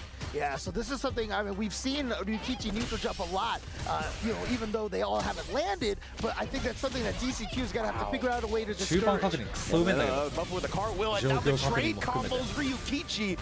Definitely seems like he's got this matchup well known. Yeah, and he's got those flame stocks all on. Yeah, there it is right there. The hell attack to be able to blow up the neutral jumps. I love this too. DCQ cashing out nice and early with the level 3 to put Ryukichi in burnout, or close to it, I should say. But more importantly here, he's got time to build back meter if there's a round 3. God, another. Dude, Ryukichi is not scared of trying to go for these neutral jumps and was fortunate to avoid the hell attack that last one. Again, man, just harassing with the stand medium punch, and then anti-air with the connects perfectly. Ryukichi shutting him down quick in game 1. Okay, all right. Just using the super raw anti-air. And again, Ryukichi, I mean, like I said, 2 Evo Japan top 8s. This guy is good. And I keep thinking that he's going to have one of these tournaments all of a sudden where he's just going to, you know, basically win one of these at this point. But because last year also, top 8 in the EWC as well. Yeah, absolutely. Ryukichi, I really liked the fact that he's put the brakes on the neutral jump at the end of that round, right? And DCQ, he was so bothered by it throughout the round, right? He was the one that ended up jumping at the end that set him up for the anti-air super. So really good long-term conditioning over the round from Ryukichi. All right, well, DCQ at the start here. Didn't cancel that light punch into the scissor kick. All right, oh my goodness, yeah, DCQ might be a little nervous here, showing the throw text early as well, already down to Ryukichi in a pretty convincing game 1. Yeah, and now here comes this patented my corner pressure, but DCQ fighting the button timing. Yeah, Ryukichi looked like he tried to backdash, and that Kinshasa, the knee still hit him for the surprising ass mad plus frames right there, plus the drive rush. Not a good look. That's so fast. I mean, the timing that DCQ had to get out of the corner earlier. Remember in the LCQ, we saw a bunch of those crouching medium punches with perfect timing. Once again there, he sniped with a crouch medium kick, got out for a little while. Now we're back to it on Ryukichi. I was going to say he was waiting for the 3-bar threshold, man. And as soon as he got it, he put that stand medium punch out and then let the DRC do the rest of the work. You got to be aware, man. Players are definitely going to be looking at that. But right there, he was aware of the fan toss, jumps in, and it's a good start to DCQ. Yeah, look at this. All of a sudden, all this pressure in the corner. Going to get a juggle here. Going to spend 2 of the bars that he has over here to get some good damage. It gives him a big life lead. Wants to save that 1 bar for potentially using it in the next round. Indeed, cuts him off in the pass on the drive rush cancel. You ain't going nowhere. Love it. Yeah, you see it's going to work out here. Sitting on 1.5 bars right. No, just drive rush face first into the fan. I can't remember what play he went to the drive rush cancel with. It might have been like a call out on delay tech, but we'll get to that another time. Nice level 1 here to get some stocks. Oh, are you serious? Shutting down the cycle crusher, knowing that was going to be the plan to blow through the flame. Oh, man. Trying to make something out right there with a short drive rush. Instead, he does get the burnout in Ryukichi, but Ryukichi pressing back regardless. Try to go for the safe jump right there. Ooh. Oh, no cancel here. Just the routing, I presume, did not allow the cancel to level 3. Oh, and then tried to reach from that far away. I'm not sure why. DCQ here. Oh, the DI right as Ryukichi was about to get his bar back. Huge plays. And now DCQ is going to be able to seal that game with it. CA on deck. Watch you die. Word. And yeah, and he's going to take that one there. DCQ with a good start here. As I mentioned, you know, has that kind of, you know, during the LCQ, we were talking about the good timings of the buttons. We're also talking about his stubbornness as well. Not the kind of player to ever be discouraged. And of course, the drive rush scissor kick is a great way to check people's attempts at checking your drive rush. And now look at his run. Exhibitions from Bison. All right, gets out of there with that ODDP, but you know what? I don't think DCQ is too worried about that right now. Good defense against the OD fans right there. Again, that drive rush bully game, man. Oh, steps just back outside, baits him into doing the stand heavy kick. Oh, and then stops him for good measure. One more throw. DCQ smothering right now. Oh man, this is abuse right here, right now. DCQ is just destroying Ryukichi. And of course, he established the counter to the drive rush check last time with the drive rush scissor kick. Now he just goes drive rush knee. Knows that he's got Ryukichi hesitating. Good jump timing, basically got that free jump in thanks to the mine exploding. Oh, okay. Baits out the drive parry, able to get the punish counter throw. Ooh! Oh no, he didn't go with the throw. I'm not sure if that was supposed to be a bait or just the quickest throw as possible. He misjudged the range, but unfortunate for Ryukichi now. He's burnt out and DCQ's got all the control in the world. Oh, and it's going to be punishable into the level 3. And DCQ looking so strong here for the start.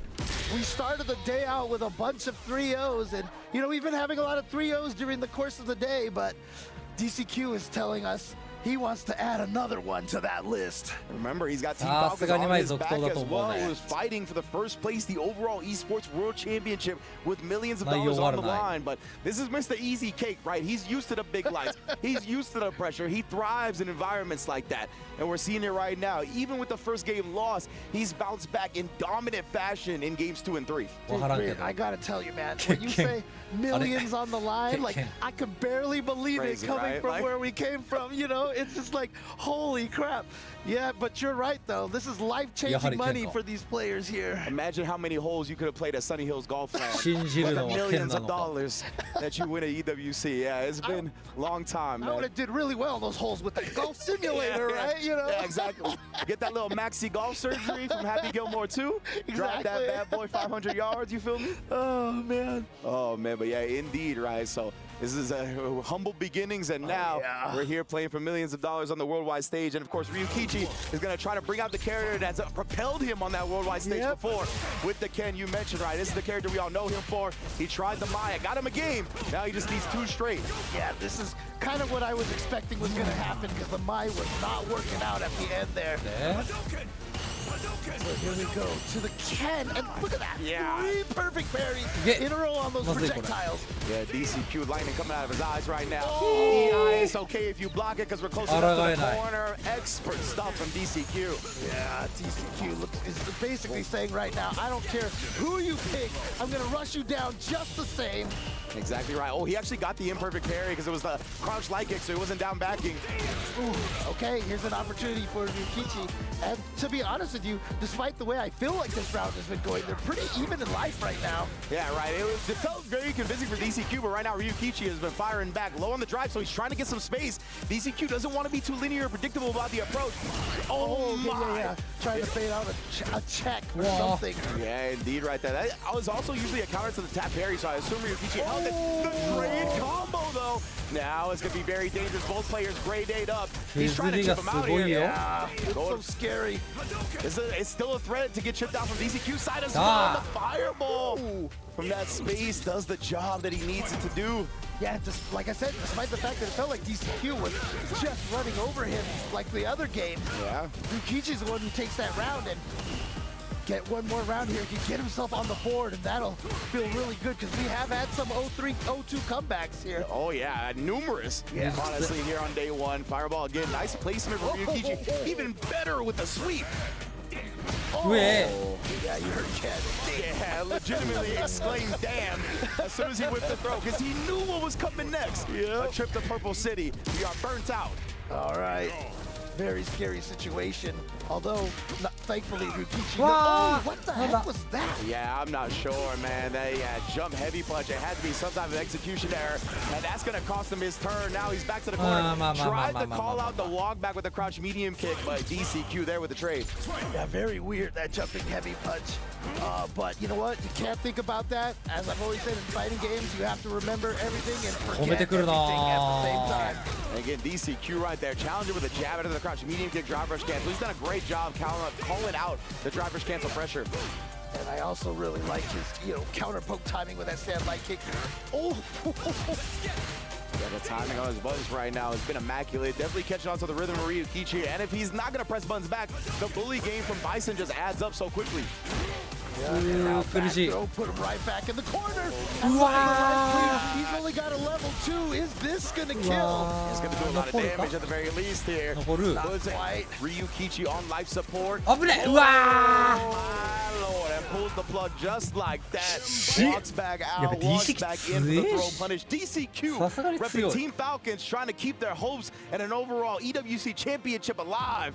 He'll be moving on to the top 16 qualifier match. The crowd is going to be cheering loudly for DCQ, trying to get that Falcons team win. They were winners last year, if I'm not mistaken, of the group phase, and so they could go back to back in that, which just means Team Falcons will only get that much stronger.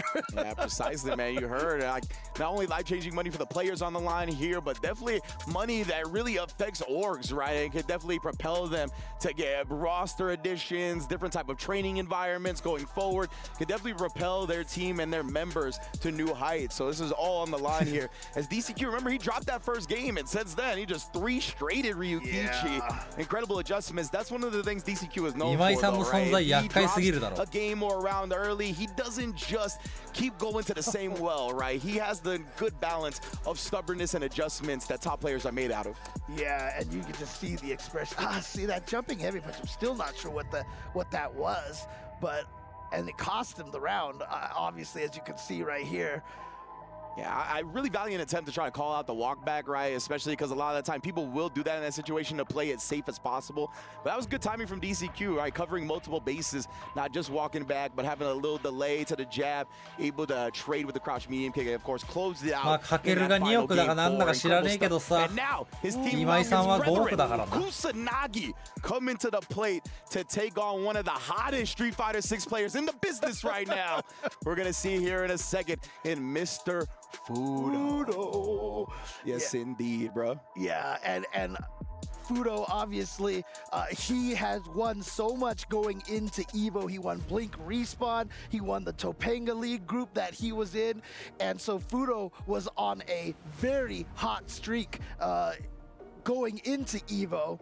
And here he is, and I feel like he is definitely one of the favorites here just based off of that. And he is sporting decades of fighting game experience, not even just fighting games too. I always forget the name of that one gun game that with the guns that attach to each other. About that. He was the champion of that in Japan, you know? I forgot about that. This dude is an arcade rat, bro. He is in there playing whatever. He is the man when it comes to the gaming side of things, right? So yeah, as you mentioned, first definitely Respawn, first Topanga got top 8 at EVO as well. But Kusanagi, he is a second generation fighting game player himself, right? He grew up around fighting games constantly. When he won UFA last year, he talked about, I play Ryu because my dad played Ryu. It's literally in my blood. So, you know, both of these players are like, gaming is literally baked into their DNA at this point. Oh, yeah. And you were the one who was interviewing him on that one there. And I could see you get a little emotional on that. Bro. Like, it was one of the best interviews that I've seen. Definitely the best interview I've ever been a part of. Like, just getting to hear him kind of lay out his journey and doing it for the family and kind of carrying on the tradition that his dad started and obviously doing such a great job doing it, right? Not only winning UFA last year, but qualifying into EWC this year and having so much success in Street Fighter 6. And we got glimpses of it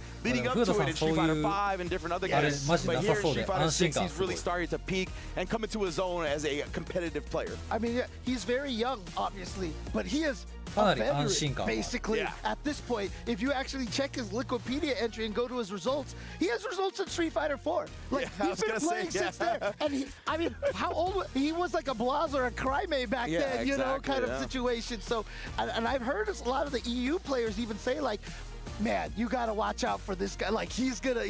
And then other ones are like, yeah, ever since he was little, you could tell he was gonna be really good. But you know what? When your parents are like, do better at Street Fighter, you know, and that, you know, that helps for sure. But yeah, like you said, there's pictures of like a 9-year-old Kusanagi with Daigo, right? Like when he would go to the European tournaments, like he has been around the FGC for as long as he's existed. So like, it's so cool to see stuff like that. And obviously Fudo has been around for a very long time as well. So yeah, these players right here, despite the age gap, have been around for, I mean, decades in the scene. And Fudo has done the same. In fact, I was told a story, I think by Gerald, you know, shout out to LA Akira, that they would play in an arcade Virtua Fighter, and nobody could get rid of Fudo off the machine. But that arcade had a closing time, which they had to kick out all the kids, and all the adults got to stay. And when that time would run up, Fudo had to get off the machine, and all the other players would be like, bye. Yeah, exactly. Bye. Everybody just cheers that the child is gone. They're like, finally, we get to play. Exactly. But here we go, man. You got to deal with another child, and he's no longer one. Kusanagi, a grown man, and looking to put a body in a bag here. Yeah, Fudo already in a corner. Yeah, with that grown man Ryu damage there. All right. And then the solar plexus as well, just shaving off. That's why Fudo immediately went to the drive parry as well. Didn't want to keep letting that drive gauge tick down. All right, but Fudo getting this back into the neutral a little bit. The empty jump in the crouching medium kick, because that wasn't enough to kill. Tried to seal it off with the overhead, but now he is in a burnout situation. Did Fudo commit? Oh, he did indeed. Taking him down with the level 2 right there. I'm not even sure if like a cancel would have got him out of the situation. Maybe he didn't commit. Maybe ODDP has a lot of invincibility, even though it has long startup. Yeah, but that air reset situation again, when you're trying to confirm off of hits, you might actually confirm off of an air hit like that. It could cost you some massive chunks of life. Level 1 here as well, but a quick tech throw. Give Kusanagi some breathing room, but right now, this is Ed's B&B. Staying in this corner at flicker range, stand medium kick range. As soon as you flinch, you die. Oh man, that standing medium kick is what makes Ed so scary in neutral. Can whiff punish so many things. Oh, I thought Fudo, had like the DP or something to hit from the other side. Yeah, I think he just thought he had gotten so far forward that he would have to block the cross-up jump. There we go, bust out with the ODDP there. And again, that just harassment with the stay medium kick, nullifying the projectiles with a flicker. Can also do it with the start of a fireball and then still send his projectile. Not looking at that well just yet, though. Yeah, still just concentrating on the flicker. Baits out that drive parry right there. Yeah, caught the rhythm of Kusanagi's movement and button timing perfectly. It's one of the things, right? Fudo been around so long. He's going to have that sixth sense. He'll be able to hone in on people's timings a lot better than most. Oh, no, he hits it. Wow, a little surprising there. It looked like Kusanagi, to his credit, empty jumps, but to his credit, he gets tagged anyway. And Fudo's going to seal that game 1. What are they talking about earlier? The high-intensity training hit real quick. Yeah, it was really interesting because on that jump, it looked like Fudo was specifically trying to bait out that jump. Yeah. He kind of like walk forward, walk back, and then the jump happened, and then nothing, and I was like, oh. No, you know what? I think it was one of those moments where he was doing that and he was like kind of buffering the DP, and then the jump happened like right as his buffer ended. You know what I mean? Like one of those moments. Oh yeah. And it's like, well, you just picked a perfect moment. But luckily for Fudo, did not lead to any catastrophes or anything like that. Nice carry on the charge cycle flicker, has the distance makes it so you don't have to deal with the mix-up. And there was that fireball nullification with Ed's own fireball that we were talking about. Denjin charge as well, sends it behind after the first fireball, but my goodness, Fudo quickly takes his turn back and then punishes the attempt. Okay, yeah, frame trapping with the Raya Hashogeki there. Oh my goodness, yeah, the fears. You saw him let it wind up a little bit there. Oh, Daigos見てからIs that a reaction to the solar plexus? That looked like a Street Fighter 4 Zangief green hand situation, right? Okay. Okay, Fudo is locked in, to say the least. Oh man. Yeah. Wow. You ain't gonna ODDP that one. Gets the full punish count on the solar plexus. Now we go for the cone. Oh, that was so sick. Unfortunately, it was not. The ODDP gets there too quick. I'm so sad because that was so cool. Yeah, man, and just the way Ed's fireball works, right? It has so many more hits, and you can still send the fireball out. So that was so good for to nullify, matching the priority, and then getting the level 3. He really just snowballed after that. Incredible stuff from Fudo right here to take a 2-0 lead quick over Falcon's own Kusanagi. Yeah, and if you're an Ed player, you have that standing medium kick on lockdown as soon as you block a sweep. Like, there's a lot of characters that can sweep at that one range where it makes it a little ambiguous. No, Ed, you just press standing medium kick and just, feast on some damage. Yeah, big reward, right? Just like a stable punish for a sweep. So honestly, definitely very good. Even against players that don't use sweep too much, Kusanagi actually uses sweep more than the average player, right? Yeah. So definitely that comes into even more players. うまいよ。Fudo starting again. これ相手やることなくなるやろこんな。Yeah, man. You could tell, very confident in his decisions right now. Feels comfortable in the matchup. 全て潰していくんだけど、やることなすこと。Oh my! And then the whip, and Kusanagi tried to get the sweep whip punish, but just a little bit late on that one. And it's tough to whip punish and on these normals. You really gotta take it to the lab and know what you're doing. わあ、まあ、こんぐらいならね。でしたよ。Hopefully you could make Fudo, think twice about doing some of that, but somehow I wow, that was almost so cool. He got the perfect parry on the projectile. He got the second one was too far. Kusanagi teaches them a lesson for reaching on that one. Okay, all right. I like seeing this. Kusanagi finding a good round right there. Let's see if he can convert it into a game here. Try to get a game on the board. Fudo with a great start this round once again. 素晴らしいよ。ハイタイク出まして、無敵で割り込みます。Wants to keep Kusanagi trapped here. My man is playing the warden right now. You ain't going nowhere. Oh, there's that sweep again. Like you said, he really likes to use that to get to. やべ、草薙が石井プロぐらい大足打ってくる。He's willing to do that, right? He's definitely an unorthodox cat. Like, he will do strange things that most players don't. He utilizes them very well, but right now, though, まあ言っといたっていいか？おお、何？余裕がある男。Oh boy. I mean, obviously he has a huge life lead here, but that just means Kusanagi has critical art available to himself. That's the scary thing, right? It's like a big life lead, but he gets hit once and then like an overhead combo and he could die. So yeah, it's still very scary. Yeah, but then he just got sniped by Ed's fireball, and Fudo is at match point. I'll say, man, that fireball is definitely potent. He does get the whip punish this time, and catches Fudo trying to press back in. And that crouch medium punch ready on the space trap. Wow. Oh, okay. Fudo. That's going to be huge damage and a burnout here. So this is とんでもない looking ダメー really ジと good バーン for アウト Kusanagi, だ。 but don't get comfortable here. Oh, he tried to immediately use the level 3. I respect it, right? The Hashigeki is definitely going to be super plus and burnout. But unfortunately for him, Kusanagi just waiting, not taking any risks. I feel like that was 悲しくなるかもな、もしかしたら。悲しくなる可能性もある。He always said he let that super, he used Mika Super as the one-time DP kind of situation. Yeah. Definitely tried it there, did not work out, and now, yeah, Fudo. Taking some time, right? He's obviously had a tremendous success with DJ as well. He could be contemplating switching to the character. We shall see. He's done a tremendous work with both Ed and DJ, and he's sticking with the Ed for now, which makes sense, right? Definitely has plenty of tools up against Ryu. We saw how successful it was, and he only needs one more game, and wow! Reacts to the green stuff. You know what comes after green? Yellow. You gotta slow down, man. Exactly. Oh, but Kusanagi said, slow down? What do you mean? I was just gonna jump. And great timing on that jump, and look at this. Suddenly, Kusanagi... Oh, that is a heartbreaker for sure. You're gonna get the side switch combo. Kusanagi was off to the races in that one, and somehow, someway finds the jab press out. Oh, and the sweep whip punish again here. He's looking clean with those after getting that one whip punish. Yo, Fudo taking a page out of his book, but not for long. Both players slugging it out. A 29-second round, my goodness. Yeah, Kusanagi starting to seem a lot more comfortable with how Fudo, his timing, his pace.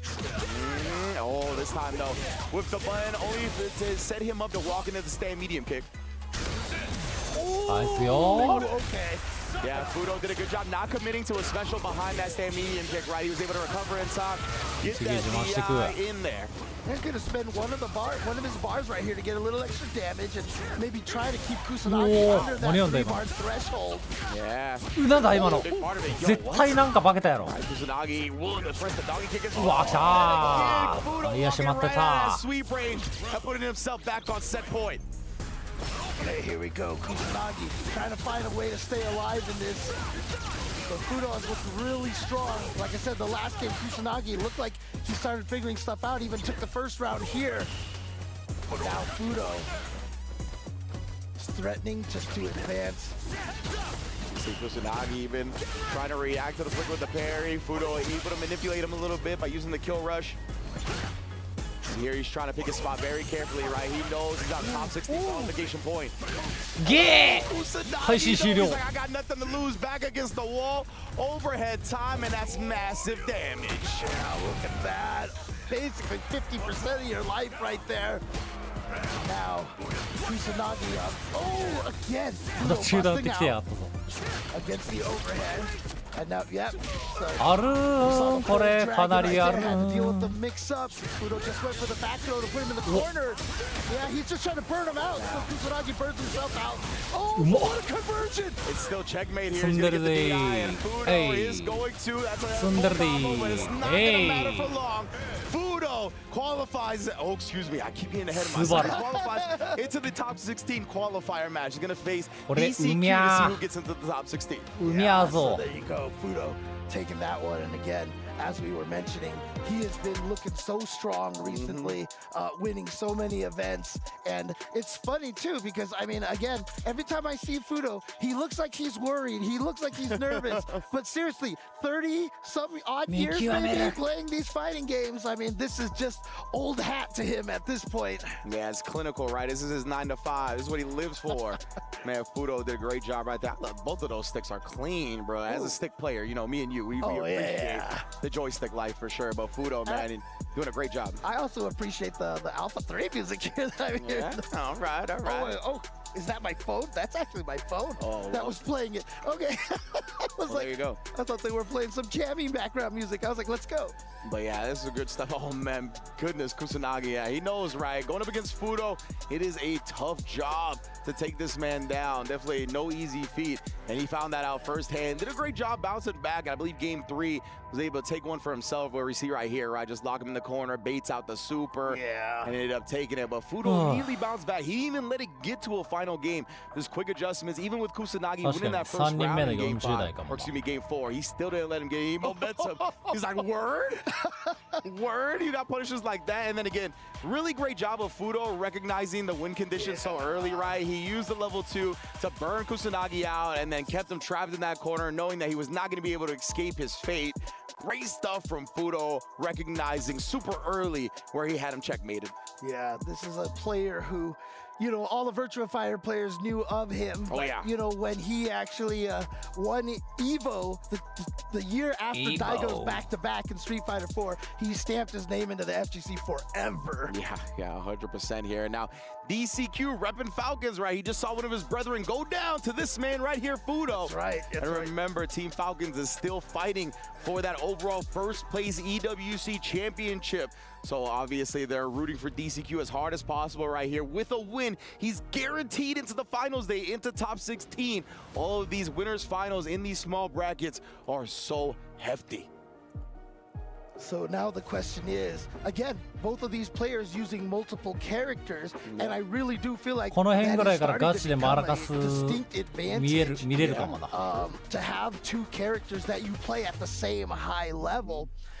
I'm really curious, like, I mean, what do you think? What do you think these guys are going to go with in this matchup here? So, yeah, that's a good point. I think DCQ, like we said before, had the Bison and the JP, but it really seems to me like he's trying to prioritize the Bison, and he goes for JP in these niche matchups where it was like, oh, Zangief's over there, I'll play JP, right? Like, I've seen him do that a lot. Right. So I think his default is Bison, and in response to that, I wonder what Fudo is going to play, whether it be the Ed or the DJ. Right. I'm trying to think about on paper what I'd prefer in the matchup up against Bison. From that range where Bison likes to play, I think Ed always gives people trouble, right? I think maybe that's probably a better thing to prioritize over the DJ that can, like, obviously have good fireball game, good anti-meta strats, but I feel like Ed is probably the better space controller. We'll see what Fudo thinks, though, in a moment. I just started thinking about it, and I was like, out of the 4 characters these guys use, DJ is the only one without psycho power. Yeah, that's true. That's true. Who knows what that means for DJ in the future, right? Right. I would love to see a DJ possessed by the psycho power. That'd be a wild character, bro. Just because of this matchup here, we're going to add some Street Fighter lore. We're going to have a, you know, Shin DJ here. That would be so sick. Oh, my goodness. Well, you know how, like, the costume 4s are based off of that one art of the characters on the beach. DJ's buried in the sand. It's just his head is. I still want them to make the costume of DJ, and he just walks around in a block of sand, like how kind of like Tofu from like Resident Evil or something like that. I think that would be amazing. Oh my goodness!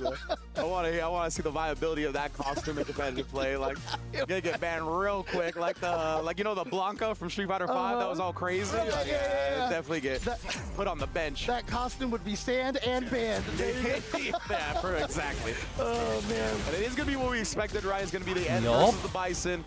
Expected that's what Fudo was gonna go with, just in terms of space control, where Bison likes to play. I think Ed definitely annoys him a bit more than the DJ. Yeah, nice jump timing over that fireball, by the way. Try to jump early. And this time DCQ off of the scramble as well, gets the corner, but Fudo, man, his reversals so on point here today. Yeah, but you see DCQ try to walk Fudo to the corner, just why Fudo tried that, surprise drive rush. There, he's got the anti-air, the empty jump now.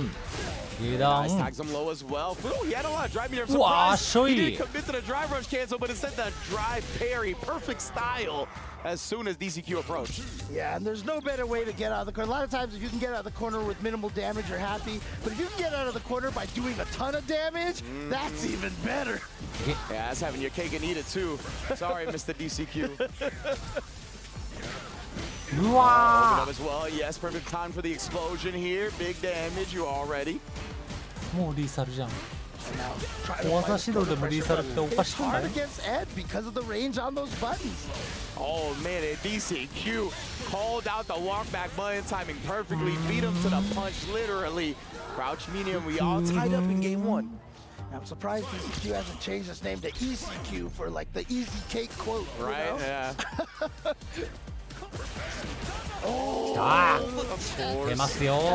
It's so nice to have that check because it reaches so far. You can do it early and it's cancelable. Yeah, and then we saw Aaron Blitz come out, a Psycho Blitz, and DCQ didn't even try to punish. That was a little strange. But nonetheless here, caught him flinching out of the corner, and you're going to pay with your life. Fudo's going to be able to close this one out. And again, here, remember, a lot of those Team Falcons holds rest on DCQ as he gets perfected to end game 1. Yeah, but for, everybody watching this right now, obviously we haven't played out any of the loser side bracket. Those will all be played out tomorrow. The person on the loser side also makes it to the top 16. The losers goes into the round robin. Oh, that's right, the round robin. Yeah, there's that one extra phase right in between. I always forget that one extra phase. Yeah, then they have to go into the round robin. But the other 2 players will be eliminated. Yes, that's why it's so key to get the dub here if you can, right? Because then you avoid not only having to play that losers bracket side, but also the round robin that follows it for the players that do make it out of the losers bracket. So yeah, you have to go through quite a bit if you don't make it out here and winners directly into the top 16. And that's what's on the line here right now. Fudo looking to be the one to make it out, as well as DCQ. Definitely wants to crush some of these Falcon dreams here. Oh, I'm sorry. No, Fudo's the one trying to crush the Falcon dreams. My bad. I forgot too. We're going to get the key crushes tomorrow. We didn't even get any of that today. That's right. Oh, I'm going to be hyped. Get the crusher action. Oh, yeah, I'm very excited for that. Oh, DCQ sniping out the neutral jump and then sniping the reach. Back-to-back connects. Wow. Yeah. You kind of continuing where he left off in the last match here. Oh my goodness, the throw damage. Carry on the second one, I believe, to absorb that mine, but DCQ was able to sneak the throw in right before the pop. And that's always the funniest part, because like if you're even a little too late, doesn't matter. The mine will keep you safe. So, yeah, exactly. It's like, haha. Or I'm sorry, Bison laugh. Yo, the perfect parry response to the Psycho Crusher that gets rid of the mine this time. Yeah, just look at her ass here, finding that button timing. He didn't want to commit to anything though. Oh, does commit there to the backdash, catching DCQ, trying to throw. Yep, reaching and then just getting punished right there. Ooh, nice air to air. Job just setting up that plus frames into the throw, trying to work Fudo to this corner. But Fudo here, yeah, he's got a big chance to kind of bully DCQ's drive gauge down. See again with the flicker, actually got hit. Ooh, okay. Yeah, the holding up the parry, trying to get that drive gauge back. 投げて just backdashing instead. 2タッチだな。 He just wants to keep DCQ from being able to get ベガは in. ワンチャンもこれワンタッチで殺してくる可能性ある He got な the dry brush under. Indeed, the time to hustle. Bison does have that floaty jump, so you know, a little bit easier to sneak under. Oh, he Ah. found the hit. And again, for that crouch heavy kick is a potent tool in the Ed arsenal. Definitely plagues all of his opponents, and then again beats up to the flush right there. よかですやん。 To commit to the drive rush, cancel outright. And now we're up 2-0 just like that for Fudo. And again, yeah, really trying to gatekeep those points from Falcons, man. Oh, no. He's going to be Falcons' enemy number 1. Also, shout outs to the Foley team. I love that squeak, the sneaker squeak sound during that super, dude. Yeah. I don't know. There's something about hearing it, and it just makes it feel that much cooler. 100%. There's so many like little things like that that bring a lot of life to the game. Yeah, I really love the way they kind of handled this one. And it looks like we are going to get the JP. Switch from DCQ to Bison has been thwarted. Now he's going to bring out the old school for him at the very least, right? This is the character we first knew him on for Street Fighter 6. この2人サイコパワーしか使わねえな。 Since the character's release, but he's done a lot of damage with this JP. He's going to need to do some of the most damage he's ever done right now. As we said, we have seen quite a number of these O3 DJ が出たらやっとそこで脱サイコパワーすることができる。 I'm not even just talking about in this day right now. I just mean in the past like 2 months. It's going to be a tall order to be able to try to make that 3-0 comeback on him. Yeah, exactly right. His run of a really great placing started in early July. So yeah, he's still in the middle of that heater. Ooh, put a throw tech right there, but it was actually サウジの JP はなんて名前なんだろうな。 Just kill rushing forward here. Oh, gets the punish counter though. That's big. Gonna lower Fudo's drive and just put him full screen to deal with all of this 野村さん nonsense. 動画上げてくんねえかな。各国の JP の名前予想動画。 Drive gauge where he can by parrying up the projectiles. Yep, you can see both players right now with some low drive gauge situations here, but DCQ building that back little by little. He's in the 3-bar threshold now, and actually so is Fudo. Oh my goodness, and just the harassments keep coming out. And this time, Fudo pressing back, but he didn't have a lot of meters, so he didn't commit anything too big. DCQ committing to the amnesia here. Fudo finds the parry, gets some, but now the level 2, as soon as he lets go of it, locked down, finds the spot to parry, but lets go of it against level low. Oh man, at level 2 still hard to defend against. Yeah, but that was it for the super meter, so he couldn't really do much more damage than that. But oh, the amnesia on the wake-up driver. You ran up to someone and did meaty amnesia. Okay, DCQ.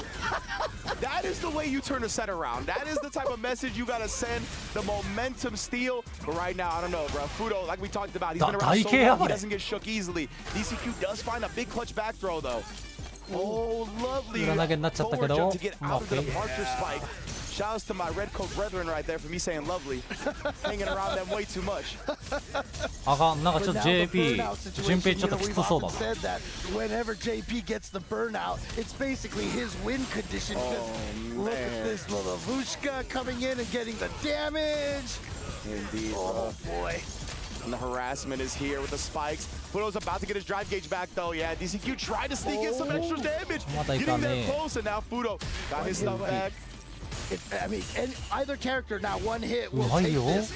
Oh, he's gonna go for the got it just in time. Indeed, here he's not gonna commit to any level 1 routing like that. He couldn't find the punish on the whip throw. Give DCQ another chance here. The trade and it actually connects for DCQ afterwards. Oh, wow, you gotta worry about now. You gotta navigate this. But OD Fireball, he can do it. He absorb a projectile and send it at DCQ's way. Oh, but instead he just gets point blank and relies on the ODDP. Figures it would chip out if DCQ was blocking anyway. What a bet from Fudo right there. What a way to survive on that pixel. Yeah, again, these players like Fudo, their clutch is just so strong. DCQ now tries to go for a shimmy, but you stop Fudo like this, staying very, very solid on the defense.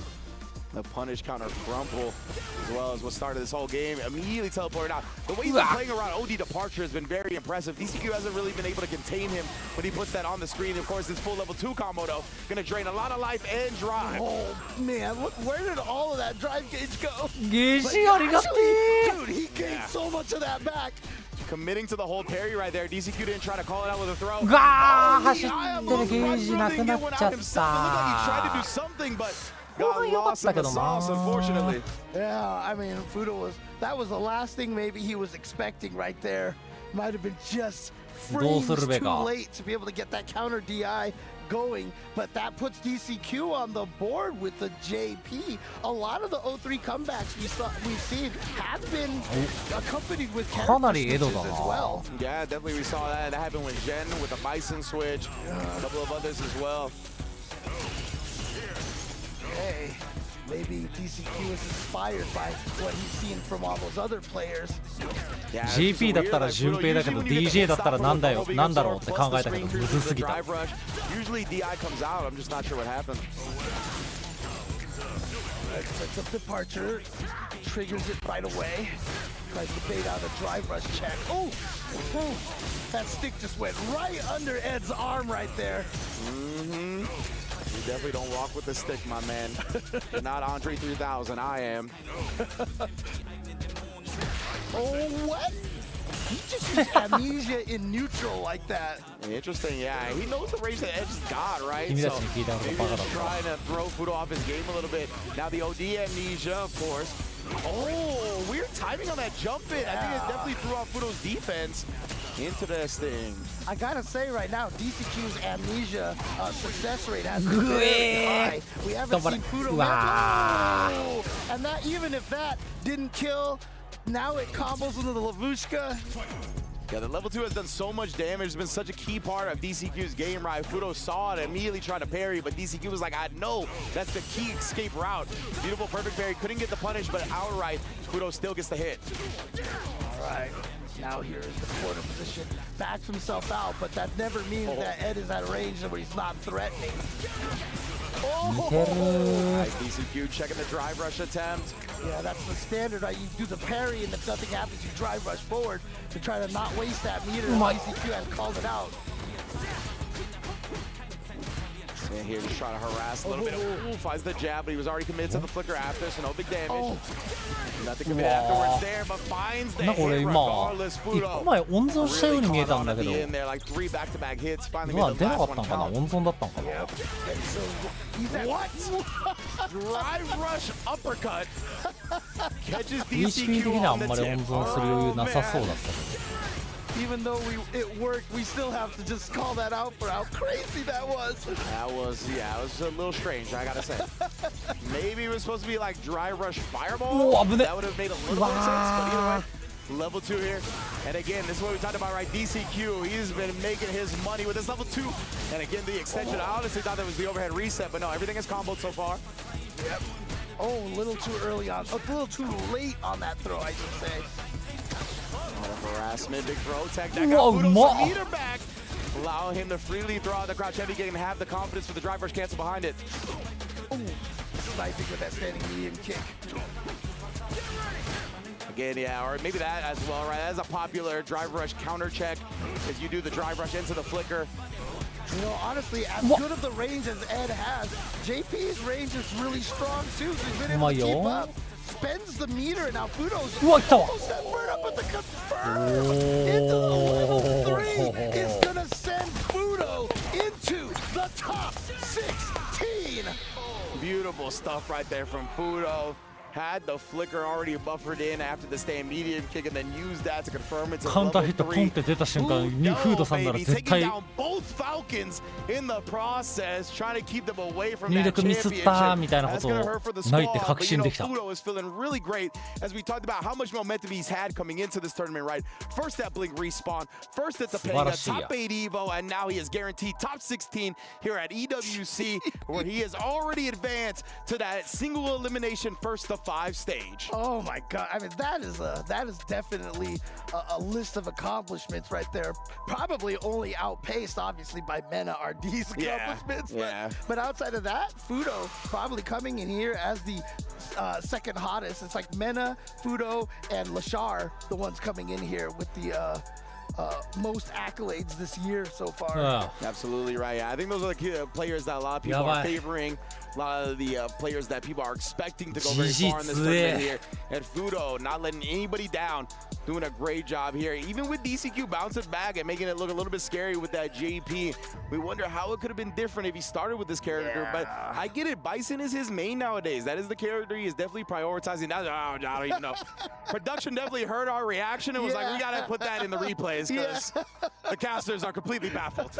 And yeah, I'll tell you what, I'm still baffled even after seeing the replay. I know. I mean, that's just one of those like, I just know, and I'm gonna do it. いや、ボンさん、いや、俺の予想はノータイガーでフィニッシュ that way to kind of halt your momentum, but whatever it may have been, it ended up working out, and Fudo goes ワン on チャ to ン the ガ top チでク 16. ソ悪い内容で2連続で取られたりしたら、まあワンチャンあるか And now we're gonna な get と思って to Group L, the last group of the day, and we're gonna start 俺はなんな with the ら home country boy 菅 out 原 of さんの Saudi 方がダスキ Arabia, してる B. Wasim, going up against the wonderkin from Evo, Mickey, doing a great job here. There's gonna be two young gunners, two young slingers, gonna be able to duke it out here. I'm very excited to watch this one. Yeah, the tough part is that usually when one of these young players does have just kind of like a breakout tournament like Mickey, you know, the next couple of tournaments, people are now a little more expecting them. They're more prepared. They've studied the tapes, you know, so we'll see if Mickey can kind of continue that run because prior to that Evo success, obviously he had been doing strong in a lot of the World Warriors and stuff like that, but it never felt like he was like stand out, like let's get third place at Evo kind of situation. Exactly.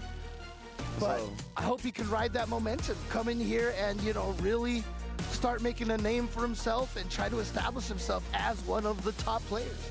Okay, he's going to have a big opportunity to do that right, while Wasim, on the other hand, thought to be one of the strongest, if not the strongest player out of Saudi Arabia. He had qualified through the LCQ as well, just making sure did whatever he could to make it to this stage and has done so right. But again, very young player as well, still trying to get a lot of experience, especially in an environment like this where it's super big stakes, a lot of money on the line, a lot of pride on the line. You're representing your club as well, so there's a lot that Wasim is going to have to learn and get used to on these big stages, and this is going to be one of the first steps in doing so.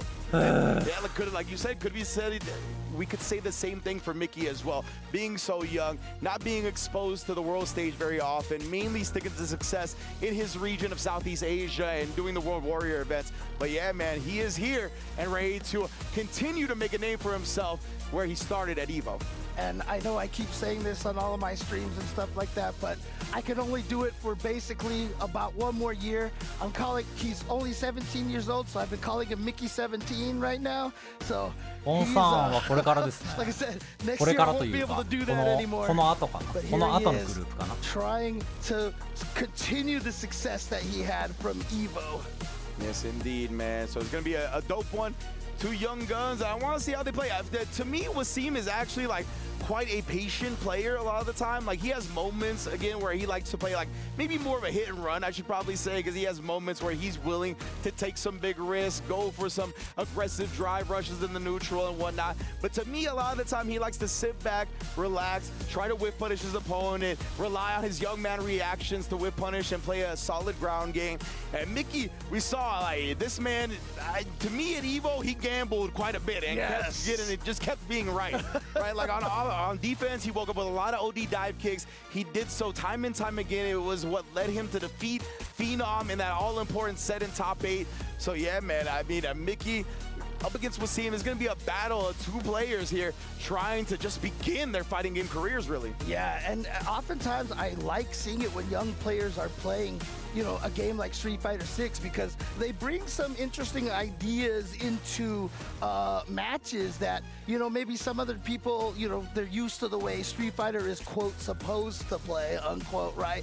Because we also, at that Evo Top 8, we saw Mickey do a round 1 start drive impact.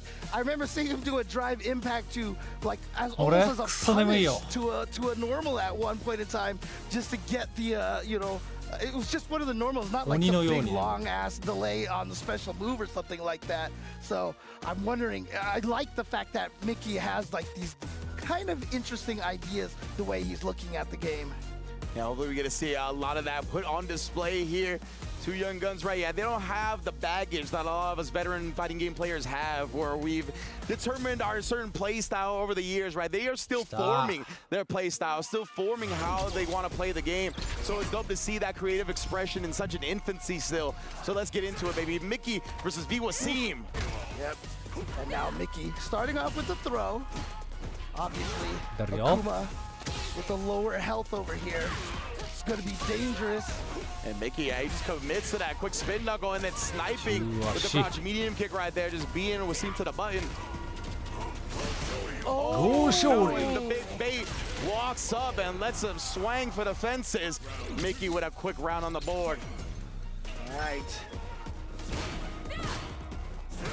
Yeah, big harassment with that heavy kick from Cammy as well, right? Only -3 on block. なんか漏れたけど、うわー。Executioner probably wanted a fireball, but nonetheless didn't pay for it. Yeah, very fortunate in that situation. That was the homie drop. He's like, I know you didn't mean to do that.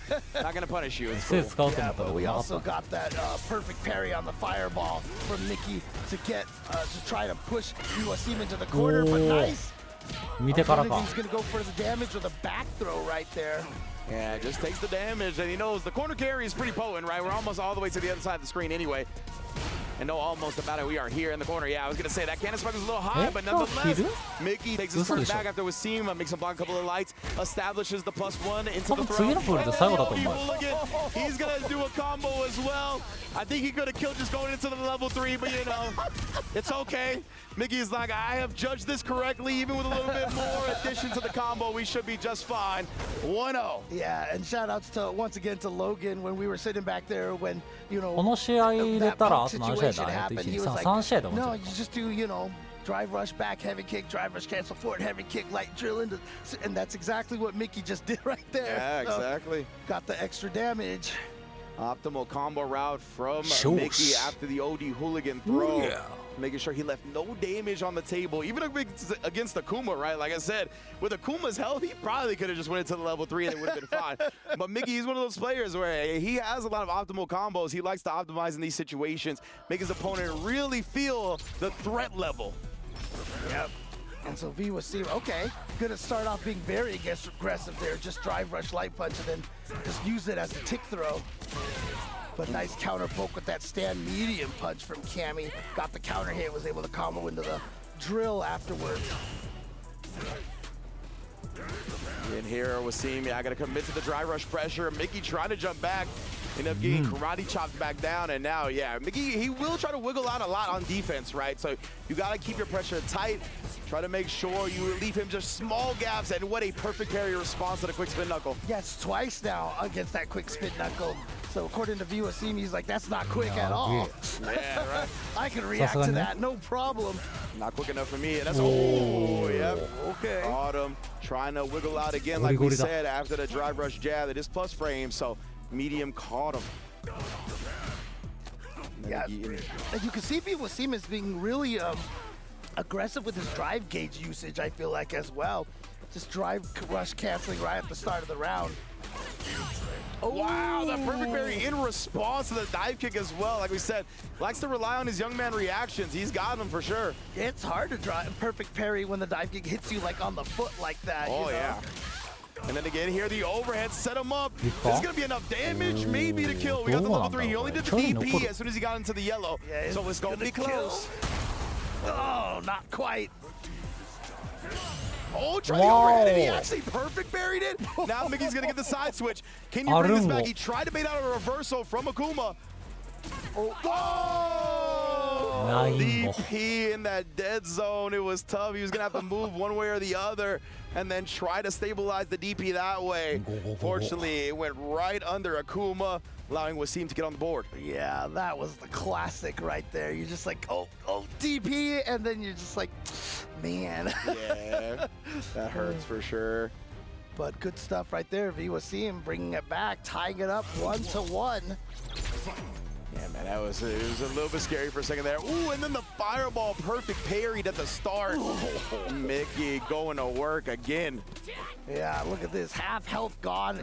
I mean, like maybe 3/5 of his health gone in like less than 10 seconds. 針早えな。So slowly walk him down. But you can see Wasim, he's trying to maintain a certain amount of space as well. Every time Mickey moves forward, he's moving back a little bit more. Like that backdash to avoid the proximity guard. He does it again there. Yeah. Avoiding blocking those. Oh, the execution error coming out from Wasim. We saw the DP from full screen earlier, and now the Tatsu. That hurts, man. Yeah, that is not what you want to see. You know, when your opponent beats you, like, and outplays you, you're like, cool. When you die to, like, execution errors like that, it hurts. It's painful. Absolutely. That's the ones where you lose sleep at night. Oh, yeah. Just a little bit outside of the range of the crouch medium punch. Great recognition from Mickey. Ooh, no perfect parry on the dive kick that time. Yeah, it was spaced low enough to where Mickey was comfortable taking his turn. Oh. Now Mickey has his corner. Oh. He's like, I'll show you, James. I got that. The super sick to see it. It's light kick. It's something me and Jammers talked about a long time ago. Jammers was like, I'm waiting for people to start perfect parrying the dive kick on a reaction. We still haven't seen it very much in the meta, right? But Wasim is showing it off here a bit today. Yeah, I mean, it is a lot of times because depending on which dive kick Cammy uses, it'll be at different angles and stuff. But we don't see people even try that often is the thing. Oh, walks right into it. He's had the driver rush cancel behind it, buffering it up, and now it's going to be bad for Mickey. Yeah, low health and burnt out. I like him going into the level 3 right away to, you know, make sure he gets the burnout. Just in case, because he was right at that threshold of getting burned out. He might have been able to gain some back. Ooh. I'm gonna try to take the disguise real quick, but finds the snipe with the crouch medium kick again, and Wasim gonna be going up 2-on-1 here. Oh, after losing the first game, what a bounce back. Yeah, and as we mentioned, this is 3rd place finisher at EVO. Now, obviously, you know, that doesn't mean that what Mickey did was a fluke, but the thing about it is, it's just like, you get to that position when you weren't expecting it, you know, when no one was expecting it. And a lot of times the next tournaments you play, that pressure to try to repeat the performance weighs on you.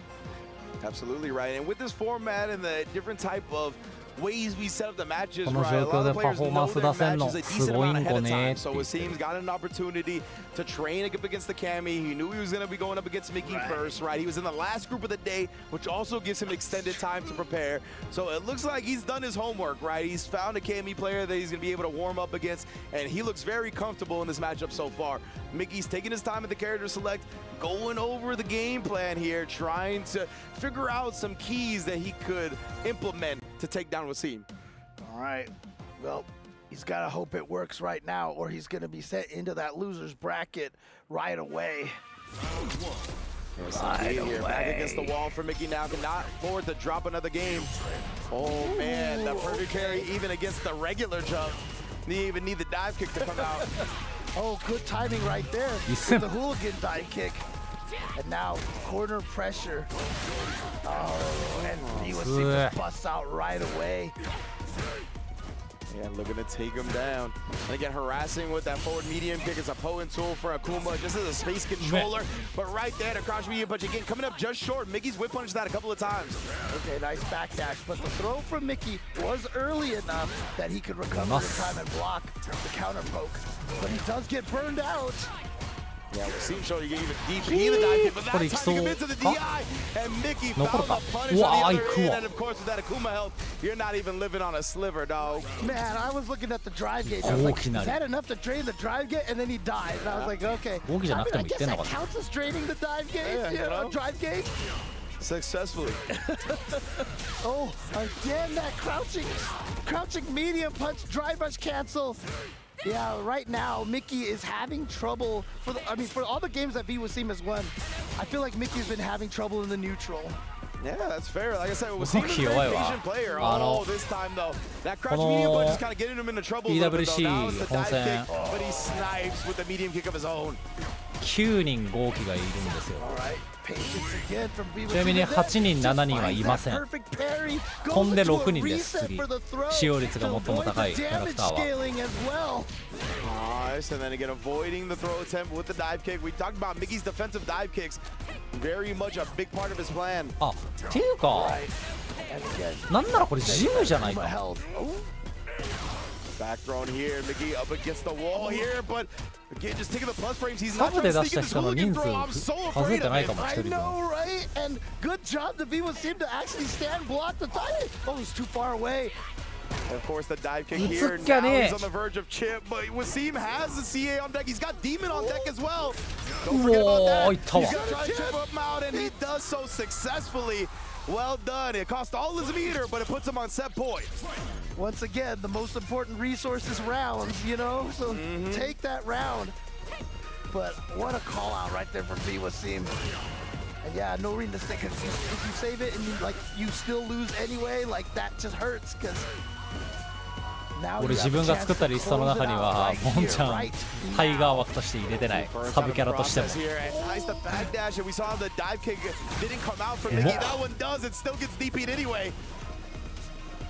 なんならプゲラさんのサブキャラのタイガーを俺こっそり入れてる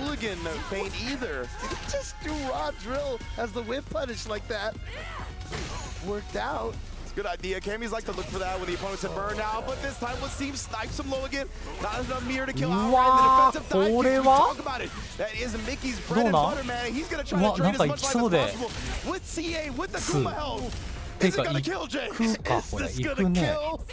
Indeed. 2-2. Mickey takes him down here and bounces back in game 4 to force a final game between the two young guns. Yeah, with the CA on deck with Akuma health. Oh, but I mean, look,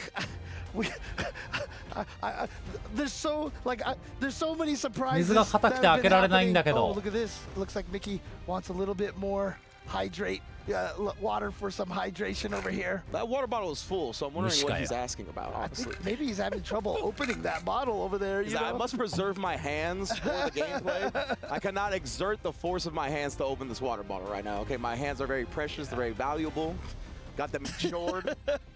I mean, these are valuable hands that we have here. I wonder if any fighting game player has their hands insured. Right, yeah. Like, you know, I think that might be a viable strat to look into if you're somebody like Mena RD or Punk. Yeah, I mean, we've seen so many players, you know, like, for example, smashing these hands of actually becoming injured, right? Yeah. So, oh,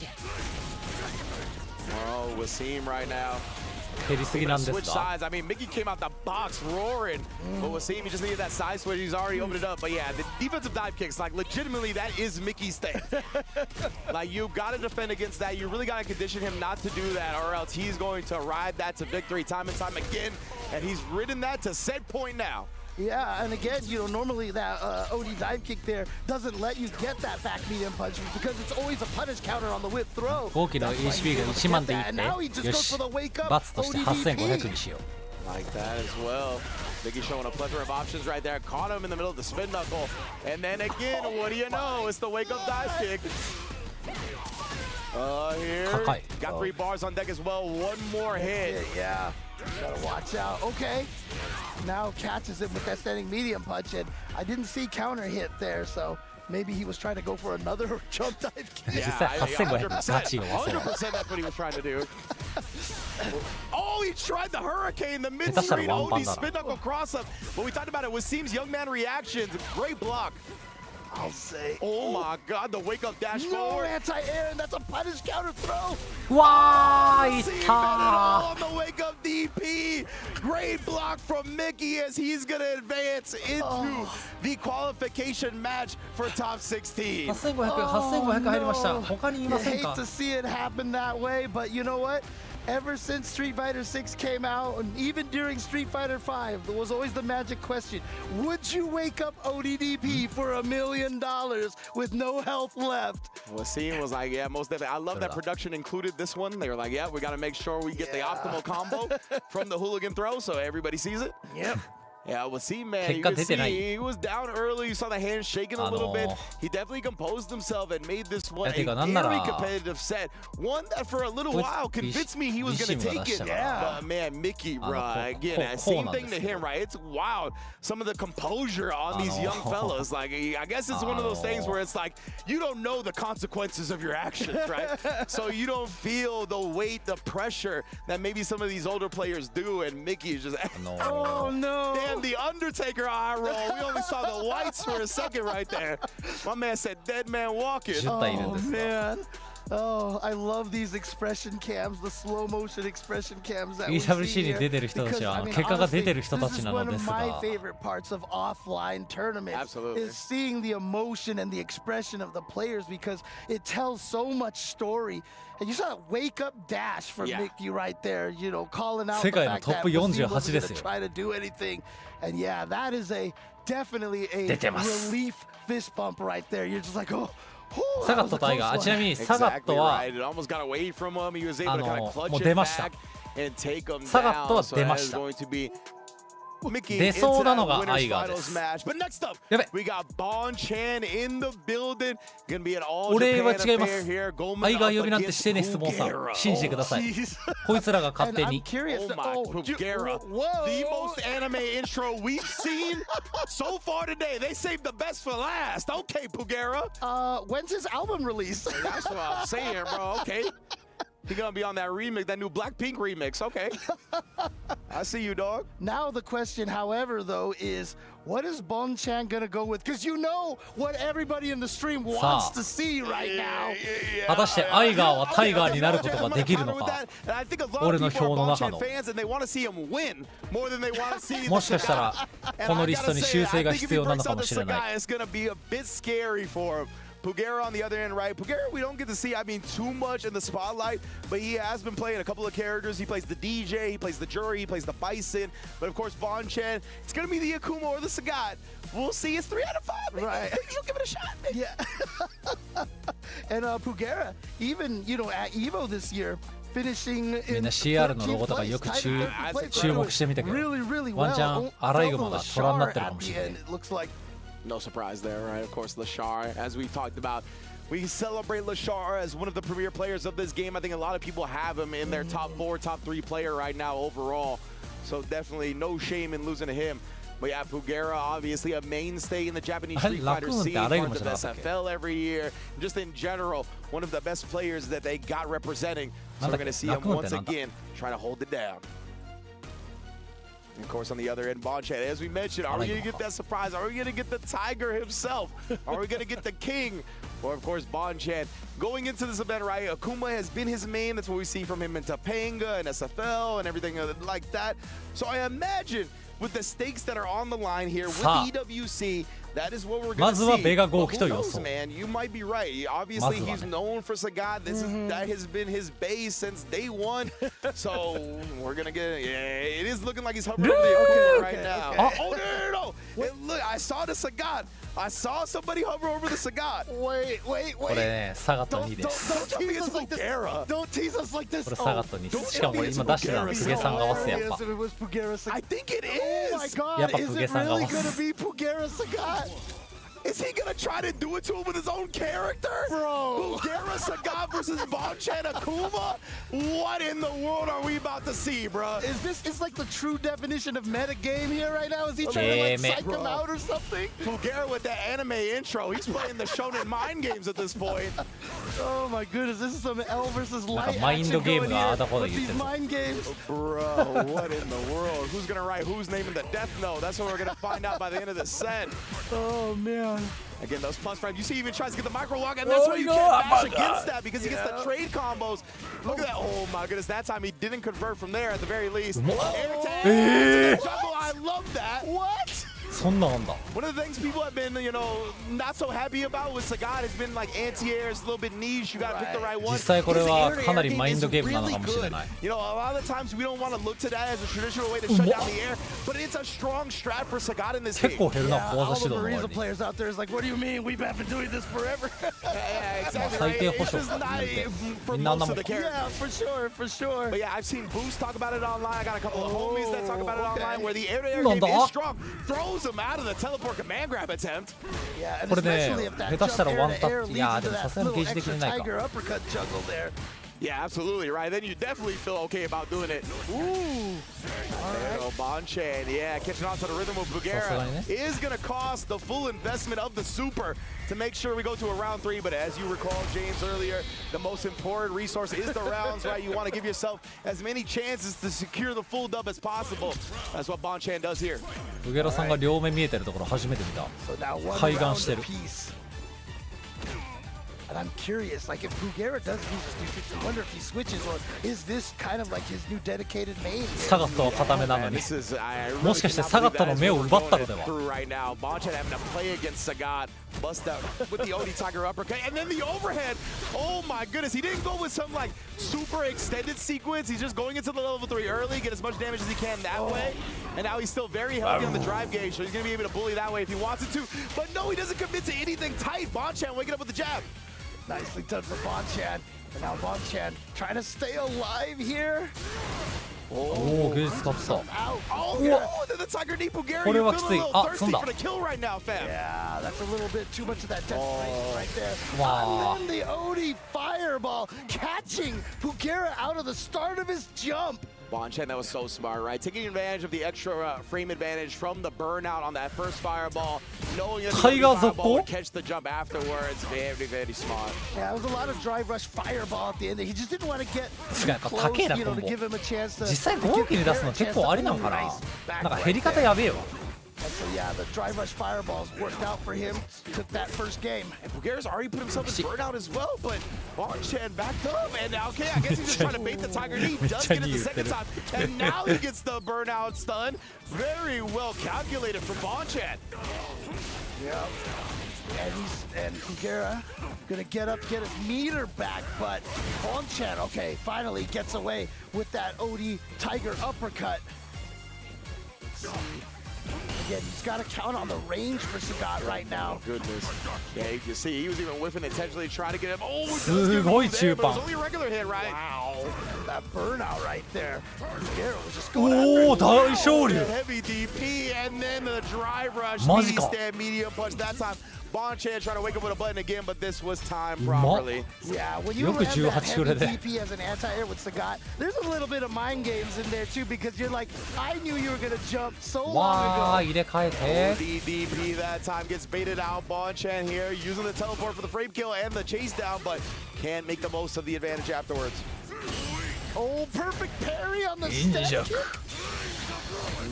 OD. What a response from Bonchan right there, and going into the level 2 here. Draining some resources, trying to bait something out for Pugera, but he is chilling. Until now, and he gets the down back perfect parry as well. He had to specify that was the low. Well done from Bonchan, knowing which button he was going to press back with. Oh, again, the fireball catching before he could get into the air fully.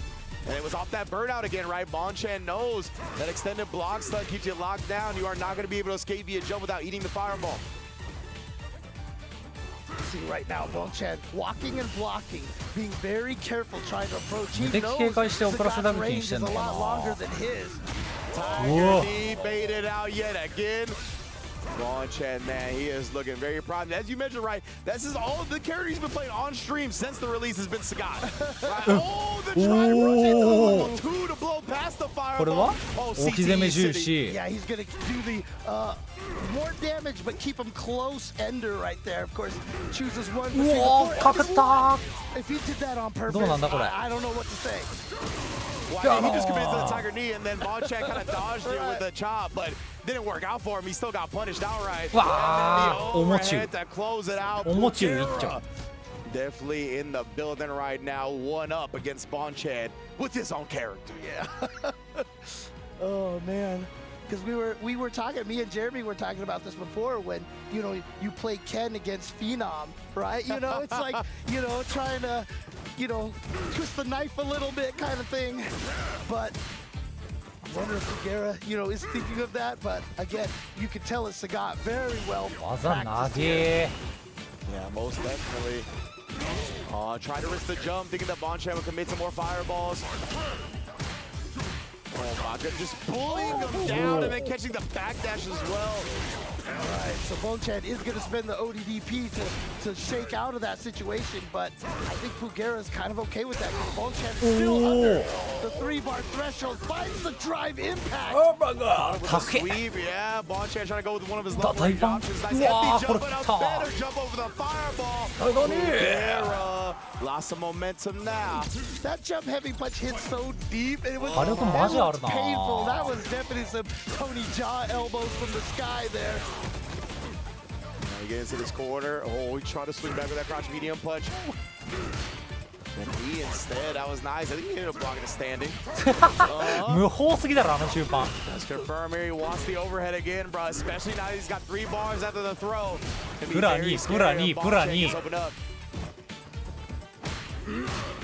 Oh yeah. Oh, and got the free タイガー turn ネクサス as 来た。 well. ちょちょちょ。 The greedy knee. やばすぎだ。え Yeah, he's gonna be able to juggle in the kill here. He's one of the primary pros of Shaka. マジ What a way to convert all the way into the kill.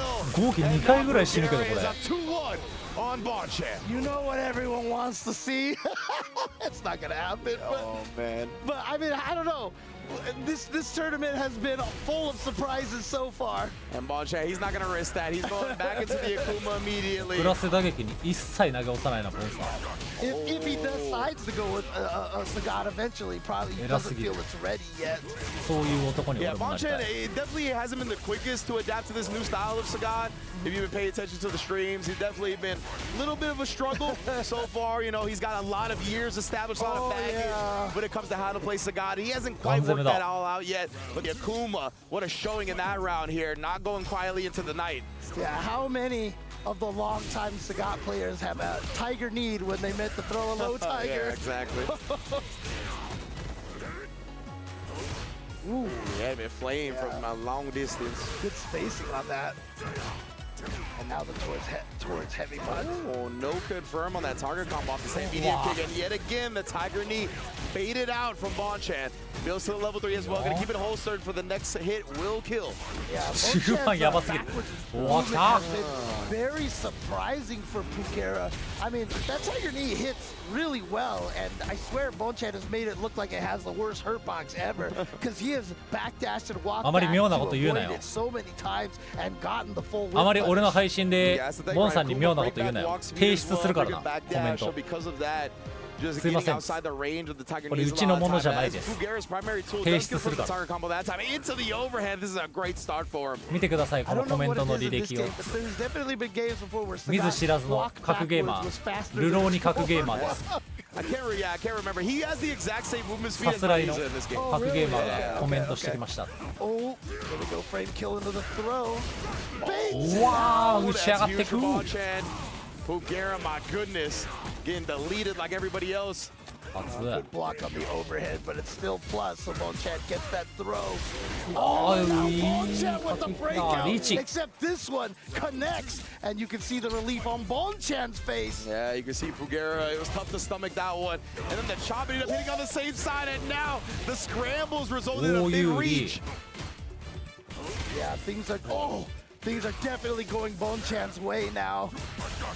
Indeed here. Oh, and yeah, he tried to press because he didn't want to get burnt out, but Pugera wasn't taking that into account. Bonchan here does it with the perfect. You trying to play my character on me? Are you serious? Perfect KO exclamation point from Bonchan to put the Sagat away and move into that top 16 qualification match. Yeah, great reaction. As soon as he saw that drive rush, he was just like, all right, crouch medium kick, fireball, I got you. 実際さ、マジで無意味にタイガーじゃねえ、なんだこいつ名前、サガットが。サガット相手だと。なんか変なプレッシャーかかってそうだよな、マジで無駄な。 Even if I'm not rocking him right now, you gotta know who the alpha of this character is. 実際別にさ、そんな別に誰がサガット使おうが、それはなんか低迷の時の目だったぞ今。低迷の時の目だったけど。うめえだろって言ってる時の顔だった。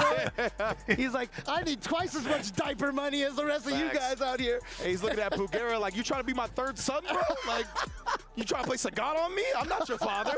But apparently he is today because Bonchan still was able to put him away. And look at this. This was a 2-1 lead. 実際さ、別にさ、今回出場してる人たちの何人かがさ、別にサガット出して何回か戦ったらそれは何回か負けるわけじゃん。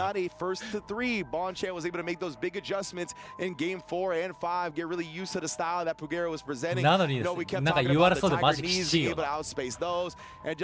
別に負けても何の不思議なあれもないのに。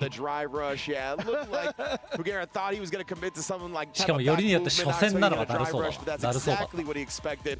And now we'll see how he deals with the young phenom and Mickey coming to the plate to try to take down one of the longest tenured fighting game players in the business and Bonchan. Yep, I mean, Mickey's, Bonchan saying, okay, Mickey's gotten 3rd place at EVO. Well, hello, I've won EVO twice.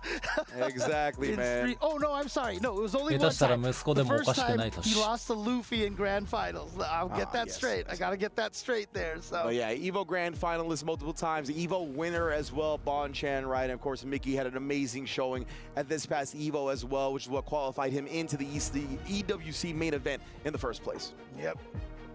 And once again, we were talking about the Foley artists and stuff with the squeaking sneakers, but when Sagat does the level 3 and you hear the tiger roar, the tiger growl, I'm like, yeah.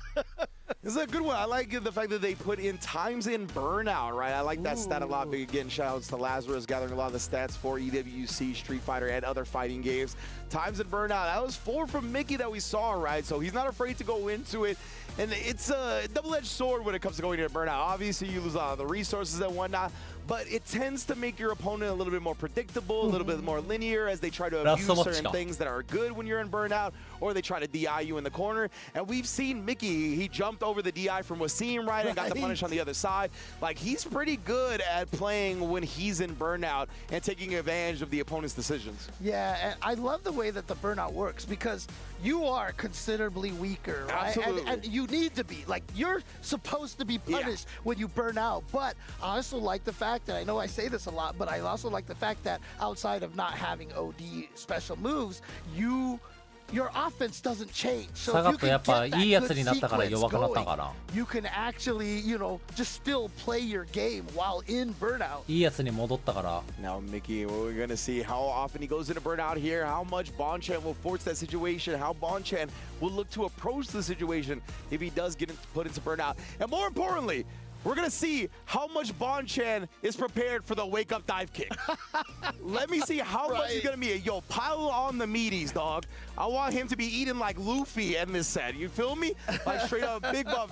Not French Luffy. Shout out to French Luffy, but I'm talking about One Piece Luffy. You feel me?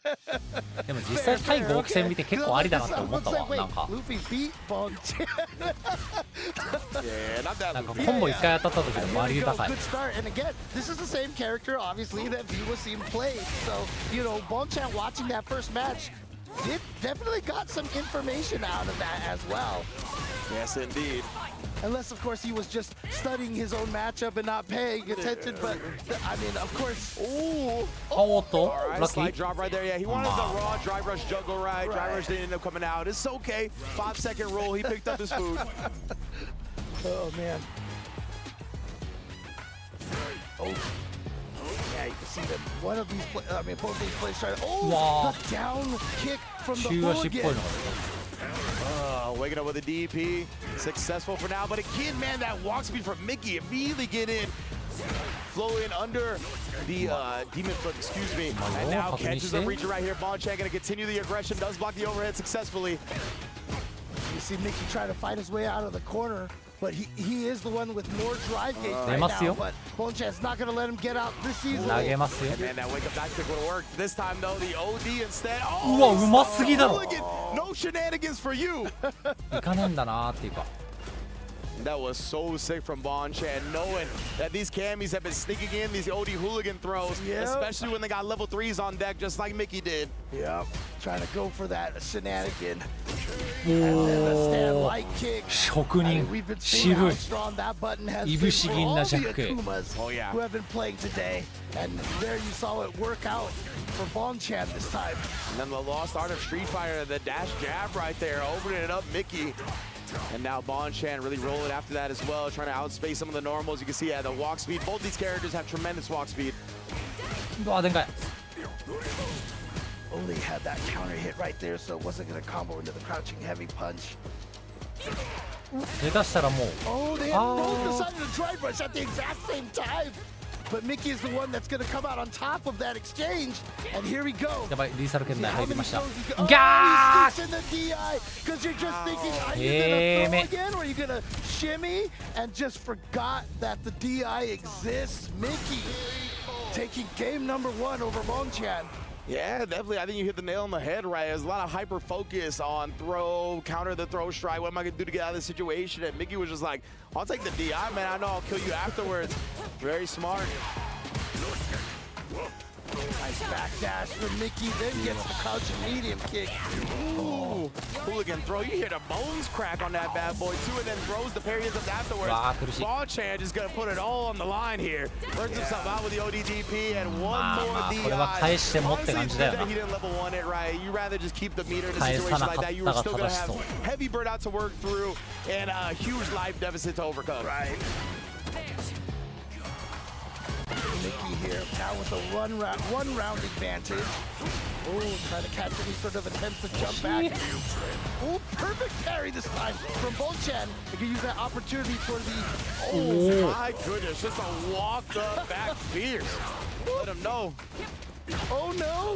Was that also a dive kick that he missed? I didn't see what button she hit. Here we go, gonna go into the level 2. Should be able to take this round.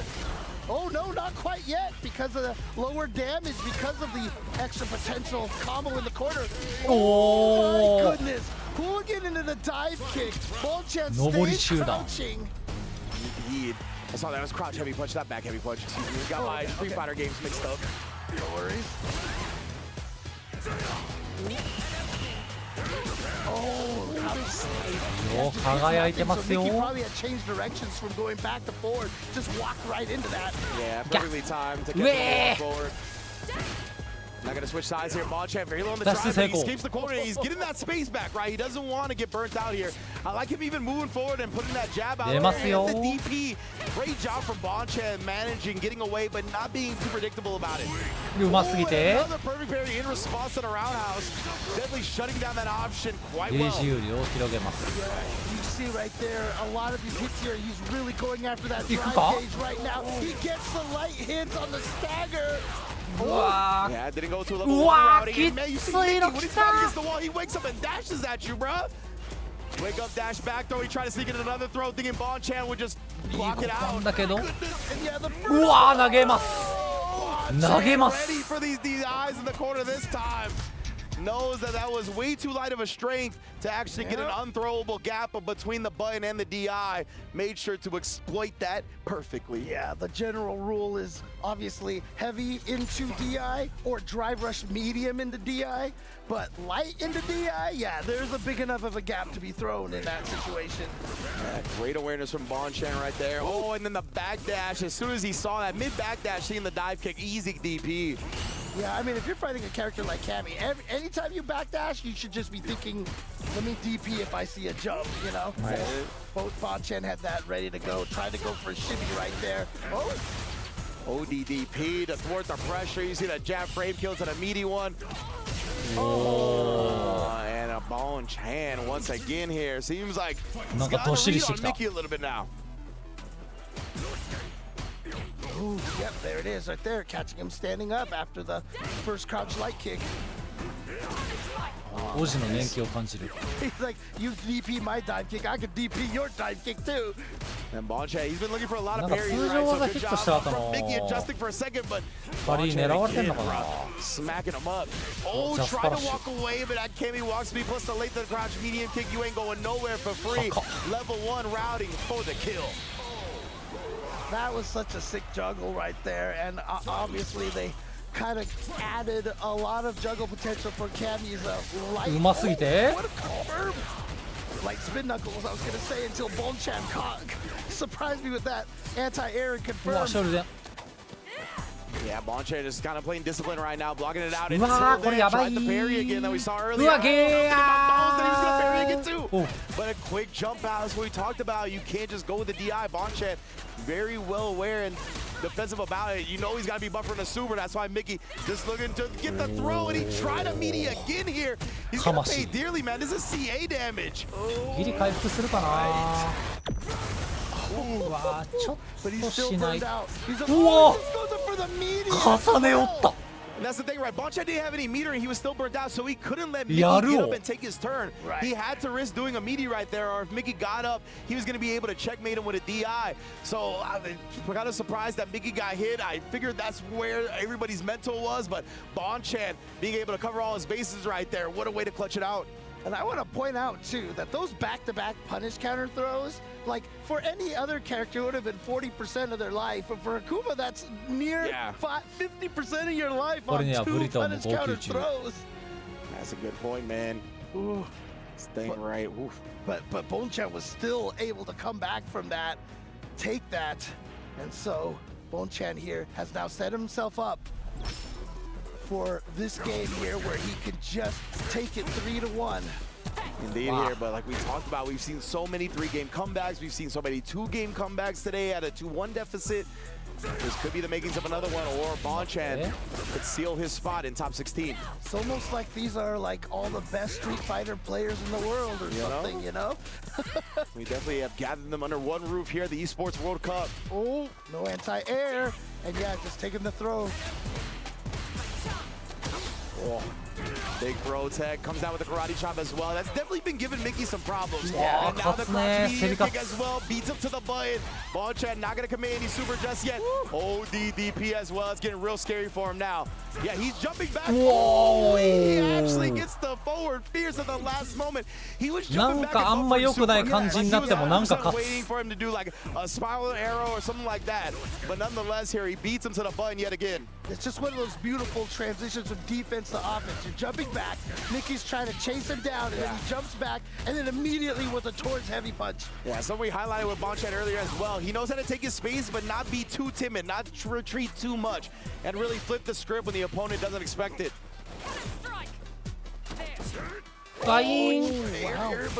Punish. He did press something in the air. I think the landing frames were vulnerable. Oh, okay, there's that standing light kick driver again. Mickey has been caught by those light strings a lot. Indeed here. It's been good stuff from Bonchan. He's been keeping it nice and clean. And the wake up level 2 here. That's going to be enough. Bonchan secures his spot in top 16. Bruh. Like I said, that super tends to do a little less damage because if you're in the corner, you get that follow-up, and they didn't want to make it too crazy. I actually didn't think that one was going to kill, but it definitely did. You saw Cammy just explode, and Bonchan advances forward against Mickey. So, question, James. Yes. Bonchan won, correct? Yes. How many wake-up dive kicks did we see from Mickey succeed? None. We didn't see any. That's what I'm saying, man. He was prepared for the main strat that Mickey wants to do. Yeah. All right, so we are going to go quickly to the analysts here. We're going to cut the replays off. Take it away, our fine gentlemen. Thank you so much, Ringe and James, closing out the day's action there as we see Group L concluded. And we now know which players will be moving on to the playoff phase. But of course, there's still a lot to wrap up. Let's talk about this Group L. Mickey and Bonchan there, you can see them going head-to-head in this upper bracket finals. Yeah. We had some fantastic initial matches, didn't we? We first really got our eyes on Mickey in an offline setting at EVO with his top 8 breakout performance, but obviously he came very close to qualify for Capcom Cup last year, didn't he, James? As you pointed out, an emerging player in that region, one of the many teenage players that are really stepping up. How impressed were you with his performance today? No, I've been super impressed just by keeping